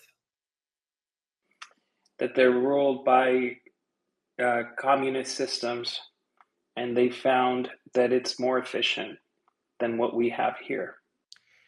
I have heard some things like that in the close encounter literature. There are cases where contactees have been told this by some of the Nordics, that we have a communistic society that functions much better than yours, and there's no corruption, and so and so. But those, even internally, those accounts don't seem to reflect as innovative and as dynamic a society as we have in Western civilization on Earth. I mean, if you look at the details of those accounts, the way they describe education in their society and agriculture and how jobs are allotted and all this, it seems to me like I don't know, a not very, like a Stalinist version of the Soviet Union or something like that, with a big emphasis on the quasi-feudal peasant element to it. So yeah, I don't find those accounts to be very inspiring. And more importantly, I wouldn't trust any of them, because these Nordics tell anybody anything. I mean, if you look at the whole history of different things that they've told contactees, there are so many contradictions and various divergent accounts that these people use to inspire awe and confidence in the individuals that they're contacting. And by the way, Jacques Vallée very aptly remarked in Passport to Magonia that the fairies were known for this, that the gentry, in Ireland and Brittany and so forth, were notorious for lying to people, that they would, basically the people knew that they were constantly being spun a yarn by, these gentry. So I wouldn't trust their accounts in any case. Couldn't the same be said about us? Sure, but we're us. Like, I'm with us, okay? And we have plenty of liars and con artists, but there are people, they're my people. Like, we have trustworthy people and we have con artists, but in any case, they're all our people. Those folks are not our people. And, by all accounts, if you look at what they've done masquerading as angels in the Bible and the Quran, what they've done, as in the guise of Hindu gods to build up that caste system religion, or the cults they set up in Mesoamerica. These are not beneficent folks. These are not, by and large, minus the rebels who broke from their program, these are not good folks. So I don't trust them in the least. Could that perhaps be explained by a difference in development of technology? And I point to the effect of the cargo cults that result cargo cults from our if interventions. You read the Bible carefully. Genesis, Exodus, Leviticus, Ezekiel, Joshua. these are not cargo cults that are doing the things described. This is the direct intervention of angels. The word simply means messenger. And these angels, you know, they don't have wings and like, you know, weird, like, you know, people confuse the chariots Ezekiel described with the angels. No, no, no, no. The angels look just like people, except really beautiful people. 3 of them come and have a conversation with Abraham, and, you know, 2 of them go to retrieve Lot from Sodom. And they're so beautiful that the lecherous men want to have sex with them. They're people. And so, and they're up to no good. Their MO is extremely sadistic and tyrannical, no matter what guise they're appearing in, whether as angels or devas or whatever, Olympian gods.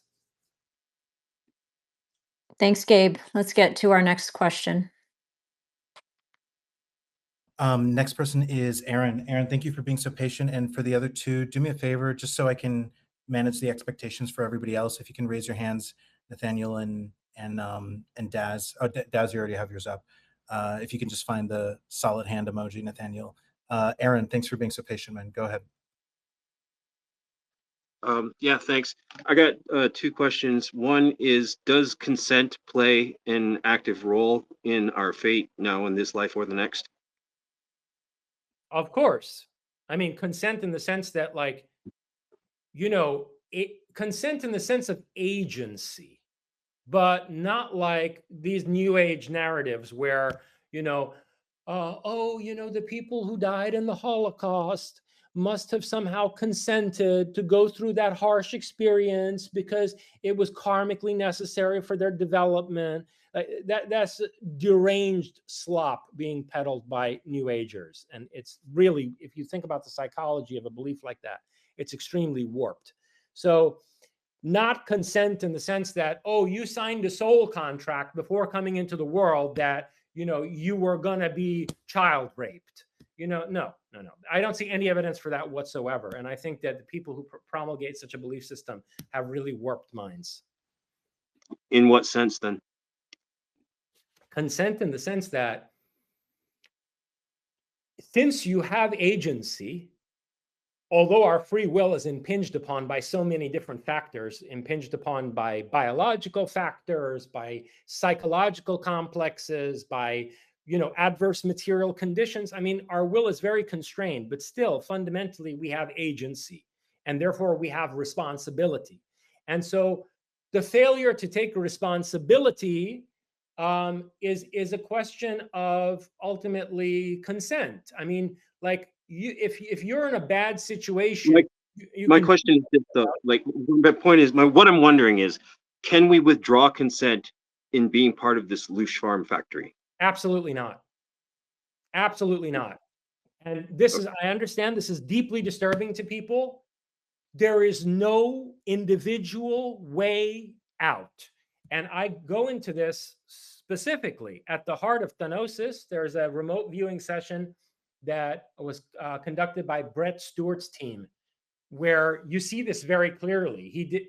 His entire team described something that lines up actually very well with some of the abduction research that was done by Carla Turner and other people. But what Brett Stewart's team really described in vivid detail is a psychotronic control system that bends the metaphorically the light of any soul that's trying to escape the earth back down toward the earth.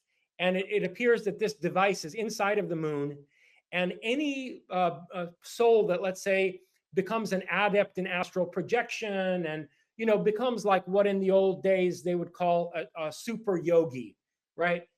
Those people who think they're somehow going to transcend this control system, their souls, as they're leaving this planet to go to whatever, you know, utopia they think that exists in Orion, or maybe if they're a Gnostic that they believe exists in the Pleroma, their soul is bent back, it's lensed back by this device so that they wind up being reincarnated here anyway. On here, maybe on Mars, but in any case within the domain of the afterlife control system, which means that no matter how carefully you cultivate your consciousness, no matter how conscientious you are and how you think you've spiritually purified yourself, you are not getting out. The only Okay, way well, out is through a collective rebellion. We need to organize like a prison break. but Okay? a physical rebellion. Yes, absolutely. And no. Look, the rebellion is also, it's fundamentally spiritual, because even organizing such a rebellion is a spiritual act that's based on a spiritual ethos. There's no other way to organize that kind of a rebellion.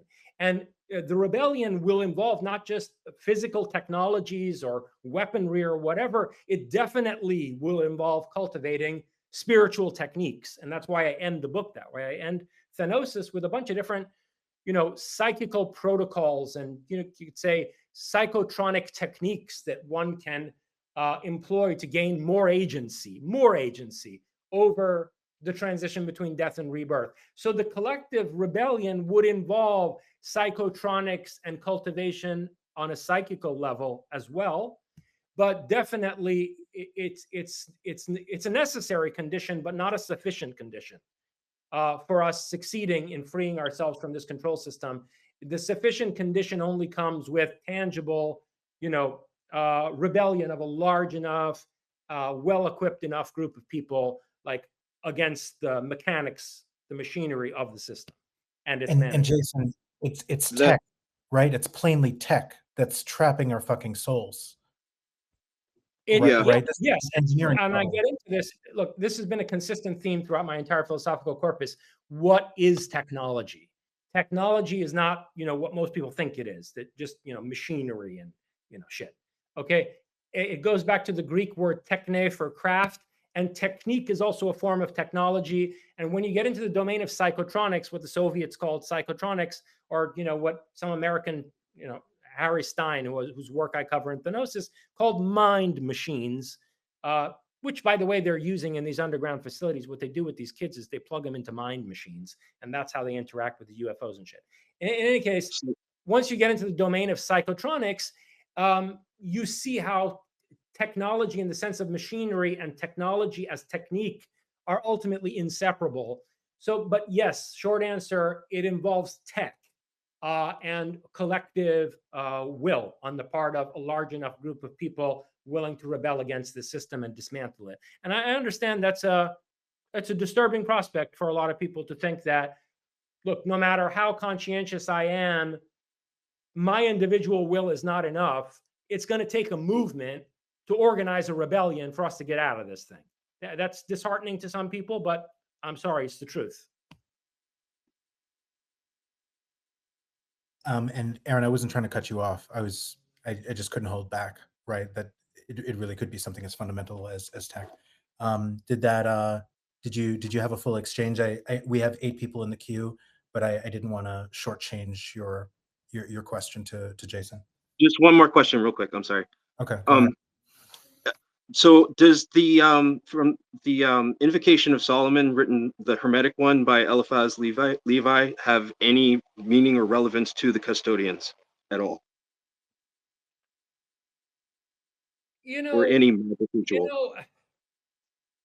Look, I mean, he was obviously a very imaginative occultist who developed his own peculiar discourse, hybridizing symbolism from different eras of history, like the medieval Baphomet cult, and then other elements of Renaissance alchemy and certain aspects of Christian mysticism. So his particular form of occultism was very eclectic and, very much a reflection of his own interests and a synthesis of his own interests.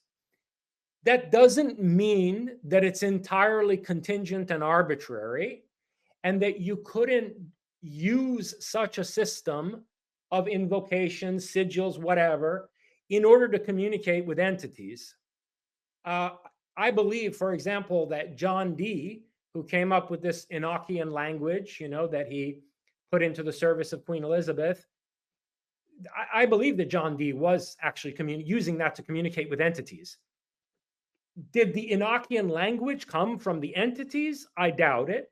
I think I don't want to cut you off, but I get what you're saying. I'm fine with that. I need to know if it's been presented to me as a hack for their tech. Here's the problem.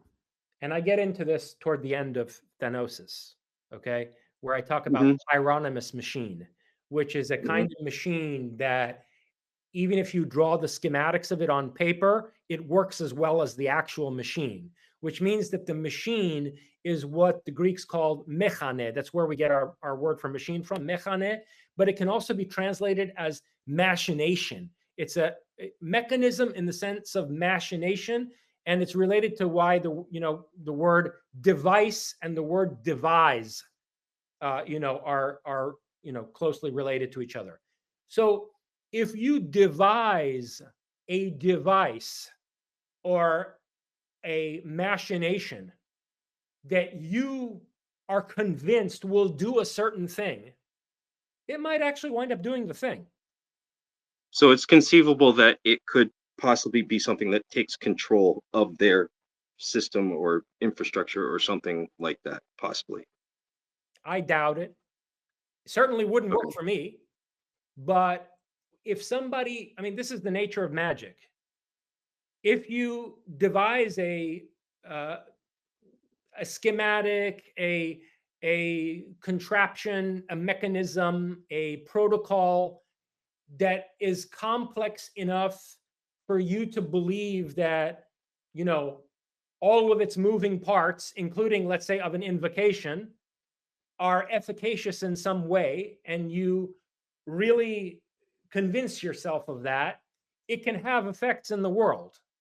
And if you visualize clearly enough what specific effects it's going to have, including, let's say, interfering with certain alien machinery or whatever, it might do that to some degree, because really what you're doing is you're channeling psychokinesis through a complex visualization.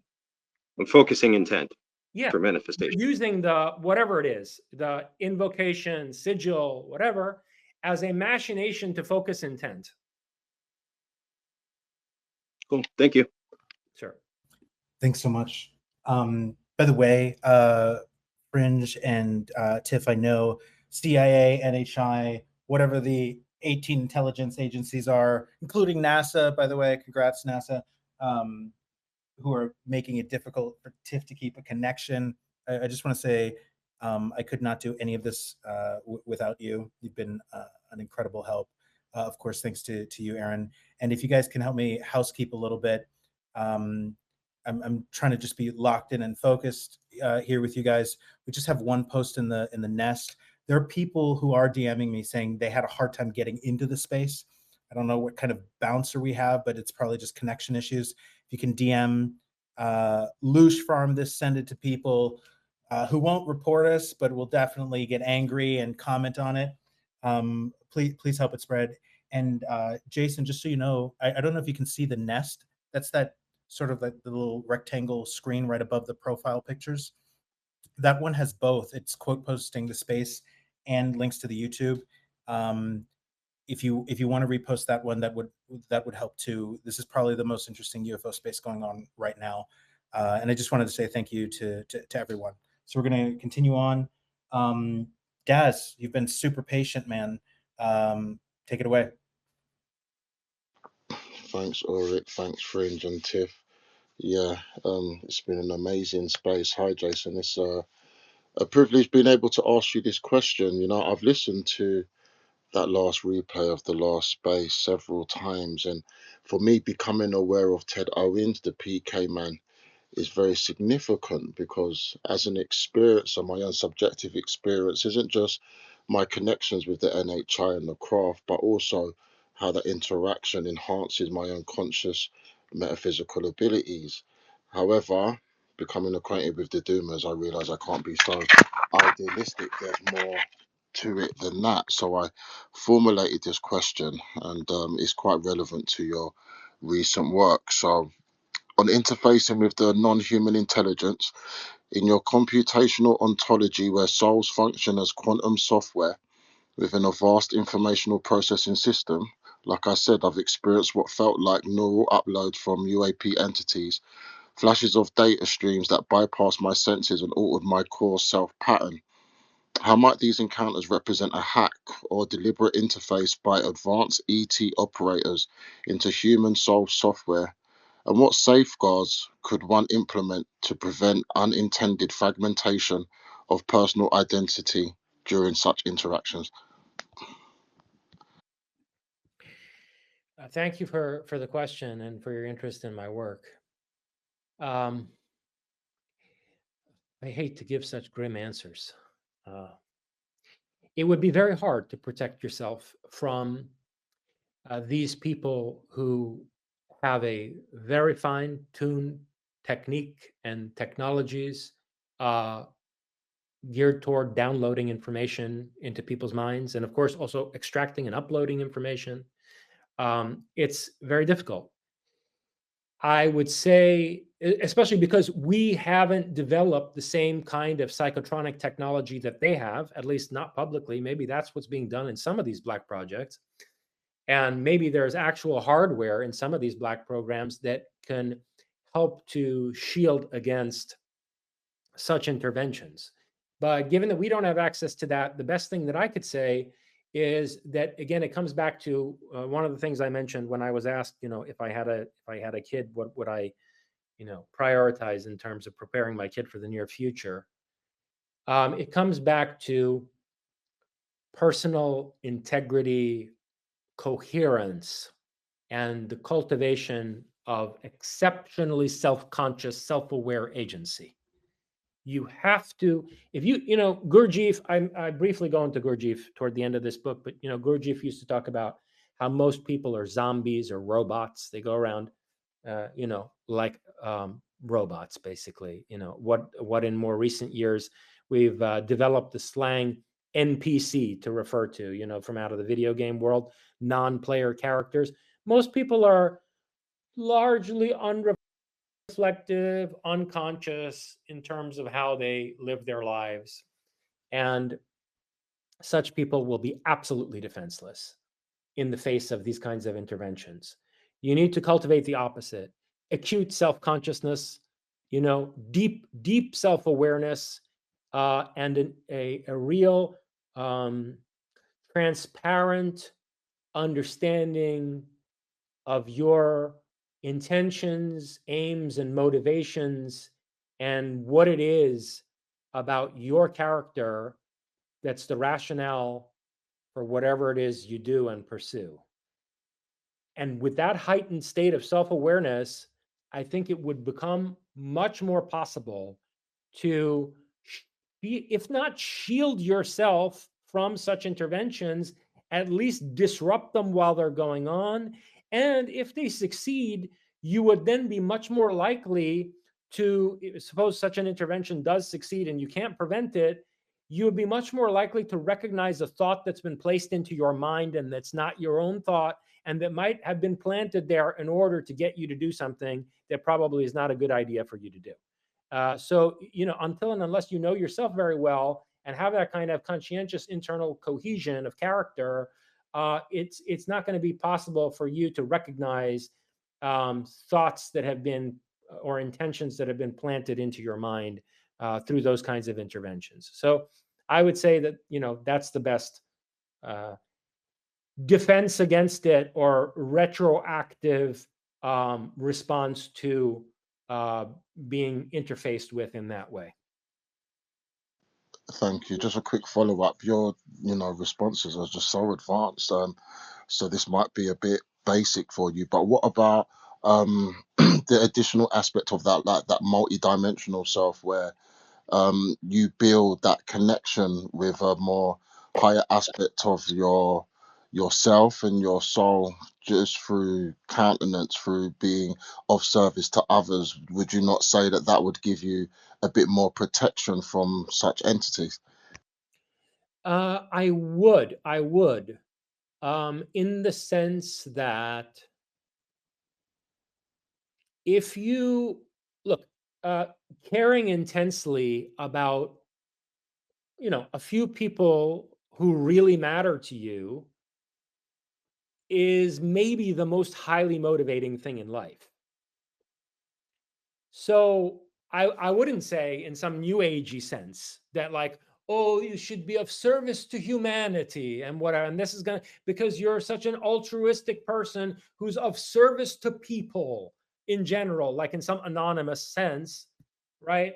And whatever you're committed to caring for the environment or whatever other cause makes you of service to people, then somehow you're going to be protected from this kind of psychotronic intervention. No, I don't think so at all. But I think that caring very tangibly about a few people that really matter to you, or some small community that very tangibly is worth more to you than your own life, that could, I think, shield you to some extent and give you, it's part of having a much more integral ethos, I think, to have that kind of care for people who, for some good reason, really matter to you, and it sort of extend your psychical and energetic field beyond yourself to others who in some way reinforce your intentionality and what it is that motivates you to live, if that makes sense. Yeah, total sense. Thank you so much, guys. I'll jump back down. Thank you. Gabe, Aaron, and Daz, your questions were amazing. Thank you. Nathaniel, are you still here? Did he hang in there? Is he in the queue? If Nathaniel makes it back, or he invents some ZPE warp drive, travel back in time, we'll push you ahead of the queue, Nathaniel. Fringe, can you help me out? Do you happen to know who's next? Yeah, we have Seth up here, and as soon as Nathaniel comes back up, we'll let him up. Thanks so much. Seth, welcome in. Hey, what's up? Can y'all hear me? Yeah, we can hear you, and I want you to have your full exchange, but if you can make it as direct and contained as possible, that would be great. Yeah, I'm naturally a ranter, so I will do my best with that. So yeah, I just released a book the other day, basically making the entire thesis, two theses, but one is based on that. I believe that all psychic data, derived data, whether it be remote viewing, astral travel, some NDDs, I'm not going to say all, but basically, regressions, all of these things that are in a trance state, all of that. I basically believe that they are all derived from psychic means, which can and are, I'm going to say, 99, 100% of the time, hijacked by what I believe are demonic entities, from a Christian perspective. So I filled my book with, dozens, maybe 100 examples, from various lore. I'm taking examples from channeled books, spirit releasement therapy, holistic healing type stuff, all that. And I'm basically asking if your theology and cosmology and all of that, it kind of stands on the grounds of, okay, well, if psychic data, maybe not all of it, because you're aware of deceptions happening throughout it, but if psychic data is at least somewhat accurate and not filled with, complete control, like, and I'm saying control as in astral travel, I believe like those grandiose realms you're visiting are basically lucid dreams created based on, consciousness projections into your mind. So and I have many examples why, and I do technically want to read at least one or two excerpts from Monroe's and Leland's Out of Travel books that basically admit that guides have this ability. If that is true, and they have this ability to craft your entire psychic perceptions, then they can absolutely control the lower computing power versions like remote viewing and regressions that require much less control. If that's true, then your whole theses are based around what they want you to believe. Does that make sense? So suppose that there are these demons who are such comprehensive and masterful manipulators of human perception. What is the way out of being manipulated by them? And if you were to break through the web of illusions that they're weaving, what world would you perceive on the other side of it? Yeah. So I think we're in Babylon 2.0, very stereotypical Christian point of view, I would say. And we are breaking laws that the Bible the Bible tells us very directly not to do any practices of divination. And people go, oh, well, if it's so deceptive, it's so demonic, why wouldn't God tell us this in the Bible so directly? Hold Like on, he alludes. hold on. What's I'm that? asking a very simple question. So you're postulating. So first of all, if you look at the history of psychical research and parapsychology with any diligence whatsoever, you will immediately see that all the psychic abilities that we have are shared by animals. So, dogs, horses, cats, whatever, they have the same psychic abilities that we do. In fact, plants appear to have ESP as well. So it seems to be a product of evolutionary biology. Now, if you're saying that whatever channel, medium, whatever, communicative faculty of perception and communication that psi expresses itself through in animals and in humans can be entirely taken over by these masterful demons, such that potentially all of our perceptions are manipulated. What is the way out of that? And once one gets out of that, once you've been able to extricate yourself from this web of deception, what is the world around you that you perceive? The true world, as it were. The world free from manipulation and deception. Okay, so that makes the point that if psychic ability is all deceptive, like I'm saying, then how are we to escape it? And technically, I mean, I'm going to have a simple answer, but it's don't practice divination as in the Bible tells us not to. And he's not telling us exactly why, but that's because life is a test, earth is a test, to see where our souls, what, side we choose, essentially. Are you going to have faith? And then you would say, oh, well, faith isn't enough. I want to look at the evidence, and the evidence have obviously. an answer. You're wasting people's time. Next question. All right. Who's next after Seth? We have philosophy after Let me Seth. give you an example of if someone with 2 brain cells were going to try to formulate that kind of a question, what the appropriate answer to my comeback would have been. Okay? It would be that, oh, well, what I'm saying to you is that the Archons are so powerful that they can manipulate anybody's perception at any time. And if you accept the revelation of Jesus and you open yourself up to, aeonic, Sophianic enlightenment, you're going to all of a sudden see this false world fall away, and these Archons will no longer have any power over you, and the world that you'll find yourself surrounded by will be the pleroma. Okay, now that's cockamamie bullshit, but at least it has a certain kind of internal logic to it. All right?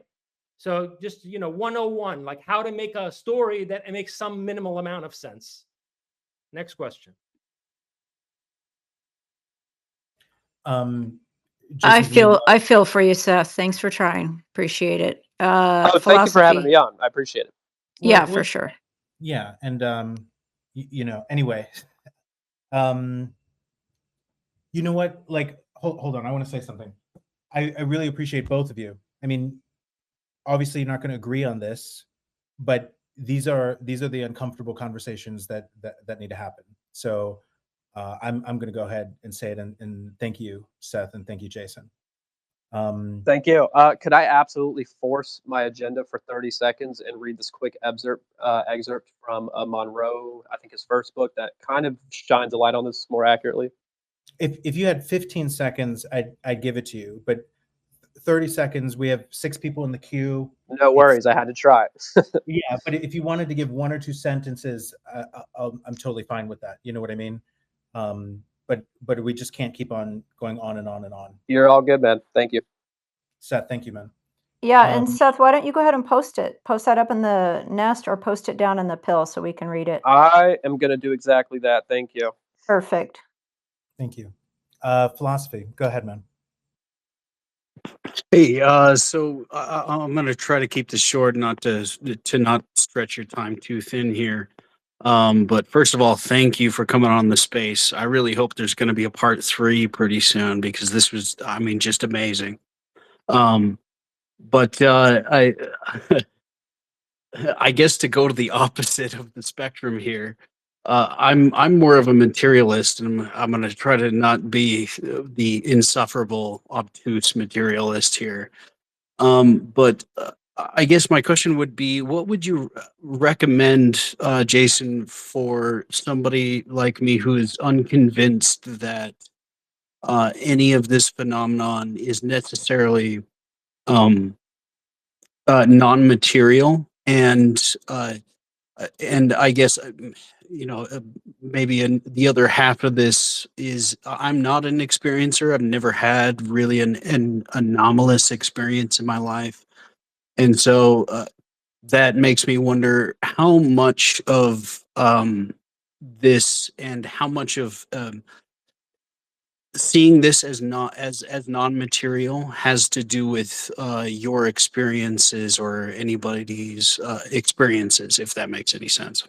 Yeah, that And makes Jason, I'm not going to answer perfect for sense. you, but I do want to interject and say the first thing I would do philosophy is read Thanosis, because the first thing Jason deconstructs is that there is a distinction between the spiritual and the material. But hold on, Ulrich. No, I don't recommend that the first thing he do is read Thanosis. No, Well, at I all. mean, no. I mean, to be honest with you, I've had like countless DMs with philosophy, so I'm coming from a bias here, right? Yeah, That's hold on. Go ahead. Okay. What, Yeah, we've been talking a lot. remind me your name again. Philosophy of deicide. Oh, okay. Well, sorry. Okay. Yeah. So, Fine. look. First of all, let me understand your question clearly. All right. Are you saying that? Because you could be asking two different things the way that you phrase that. Are you saying that you're not convinced that there's any good evidence for psi or for paranormal abilities or events? Or are you saying that you think that everything that's classified as psi or some kind of a paranormal manifestation could actually be explained within the context of materialism? Which one? No, you're right. Thank you. That's a good distinction. I do believe in basically all of the phenomenon and the experiences people have within it. I'm just not convinced that it is non-material so far, at Okay, least. very good, very good. Excellent, excellent. Okay, so the Soviet Union had an official state ideology of materialism, which obviously was set in place by Marx, and those followers of him who carried out the Russian Revolution, Lenin, and so on and so forth. They adopted materialism as fundamental to the ideology of the Soviet state. And they went on, despite that, in the 1960s and 70s, to develop their own version of parapsychology, which they called psychotronics. And I cite one of the good sources on that in Thanosis. It's a book called Psychic Discoveries Behind the Iron Curtain. You should definitely take a look at that. Psychic Discoveries Behind the Iron Curtain. Because all of these brilliant Russian and Czech and Polish and various other Eastern Bloc scientists who were doing what we would call parapsychological research behind the Iron Curtain were materialists nominally. I mean, their ontological position was materialism, and they found ways to build theoretical models of all the various psychic phenomena that they were studying, and even to build machines based on their understanding of psi, what they called psychotronic machines, all within some sophisticated theoretical framework that they still consider to be materialism. The reason that they were able to do that is because actually matter, there's not a lot in matter as a concept. And you come to understand this if you take quantum theory seriously. I mean, this is exactly the conclusion that the chain of physicists from Rolf Landauer through John Archibald Wheeler to Melvin Vopson arrived at, namely that what we consider matter within the context of physical theories, which is another state of energy, as Einstein showed, what we consider to be matter is actually patterned information.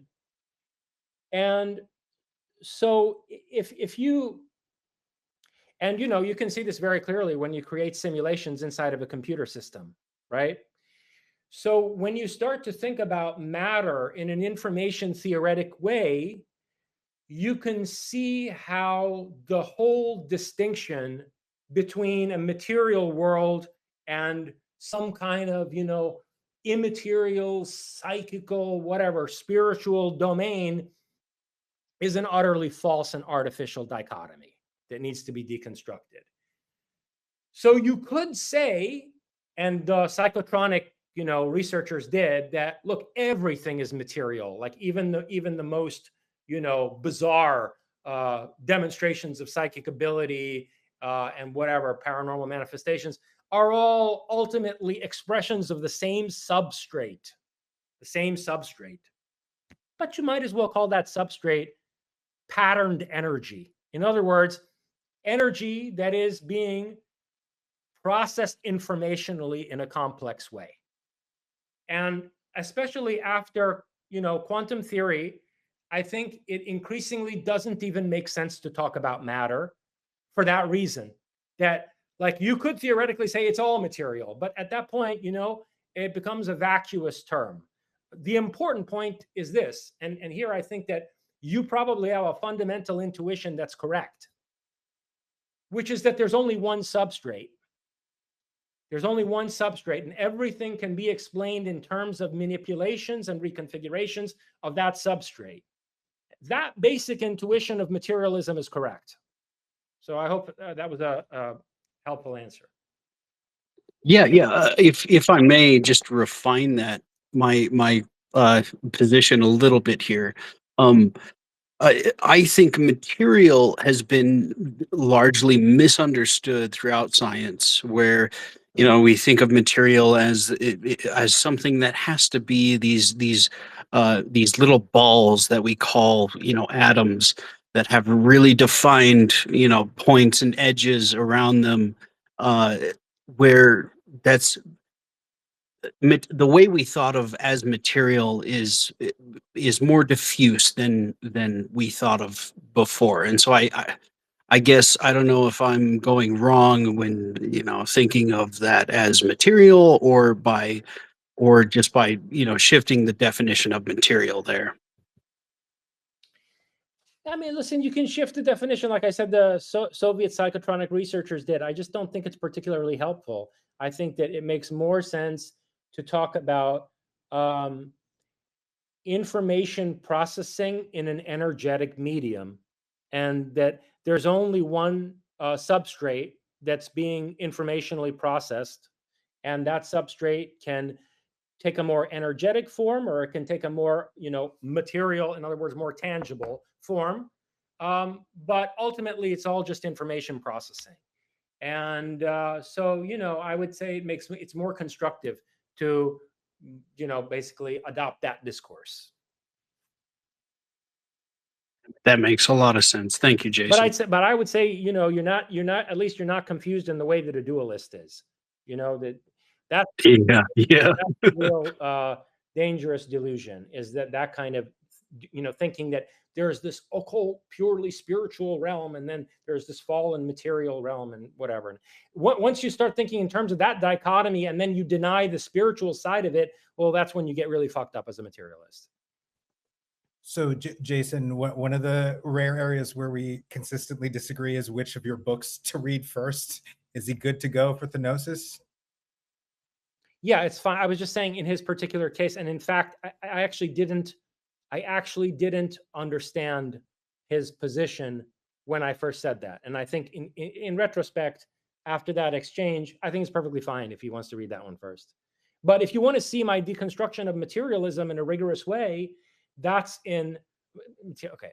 My deconstruction of what has passed nominally for the standard discourse of materialism, you should look at Prometheus and Atlas. It's a very, very careful genealogy of materialism and deconstruction of it. Thank you, Jason. I really appreciate that, and I really hope that you'll come on for a part 3. This was awesome. Thank you. Sure. By the way, it would be my pleasure. Probably we'll do it after my next book comes out. it'll have enough bizarre subject matters in it. My books always wind up, one way or another, addressing the paranormal. So yeah, we'll probably justify that after whatever my next book is that comes out. Do you have a sense on the topic, Jason? Of the next book? Yeah. America. Whoa. Okay, so I might have been right about the intuition of how the collapse unfolds. Yeah, my next book is going to be about saving America. Okay, I won't push anymore. Because yeah, I won't be able to stop myself. All right. Fringe, did you want to read a couple questions? Tell me what am I doing next? Yeah, I've got one audience question, and then we'll get to Chad, and we'll have Holocipher up next in the queue. The audience question is, does Jason pray, and if so, to whom? So, efficacious prayer, which has been studied parapsychologically, is just really focused intention. And if you visualize and concentrate your intention and direct it coherently enough, you can have measurable effects on the world. I mean, they have taken people who are trained in various highly disciplined, coherent forms of quote unquote prayer and had them pray next to water, and they can measure the change in the water molecules, change in the structure of the water molecules. So there have been such parapsychological studies done. So no, I don't pray like, fold my hands and like entreat some deity. People like think because of Prometheanism or whatever, people who haven't really read my work and only superficially encountered my discourse of Prometheanism probably think that, I don't know, I'm in front of some fire altar praying to Prometheus or something. No. But do I engage in highly coherent, focused intention, which is the essence of any kind of efficacious prayer? Yeah, I've done that for, probably my whole life at various times. So, take that for what it is as an answer. I have to jump in here. We don't have to dwell on this long, but we have to do it because, Fringe, I know you keep on saying this is a Jorjani space, an Ulrican Jorjani space, but this moment, you're going to fall out of your chair here, right? I was pretty certain this would be the answer. I mean, just briefly disclose our pre-conversation, Jason. I performed a full exorcism, Fringe. No Satanism. In fact, Jason was never a Satanist. So yeah, it's that simple. Go ahead, and it's a. So okay, now I see the connect. So before we got on the call, you and I had a private exchange where you were asking me about Satanism and whatever, and I mean, obviously, framing my philosophical project in terms of the discourse of Prometheanism, and very clearly identifying in numerous books of mine that from a Judeo-Christian and Islamic perspective, Prometheus is Satan, has led people to basically assume that I'm a Satanist and that I subscribe to Satanism. No, and I'm certainly not over here praying to some Satan. By the way, if Satan existed, I mean, if Prometheus existed, like let's say I'm right that from a Judeo-Christian and Muslim perspective, Prometheus is Satan, or at least one of the Satans. In Islam, they have a conception of multiple Satans because all Satan means, going back to the Hebrew origin also of the Arabic shaitan, just means the adversary. So like, in Islamic discourse, all the fallen angels will be referred to as the Satans, plural. And then they have this head honcho Iblis. Anyway, let's assume that Iblis or the head Satan is Prometheus and Lucifer, Milton's Lucifer, right? If such an entity existed, if such an entity actually existed, and I doubt that there was ever only like one person who held that position. I think it's a position that characterizes a stance that a number of people took. The people who are, referred to by the Christians as fallen angels. But if that entity existed and whatever, he's the head of a band of fallen angels or something, I'm not going to pray to that entity. I wouldn't pray to any, in a sense of like worshiping some deity or hoping that this through my prayer I'm going to get favors from this thing. Or what? No. That is fundamentally un-Promethean. By taking a Promethean stance, I mean exactly the opposite of that. Prometheus, as a symbol, is the champion of humanity who doesn't want you to worship anything.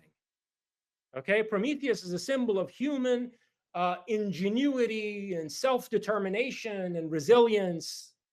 From my perspective, I could say that is truly satanic. The truly satanic position is not to worship some Satan entity. It is to be the Satan. It's to be the adversary to the greatest extent you possibly can be, the adversary against the celestial control system. So, you could call me a satanic philosopher. I don't mind. I won't dispute it. But an adherent of Satanism? No, what Satanism? Which one? The Temple of Set? I don't belong to that one. Certainly don't belong to the Church of Satan. And I'm not going to set up my own either. By the way, people offered me some good money at one point to set up some cult of Prometheus. Not going to happen, folks. Not going to happen. Fringe, any follow-up questions? By the way, this is a hotly debated subject. Just so you know, in the back channels, there's multiple Jorjani back channels, Jason. There are back channels that solely There are memes. There are memes, Jason. There are memes. There are words. I would love to see them. That would be very entertaining. Why don't you? No, Okay. no, you would not love to see them. Okay, Satana forbid he does not see the most dangerous artistic reinterpretation of one of his AI arts. I think we need to push it to the nest. Don't do it, Ulrich. I'm gonna Don't do it. do it. I'm gonna. No. No. I'm advising against it. I'm gonna do it, and I'll tell you why. I don't have a choice, first of all, and even if I was completely disingenuous and I didn't resonate with a lot of the Promethean ethos, if it was just out of pure narcissism, I would have to do it to not lose Jason's respect. It is going to be catastrophic, but I think you're going to think it's so hilarious. And we can, I don't know, I can push some other stuff in front of it too so people don't see it. But I don't think there's a parallel universe where I don't push this up, French. Yeah, I get it. I know you're going to do it. I just have to advise you against it. And you're going to do it anyway. Go ahead and do that, and then I'll throw that infographic up after it. So it'll be there, but it won't be the first thing. But I want to get the Antichrist's blessing first. Jason, where am I supposed to look for this? Where the box is at the top right now? Okay, I mean, I am. It's probably going to take 3 minutes because there's going to be some psychic resistance. Okay. All right. Well, meanwhile, let's continue to take questions from people because. But I do need your blessing. This is one of your AI art. I can't even talk. I'm getting possessed right now. This is one of your AI art photos, and in these meme chats, something brilliant and diabolic and hilarious has been done to it. I won't give it away, but you're cool with it. I think you're going to love it. Sure, go ahead, post it. Yeah, sure. Okay, I can't wait. All right. What's next, Fringe? I can't think. We have Chad up next. Welcome, Chad. Hey, thank you guys for having me. Jason, how are you?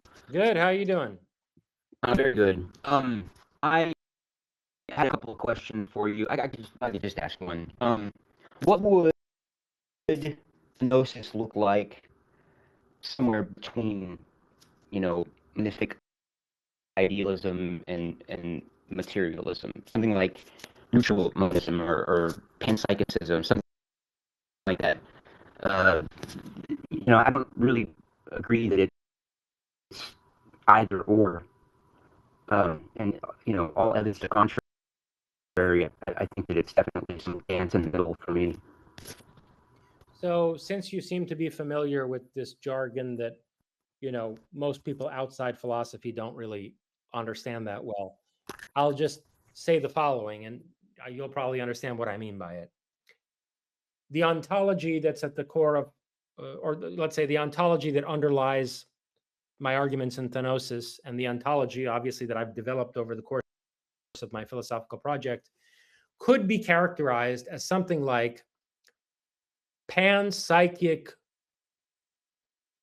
pluralistic perspectivalism, or perspectival pluralistic panpsychism. Does that make sense to you? Not initially. Pluralistic what? So, William James wrote a book called The Pluralistic Universe.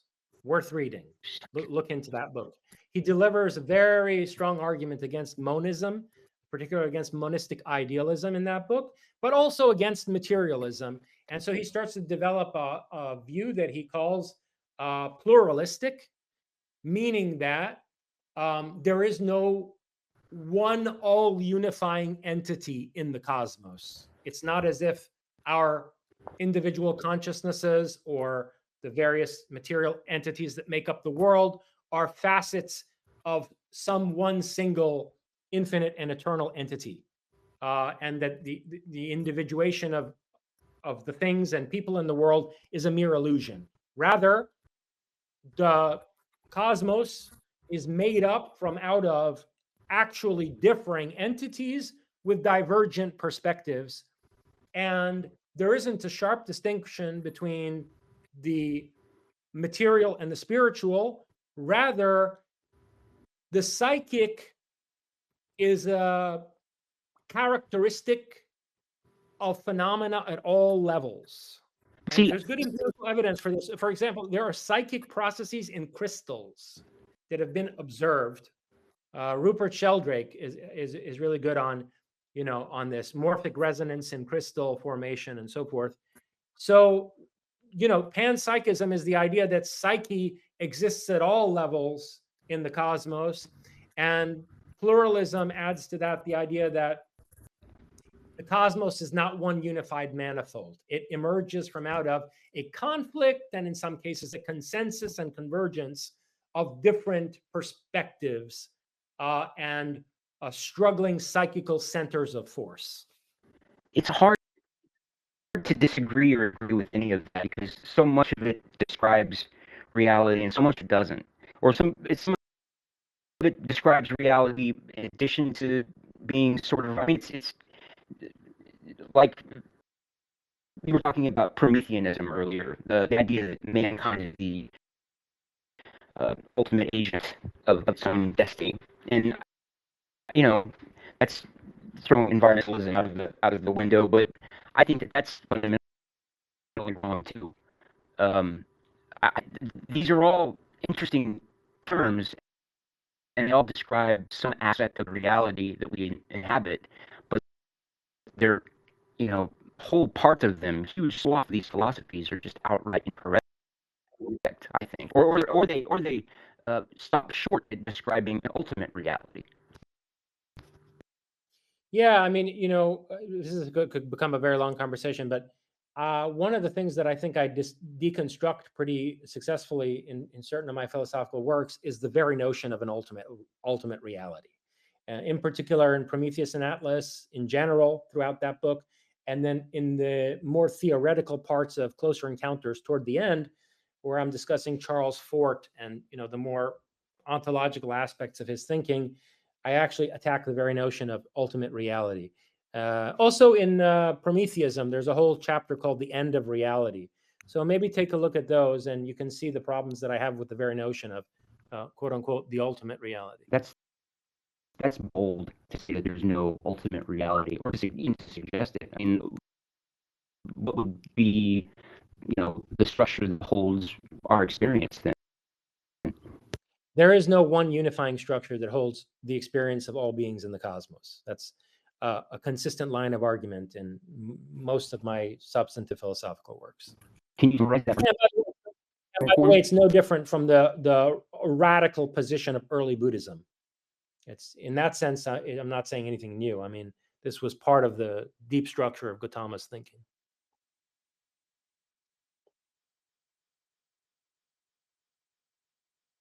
Want to go to the next one, Ulrich? Yeah, let's go to the next one. Thank you, Chad. Holocipher, welcome, my man. What's your question for Jason? Hey, congratulations on a great space. I got a sort of two-part, and I can't imagine anyone better than Jason to be able to tackle this sort of line of questions. and I feel it's something that everybody might be onto. But I'll start it like this: with your interview with Jesse Michaels, American Alchemy was your last episode. You briefly touched upon the Avestan sort of litany mythos. I would love to know which books you had sort of highlighted that in, because what I found interesting is the timeline that you highlight in there happens to just perfectly parallel something that I'm getting into. Now, I don't have an Indo-Eurasian background, but I found it fascinating how you... Sorry, I missed one word in there. The Avestan what mythos? Well, as part of your discussion with Jesse, talking about the timeline, the sort of the onset of this sort of winter ice age, we all know it to be the Younger Juras boundary layer extinction event, which connotates the same ballpark of region of time that also we had a Gothenburg excursion. This is a magnetic polar excursion. And this ties into my Mayan research with the Chimalpopoca text, particularly a rogue interpretation by an abbey.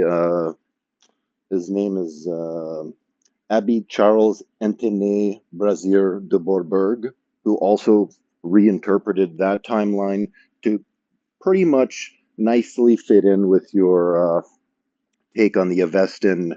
Now, I'm not sure. I don't have a huge background on the Avestan mythos or the particular background on that. I was hoping you could highlight which book you focused in on that so I could get a little more background. But I wanted to also tie this into Lavenda's interview that kind of came after yours, where they're talking about the Necronomicon. And little did I know about that it had a sort of, and maybe you'll correct me here, but it had a sort of Indo-Eurasian or Proto-Uranian kind of connection. And set me straight if I'm wrong on that. But it seems that the use of that by the Strategic Air Command would have, perhaps you're willing to comment on what their interest in this particular text would be, and if it plays into sort of the psychological operations. Is there any advantage to using this book from an intelligence point of view?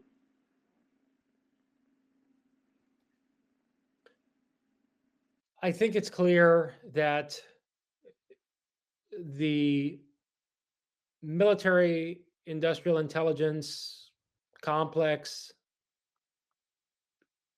pretty much from the 1940s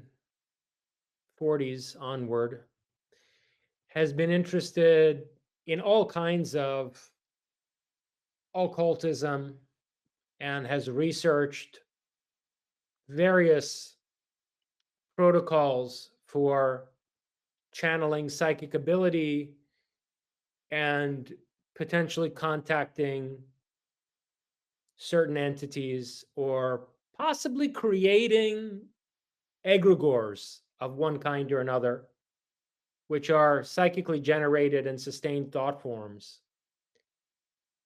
And I would probably put the Necronomicon literature in that category. In other words, evocation and shaping of an egregore, rather than contacting some, objectively existent entity. But I could imagine that it would potentially be used for that purpose by the same people who use all kinds of occult methods. In my Substack, not that long ago, it was maybe a few months ago, I did a series of articles on the use of the occult by intelligence agencies, the relationship between intelligence as a discipline and the occult. And long story short, you see the best intelligence agencies deeply involved with the occult going all the way back to John Dee, Queen Elizabeth, and, the formation of Imperial British intelligence in the 1600s. So it's nothing new, and it's being used for the same purposes as it always has been. In terms of the Avestan literature, I would read I would recommend that you read my Iranian Leviathan. I get into Avestan mythology pretty extensively in Iranian Leviathan. And I do think that if you research the Mayan stuff carefully, as you said, you might wind up seeing parallels. And yeah, I think it's very likely. So I would recommend. So Jason, Leviathan. Is it safe to say the Necronomicon has a Aramaic root, or is that just something that's been fictitiously placed upon it? Would you know? I don't know. I mean, I know of the claims. I know the claims that have been made, but I don't know. In the particular case of the Necronomicon, it's not something that I've been able to independently determine, nor is it something that I have any particular, let's say, anomalous memory or psychical intuition about. Gotcha. Well, I really appreciate it. One last little thing I'll just throw at you. It's kind of a wild card. I don't know if you have anything on this, but being this is kind of my area of research, in terms of the lost library of Ashurbanipal in Nineveh, had you come across any of the sort of the sycophantish behavior that the German sort of inner elite were possessed with, gathering sort of the mathematical prowess from some of these early archival repositories? What do you mean by have I come across it? Well, I'm aware of it. I know what you're talking about. Right. Well, you can sort of see where I'm going with this, that there's obviously some fodder here, some root to their belief system coming across somewhat what you might say advanced mathematical propositions in some of the earliest historical cuneiform texts. I could be specific, but we were looking for it. The Anunnaki Society was going all around the world, scouring different cultures for this kind of knowledge.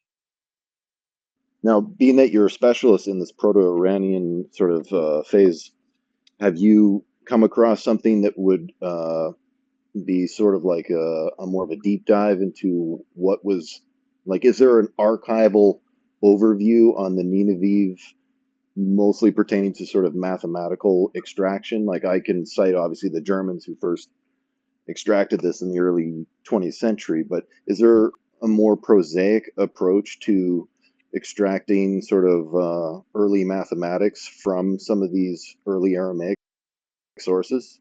Like, to give you the punchline that I'm trying to get to and connect with, is that there's certain long numerical sequences that have been summarized in simple mathematical equations, like what's called the quote unquote Nineveh constant, which perfectly divides into some of these Mayan numbers I've been, basically extracting from the long count.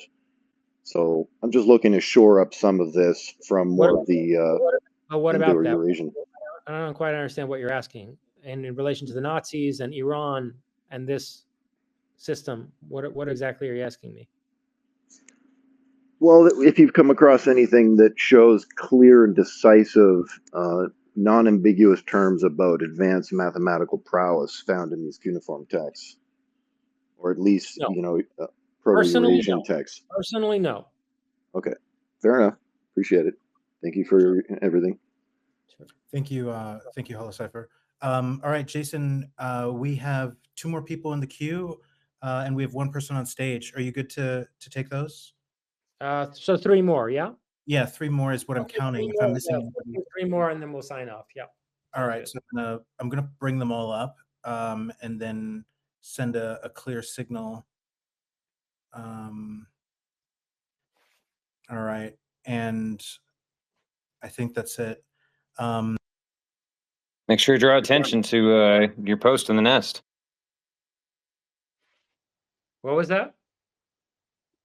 I was just telling Doomer to remember to bring attention to the post he put in the nest of the artwork. Let me know if you can see that. Where is that? No, I can't see it. I don't see it anywhere. So if you take a look at your player, do you see the profile heads right above that? You should see a post area. We call it the nest. Yeah, what's in the post area on my end is your Doom Room announcement with the Thanosis graphics. Directly underneath that, you'll see 2 little page, bubbles. And click on the other one. You want me to click on the other one? Okay. And then you might recognize this artwork. It's not working. Okay, 1 second. So everybody, do you see any arrows when you? Doomer, I think you're being I protected see an by the arrow. Oh, wait, fates hold on. Wait. right now. The fates are protecting you, Doomer. Let's not push it. Disclosure. She doesn't want you to Is see this the it. one that says catastrophic disclosure?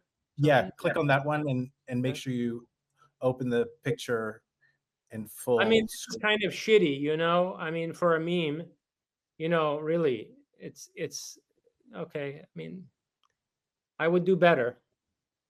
Well, I did not create it, but I do need to tell you it was the most popular one. I can take it down, Jason. I don't want this You to know, ruin the space. the level of taste in trying to offend people has really dropped considerably. I mean, you know, they should try harder. This is kind of lame, if you ask me. It definitely wasn't done to offend you. It was one of the most beloved ones, to be honest with you. Well, interesting. But yeah, I tell you what, I'm going to take it down. I'm going to make it a forbidden fruit, and it won't people won't have access to it. But I took your word for it, Jason. You said I could push it up there. Yeah, well, I mean, it's a shitty meme. It is a shitty meme. Anyway, I'm going to go to the next one. It just ruins a decent AI artwork is all it does by putting my mug in those places, you know? So, but It's the equivalent of throwing a tomato on it sort of thing. It's just, yeah. Well, it's already been replaced with the infographic. It would look better with tomato on it than it does with my face on it. So it did.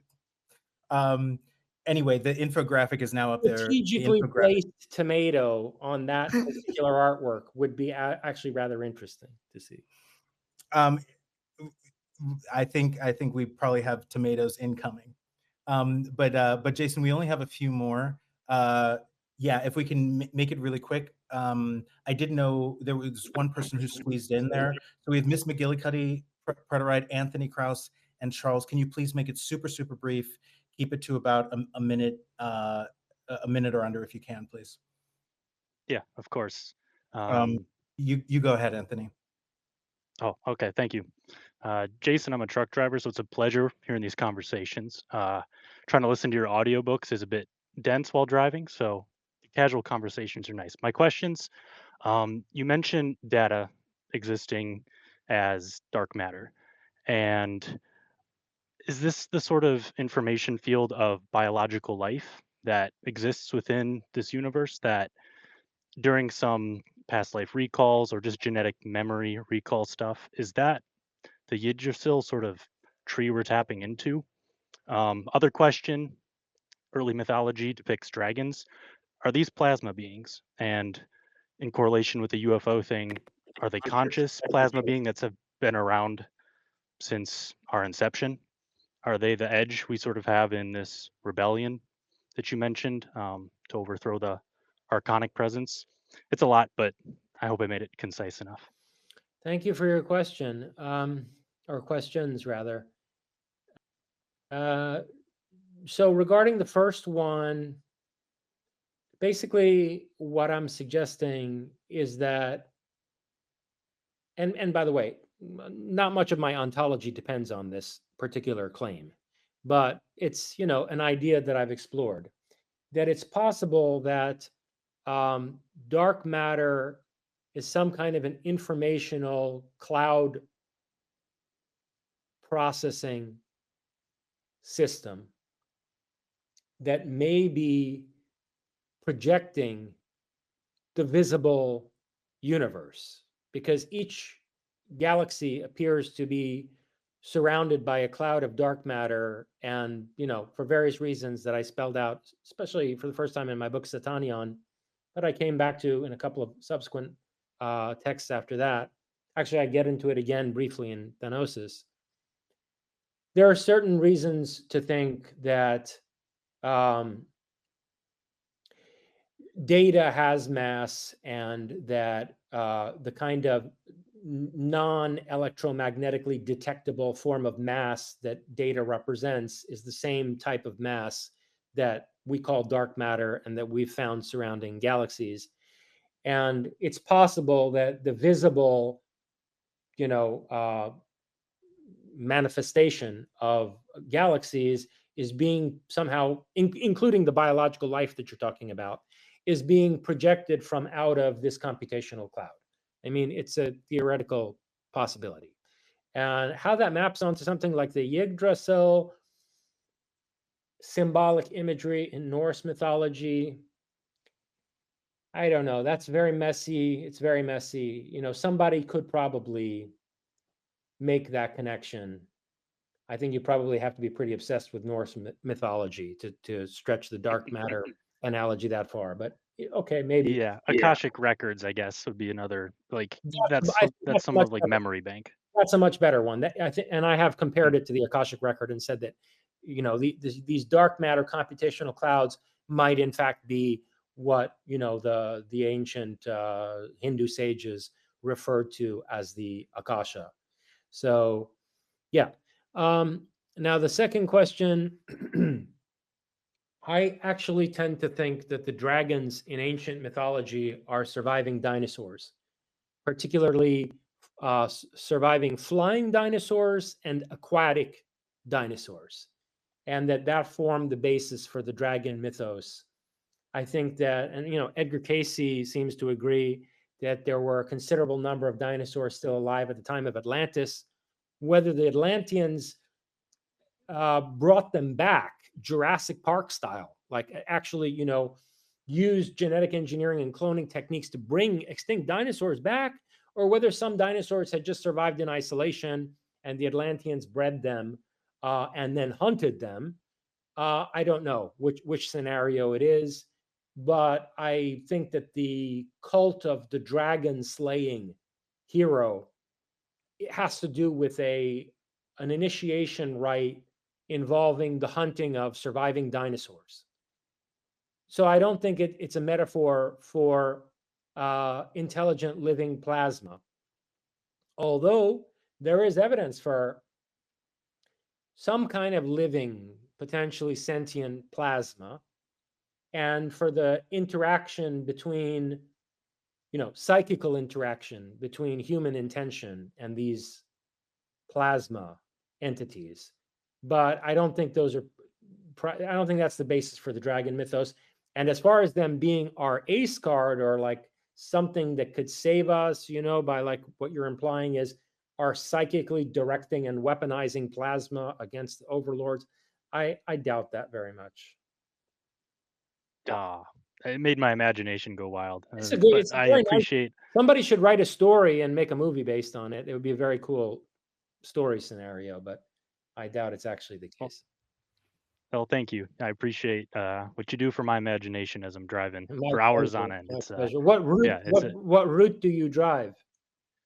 I'm actually a local driver, so southeast Wisconsin region. I get home every night. It's nice, but 12-hour days they add up 5 days a week. So yeah, this is a great break from the usual drivel you find out there. Very good. Thank you for your questions. Thank you, Anthony. Thank you. All right, three more, and then we'll round it out. Thank you for sticking with us, Jason. Ms. McGillicuddy, I know you've been patient in the queue. Everybody has been incredibly patient in the queue, but I want to be respectful of Jason's time and the remaining two. And welcome, of course, to the Doom Room. Hello. Thank you, Doomer and Fringe, and Jason, of course. Thank you so much for doing this again. I had a question. It's something that I've been researching a lot, and it has to do with our bioelectromagnetic field and why it was was taken out of our education system, for lack of a better term. I'm sure you're already aware of this, but I wanted to know what your thoughts were in regards to our bioelectric fields, our bioelectric magnetic field, and the concept of rebellion. Because, for lack of a way to put it, I felt guided to get back into this, that including my old tuning forks. And I've noticed there's a there's people out there that aren't just Reiki people, and I'm not putting down Reiki people whatsoever. I mean, we're all playing with the same thing. But I'm wondering, what are your thoughts on strengthening the bioelectric field, since in that our bioelectric field, which is essentially part of our sixth sense almost, I mean, it's a part of our body, And it is what helps create the Internet of Bodies. It's what all the biohealth and all that stuff is going to be, and what they're rolling out and curing cancer in 48 hours. Um, I'd be interested to know if you think that there is what your thoughts are on us essentially getting back to what we actually are by learning, strengthening, honing that. Would that help at all in this central rebellion? I came to this hypothesis because the data centers that they're building, I wondered if they were really just, I mean, I'm not saying that they don't have anything to do with AI, but I think AI eventually will be controlling what I'm about to say. But I think that they are to help bear the load of keeping us tethered here through our bioelectromagnetic fields wirelessly in the cloud. What are your thoughts on that? And what do you think if we were to essentially rebel by, I don't think we can untether fully, but we can certainly hone it. I don't want to say too much about my personal stuff, but what are your thoughts on that? I think it is a legitimate phenomenon. Soviet scientists, as I was mentioning earlier in response to the question about materialism, Soviet scientists studied electric or whatever bioenergetic fields, of people. Some people have interpreted as auras. I mean, plants and animals have them also. And Soviet scientists studied them very carefully. Another person who's looked at this in some level of detail is Rupert Sheldrake. He looked at what you might call bioelectric fields of different types of organisms. So I would say, yeah, it's a legit thing. And, it certainly can't hurt to strengthen your bioelectric, field. And probably it serves some kind of a protective function. And it stands to reason that the weakening of it would be a danger to one's health and potentially to one's autonomous action. So, yeah, I would say you should keep working on that, and that it is important in relation to the data centers and what you're suggesting about wireless technology and its potential disruption or manipulation of bioelectric fields. I wouldn't dismiss that entirely out of hand, and I'll tell you why. Because the Atlanteans, they built things in a way where their bioelectric fields, in the language that you're putting it, would not be interfered with by the kind of wireless signals and sort of wireless, information transfer that we have almost ubiquitously surrounding us now with cell phones and all kinds of other signals being broadcasted. They found an civilizational infrastructure that was extremely technically sophisticated, and which in large parts we still can't replicate today in terms of its engineering competence, but that also doesn't wind up having that kind of effect. I mean, as far as I know, they didn't even use electric lighting. They had electricity certainly and used it for a lot of other purposes, but their lighting took some other form that did not release a lot of ambient electricity, or, like, let's say, block out the stars at night over a city. So they were very conscious of that kind of thing, and probably they were onto something. So yeah, I hope that is helpful as an answer. Yes, I greatly appreciate it. I always, when I first came across your stuff, I'll be quick here. Um, I remember being like, whoa, I hear something that is in my spirit. Sounds like something is true. But I was afraid to look into some of your things because of my own um, beliefs. But I truly believe that so much has been hidden, and I know you talk about this a lot, that there are truths that we just need to, not everybody's strong enough, right, to go and dive into certain things, especially some people are terrified to look into the occult. But it's I just want to thank you, and thank you, Doomer, and Aaron and Fringe. Thank you again, and yes, part 3, I'll be there. Thank Uh, you. Thank you, Ms. McGillicuddy. All right, 2 more, Preterite and Charles. Preterite, we're going to go with you. Please keep it constrained and brief. And thank you also for being so patient, man. Certainly. Thank you for taking my call. It's a pleasure. Jason, my question to you is, do you think Heidegger's notion of being towards death, or death as the transcendental horizon of Dasein, is still something that can be upheld given the empirical evidence for post-mortem survival? Like, do you think we're facing a kind of death that goes beyond the cessation of biological functions of the organism, kind of like the Buddhist belief? That's an excellent question.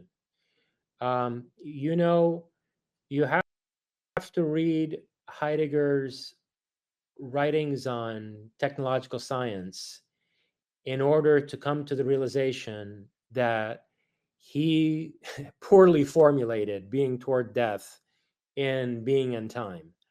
What he should have said was being toward nothing, or being toward the nothing. He develops this conception in his critique of the inframing and instrumentalizing power of mechanistic modern technology. In the course of his critique of that and its origins in a certain conception of modern science, Heidegger develops this idea. Somebody's talking through some mic somewhere, I think. Anyway, Yeah, it's I'll mute her. I'm sorry, Jason. No problem. He develops this idea of the no thing which cannot be inframed by any techno-scientific machination. And he also explicitly connects this to Dasein by saying that Dasein is the no thing. And so this lack of an essence that gives us existential angst, and which you could very much connect to the Promethean myth, the myth that, Prometheus, via his brother Epimetheus, forgot to endow humanity with any essential essence of the kind that defines the species being of other animals, etc.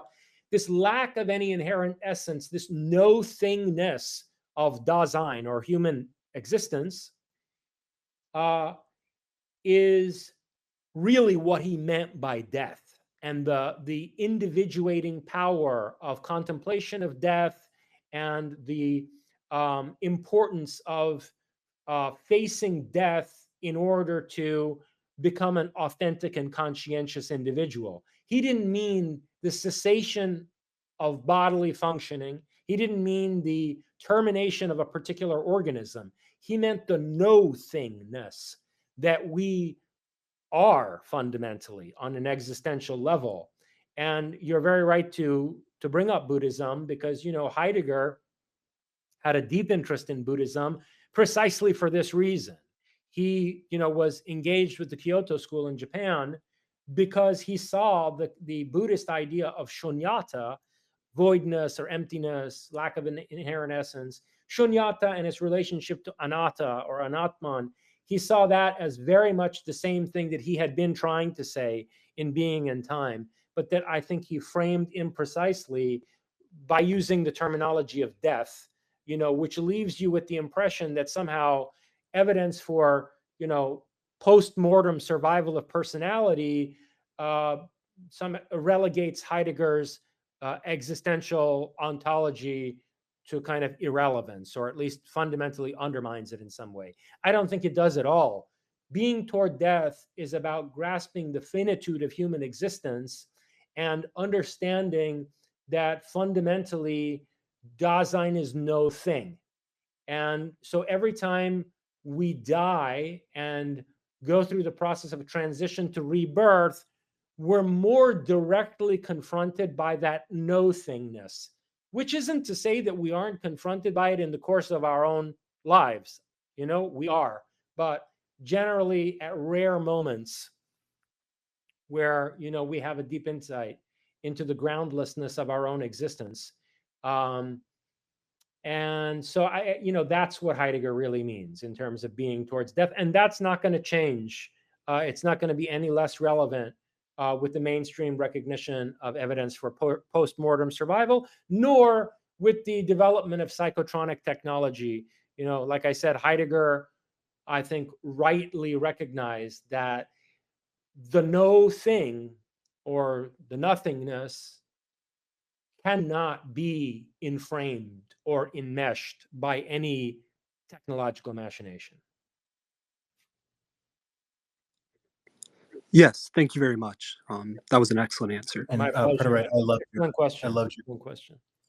I love the density of the questions, Jason. You're one of the few people where insane, ridiculous questions are reasonable, and you're not going to give an ambiguous, nebulous answer. You're actually going to give us something to sink our teeth in, and that's it's extraordinary. Well, I mean, you know, I operate in this spaces of parapsychology and milieus of ufology, and so, you know, people often ask, you know, questions more relevant to those domains. But this gentleman here just, you know, asked a really sophisticated philosophical question, and obviously, you know, that's the core of my work is, you know, those kinds of questions and those kinds of ideas. So I appreciate it. So we have one last one, and then we'll round it out. Charles, go ahead and welcome to the Doom Room. Thank you for having me. I have a question for Jason. I haven't read it yet, but in your book Thanosis, you bring up Brett Stewart's remote viewing project from almost a decade ago on the subject of moksha, the liberation from the cycle of death and rebirth. I was curious when and how you came across it and for how long it has informed your own ideas, because when I first stumbled on your work, much of what I read reminded me of that and other remote viewing projects of his. I'm also wondering whether you two have ever been corresponding and if you're familiar with some of Brett's other remote viewing work. So I'm not familiar and definitely not in any contact with him, although it would be interesting maybe to get in contact with him. But his remote his remote viewing of moksha was actually only brought to my attention once I had started writing Thanosis. It was one of these very timely, you know, things which, you know, Jung would call synchronicity. That one of my friends brought this remote viewing session to my attention, you know, not all that long ago, in the last, whatever, few months when I was in the process of writing this book. So it's interesting that you say that it came to your mind as you were reading earlier writings of mine, because I wasn't aware of it until very recently. Although clearly I must have been aware of the same kinds of things that Brett Stewart and his team became aware of in that remote viewing session, if you see what I mean.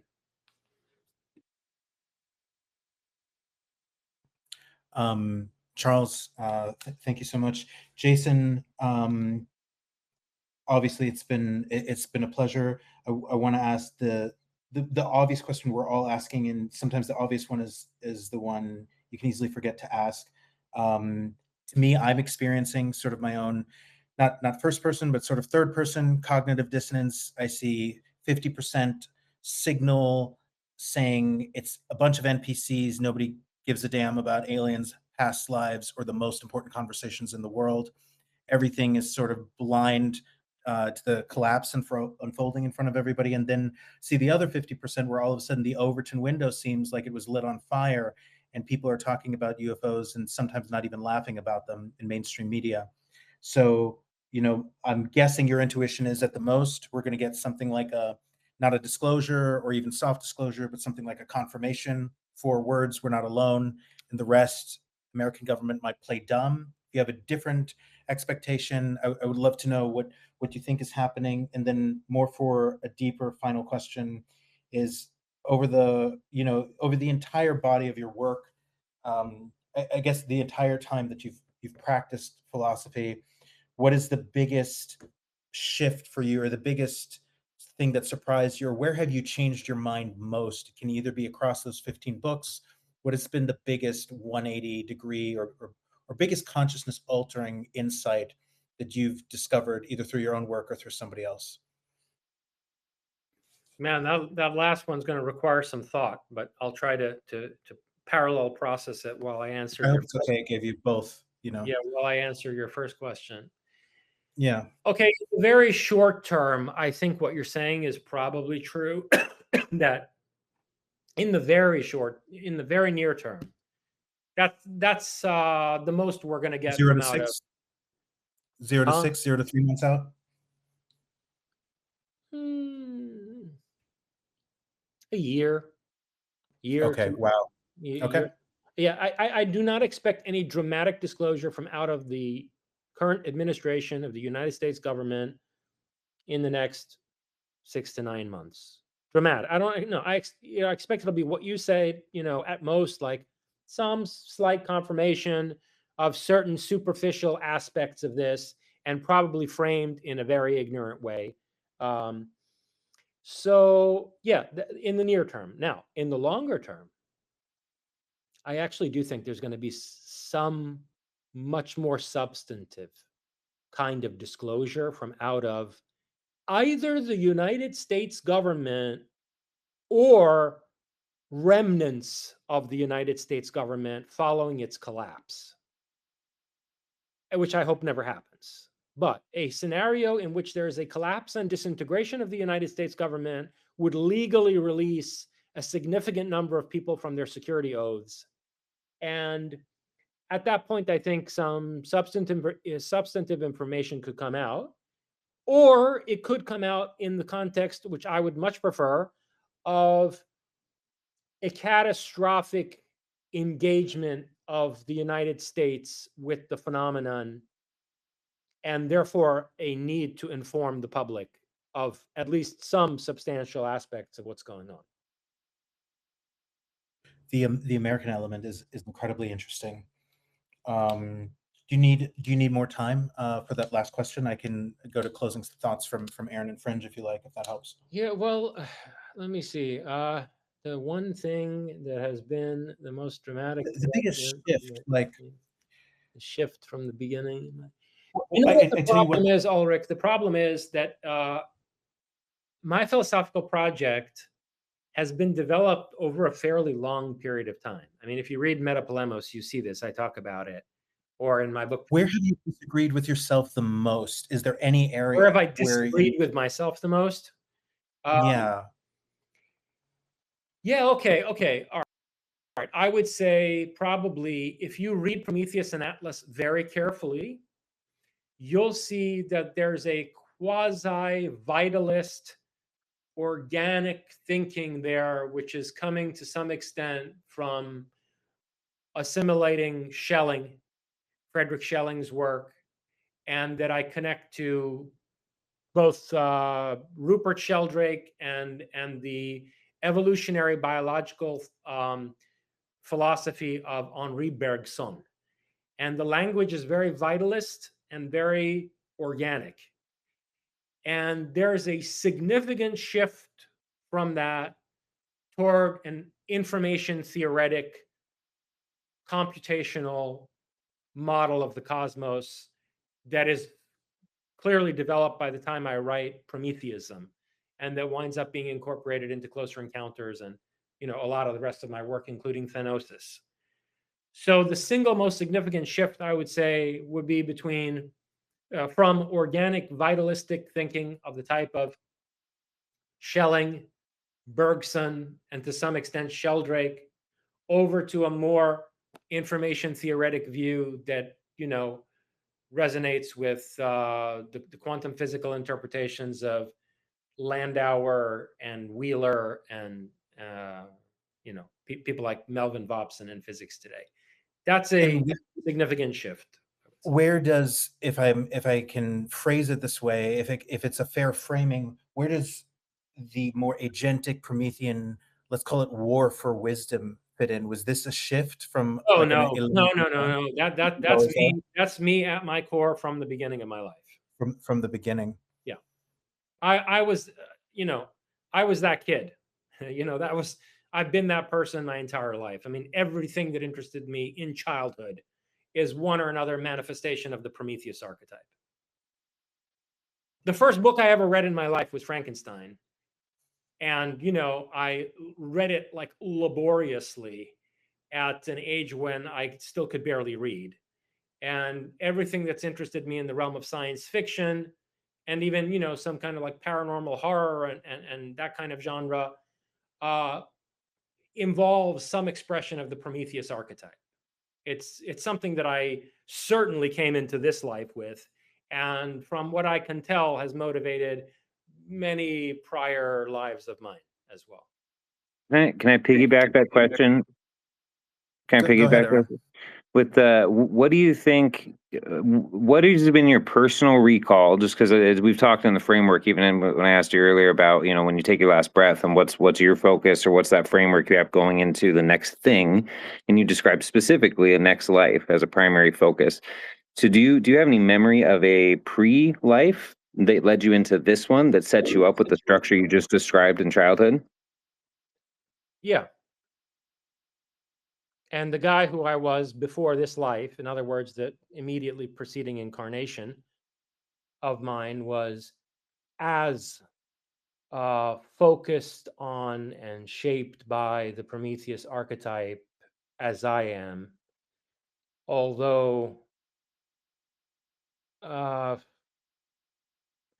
don't think he handled it as well, and certainly didn't end well. But in any case, it's definitely something that he was preoccupied with. And I can see how I wound up in the situation that I wound up in, pursuing the project that I've been pursuing, for decades in terms of my writing, but actually on a spiritual level for my entire life.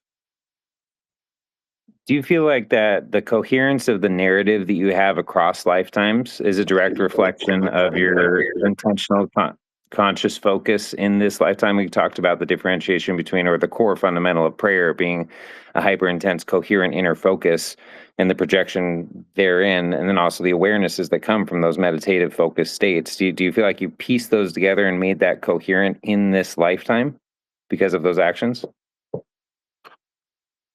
I think it's a quality of mind that I have had for a very long time, to varying degrees, sometimes, more effectively than at others, but across many lifetimes, not just in this one. Fringe, any? And I think it takes, and to be honest with you, I think it takes a very long time to develop. I think that kind of integral consciousness is not something most people develop in the course of one lifetime. I think it probably takes many lifetimes to become that kind of a person. I can't help but feel like even though you have embodied and felt that Promethean core since the beginning of your work, you must feel like right now there's a cosmic dance where the culmination of your work is meeting the culmination of humans waking up within Yeah. and without right now. Yep, that's true. Fringe, any final thoughts? Any final questions? I'm going to read a couple sentences to close us out from your book, Jason, at the very end, after Fringe. No, incredible space as always. I'm already looking forward to the next one, and I appreciate all your time today, Jason. Go ahead, Aaron, and we'll go back to Ulrich. Thank you, Fringe. Yeah, I mean, just as a general, these are really beautiful conversations. Obviously, Jason, you value it as much as we do, and just to have these dialogues and just hearing the speakers come up. I mean, I've just always appreciated about spaces. There's always so many people that come out of nowhere that you may never hear from again, but they stimulate a dialogue, and for us to come together and congregate in this way is a very special thing for all of us. On a pragmatic note, The space that we tried, I tried babying it, the live stream space, for 2 hours. I had to keep refreshing the web page every few minutes just to keep the audio going. I ended up just having an overlay on the screen saying, "Come to this space," and I gave a link to it. So what we'll do right after, I'm gonna delete the might want to delete the live stream post for YouTube, but I'll re-up just like Red Panda will. I'll re-upload the actual thing as a YouTube video. So it's a bummer we couldn't get that to go, but we'll get it up there. Excellent. That sounds great. And do me a favor and send that to me when you have the the full complete YouTube video uploaded. Please Cool. send me the link for that. Will do. And I DM'd you earlier, like you asked, with a link to the Notebook LM where I made that infographic that's up above as well. Cool. Thank you.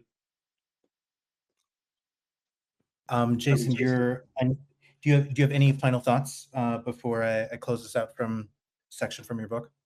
No, I really appreciate this. I mean, it was it is really unique, Ulrich. It's a unique interactive atmosphere and ambiance. And thank you for setting it up.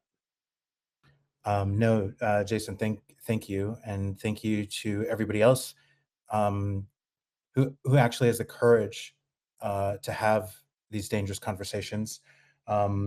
I think I'm going to make a couple of predictions, quick ones, and I think they're important. And who cares if I'm wrong? First of all, I had a prediction that you would be that inevitably, and this isn't about popularity, but your ideas. This is a time where your ideas have come, right? Go ahead, say what you were saying, Jason. I wasn't saying anything. Oh, in after our last space, I made a post, a link to it after we close. But you're headed for Sean Ryan show, Jesse Michael show. You definitely need to be on Rogan, not for the sake of popular mass appeal, but because wisdom is that important. Because we're at a stage where we can't get to where we deserve to be without the knowledge, and the knowledge forces us to grow our moral boundaries and our wisdom. And your work is about this nexus of one boundary necessitating and pushing the other, but being insufficient alone. Go ahead if you want to jump in there. No. So I think right now we're ahead of the evolutionary curve, even if we've been here before. And I think your ideas are an evolutionary necessity. That doesn't mean everybody has to agree with every moral perspective, but I think we cannot grow morally if we do not grow intellectually and in the other direction as well. And so you're easily misunderstood. I've only had the experience of you that you're incredibly humble and open to critique and dialogue, and you're also willing to go first and be wrong, because if nobody goes first, nobody's growing. And I think this is, like I said, I think it's an evolutionary necessity. And my prediction is you'll definitely be on Rogan before we're on part 3. And if we're talking a year from now, I think this spaces like these, even this space with you in it, it'll be not 200 people, not 2,000, not 20,000 people, because I think that's how consequential these ideas are and how much of a hunger there is for them. I'm gonna round it out. If there's a single thread binding together the labyrinthine investigations of this book, it is the insistence that survival must not be conceived as a passive continuation, but rather as an active project of sovereignty. To ask whether something of us persists after death is to pose the wrong question. What survives is not in doubt. Thousands of cases across cultures and centuries testify to it. The real question is, what survives, in what form, under what conditions, and with what degree of agency? Thanosis has been my attempt to reframe survival from the sentimental consolations of religion and the evasions of idealist metaphysics into the hard and urgent discipline of Promethean freedom. And thank you for being Promethean and generous in every way possible today, Jason. Thank you, Ulrich. Let's be in touch. And thanks to all of you who helped to organize this. And I look forward to the next one. We'll make it happen. Wonderful, everybody. Doom deep, doom dark, doom hard. Thanks, Jason.